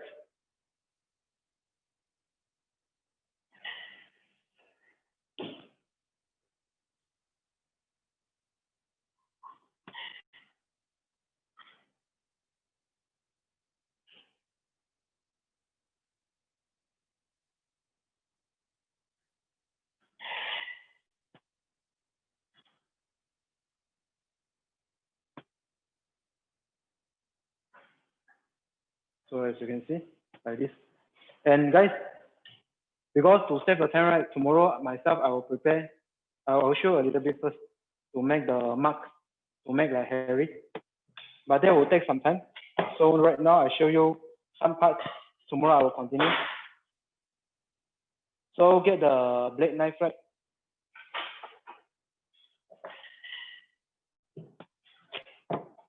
We are going to heat our blade knife and cut the mark.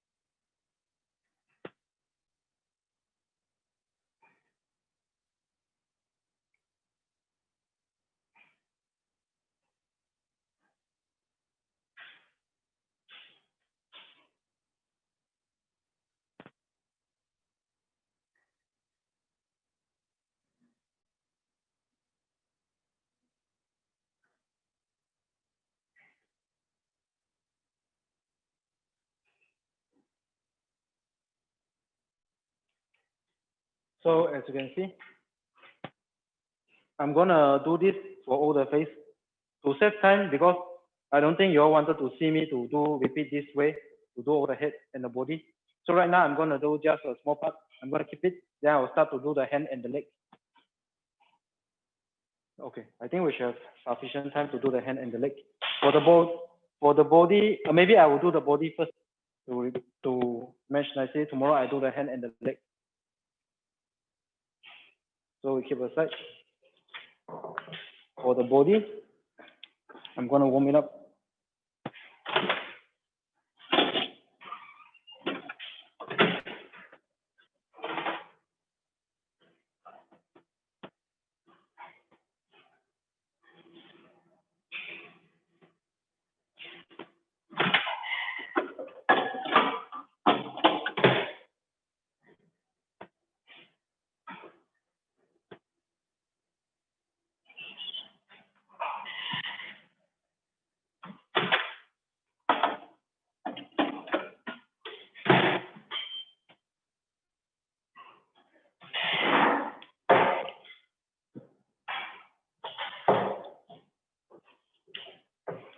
So for the body, right, we have to, because I'm gonna do this shape, so we have to avoid, sorry, we don't want to see the hand first. So it's actually a shape like this. All right, a long shape, then bigger over here, slightly smaller over here. So now I'm gonna blow a piece.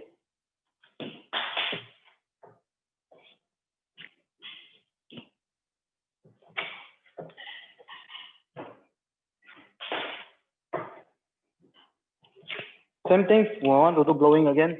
The texture must be even.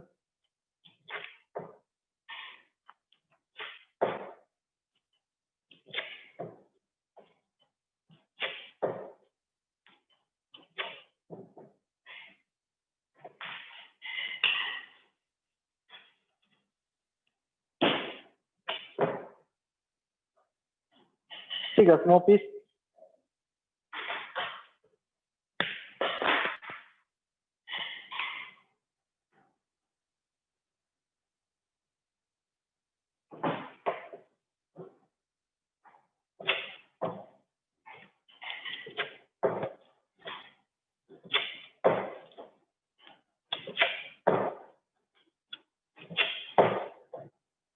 All right.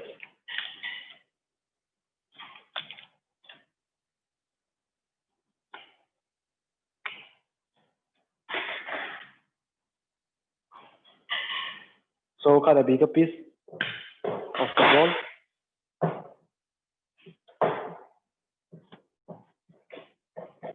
Press and make a ball first, exactly same way.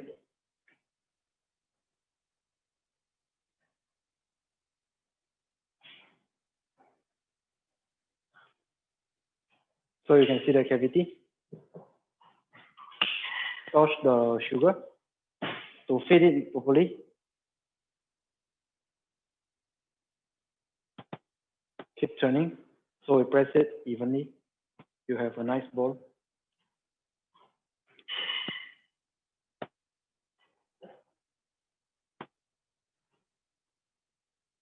All right. So start to pump a little bit of air inside.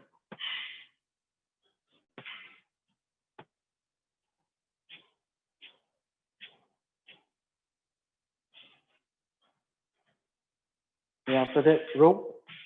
After we have a ball, right, slide it longer. Roll like this way.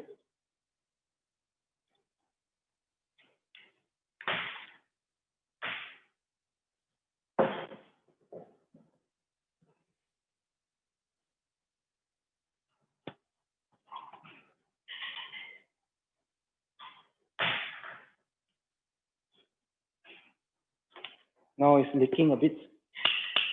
Touch and seal the hole. Make sure it's not leaking.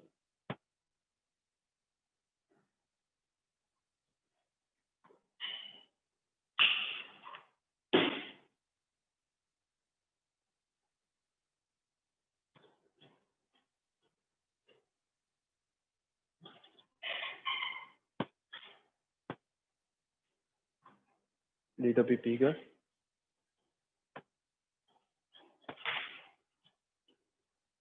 All right, start to cool down.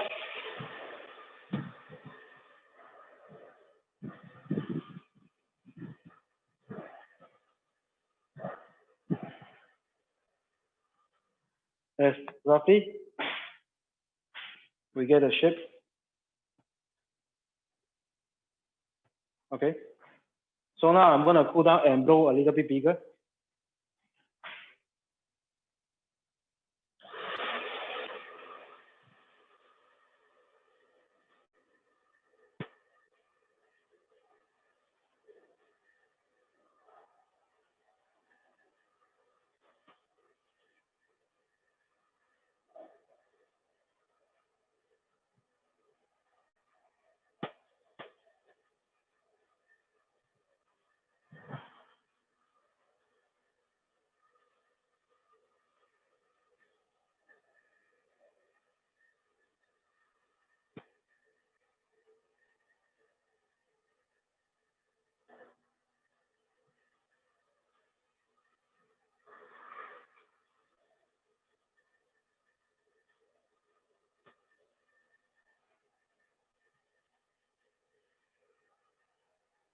And guys, because the body right are going to be flat a little bit, so after you blow right, just press it a little bit when it start to cool down a bit.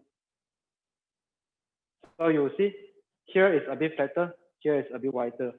So the side like this right has to be flat. So the shape will be better. And now I'm going to cool it down nicely.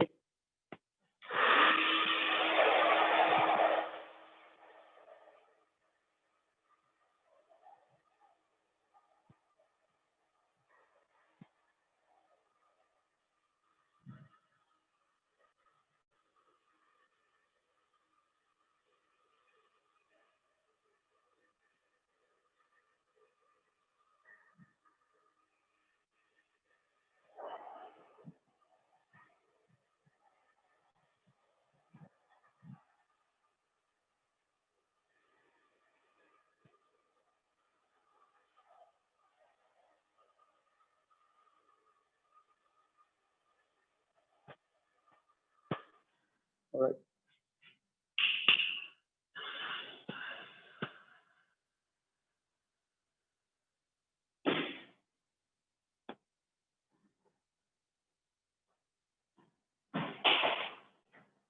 So as you can see, but I'm gonna stick the hand or whatever, then only stick the head afterwards. So you can see the shape. Cool down nicely first.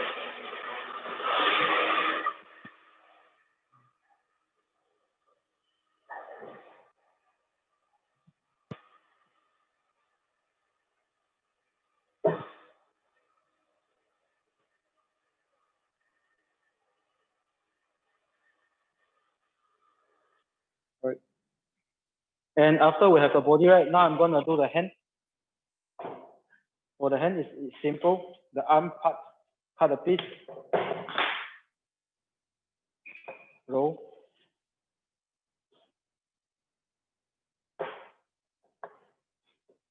For this, because it's small, we don't need to blow. And cut to half first. So we got the both sides.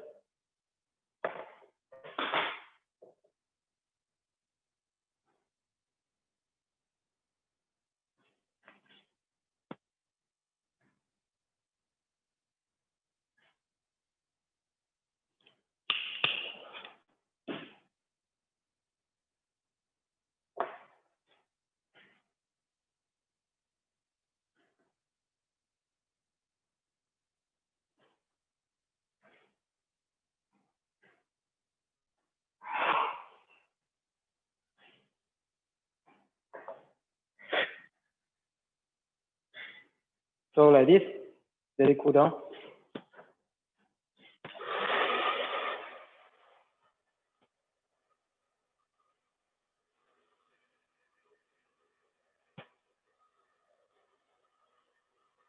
So it has to be slightly bigger. It's a bit too small.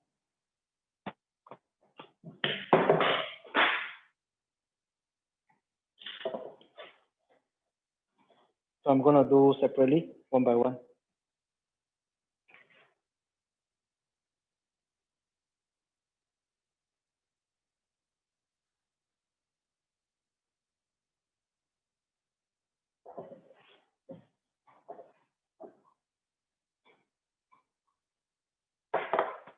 All right.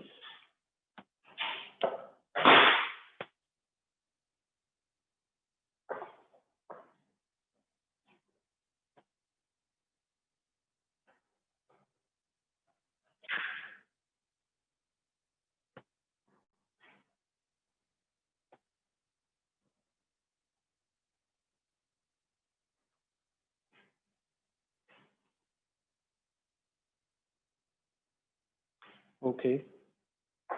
So the first one, pull it down. We have to follow the shape of the body. So you can see, I cut it slant, so it's easy to join.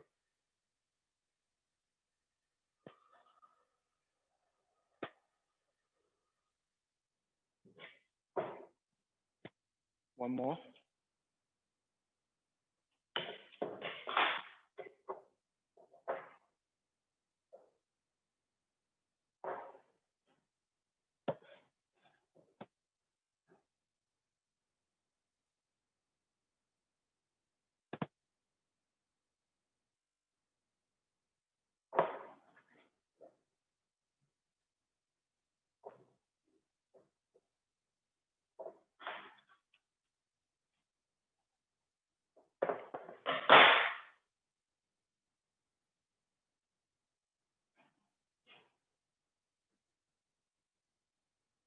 For the second one, curve it a little bit, like this.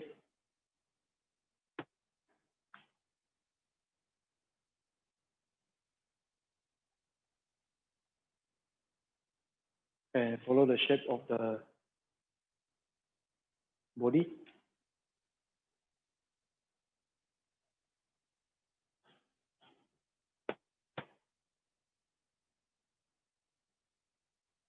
So you can see, we make the elbow. Now cool down.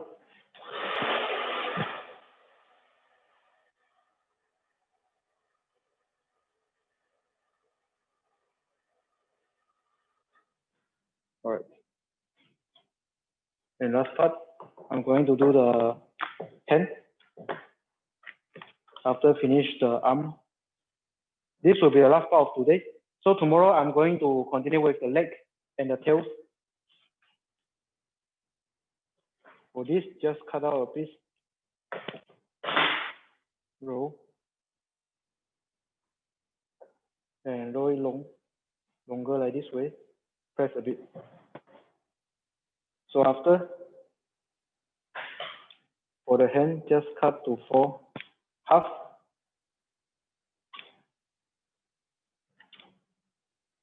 Right.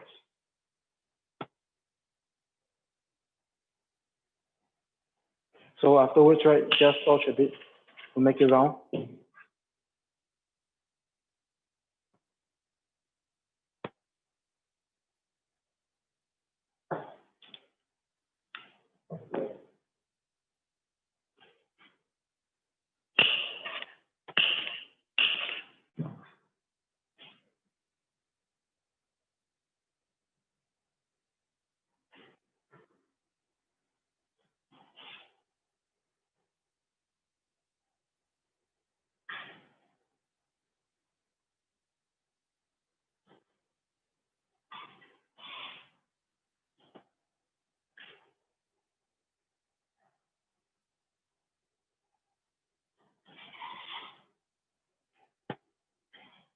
So for the right arm, right hand, right, is going to hold the cheese. So we are going to curve it up, this curve up. So the extra one, we are going to cut it off.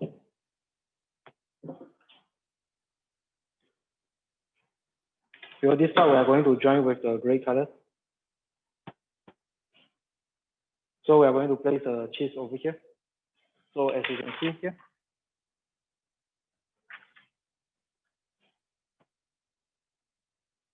All right. So to join these two together, right, toss this nicely.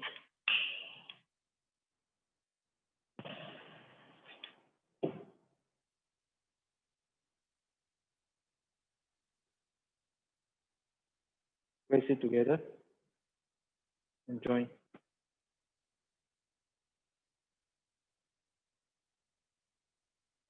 So as you can see, by this way, if there's a mark, touch a bit, make it smooth.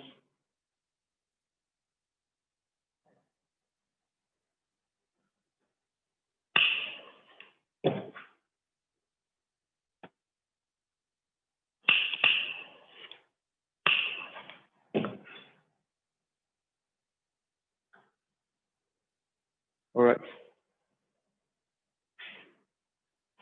Cool it down.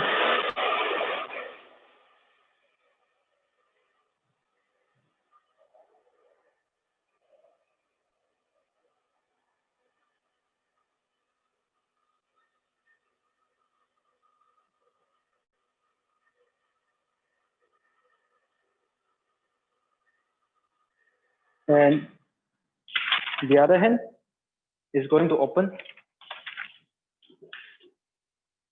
So cut same way. Roll. Roll it a bit longer first, then press. So first thing, cut to half.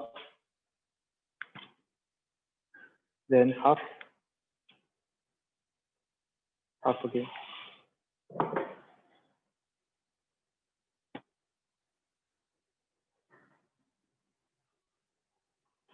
Then touch to make it round.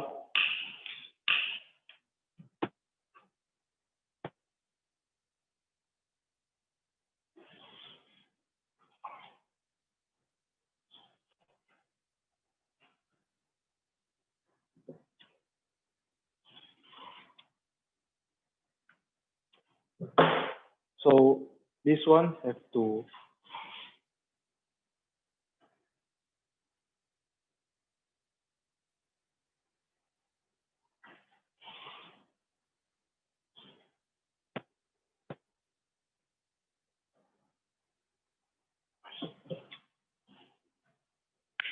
up. Broken fingers. We have to join it.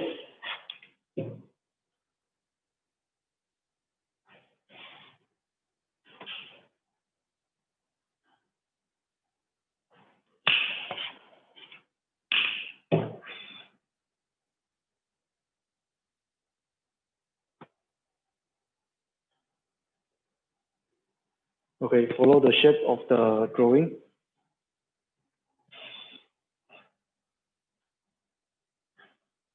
And join this on top. Cool it down first.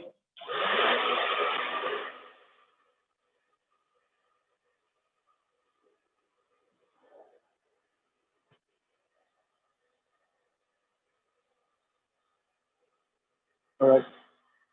Then same way, touch this nicely.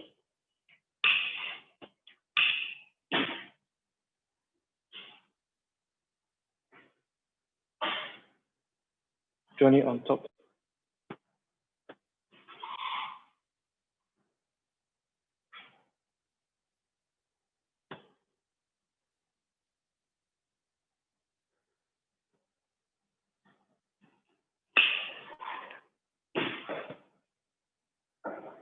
And after, measure nicely.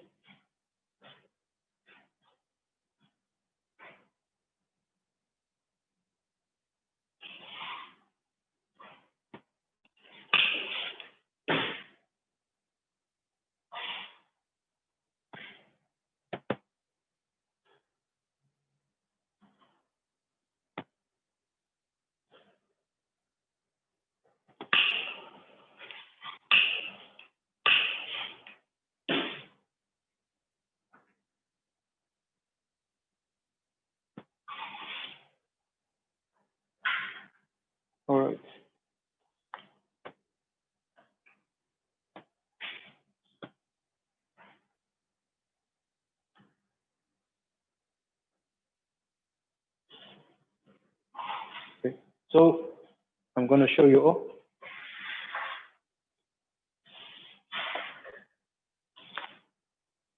So temporary for today. After we have the body, right, you can see the hand.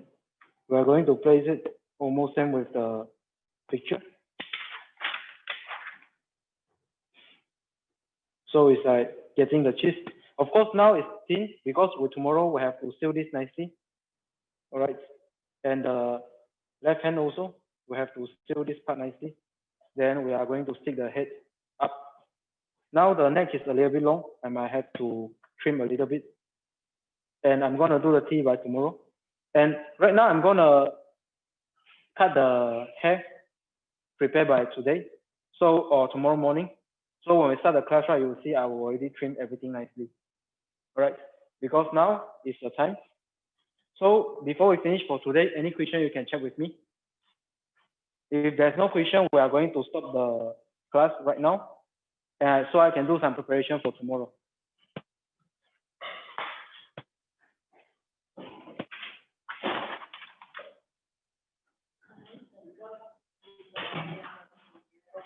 Okay, then now I'm gonna just trim.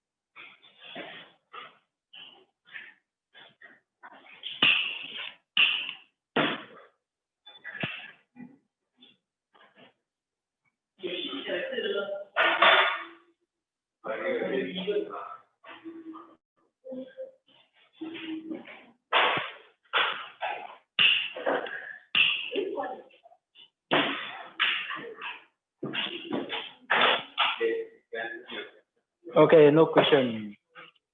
So guys, we can stop. See you all by tomorrow.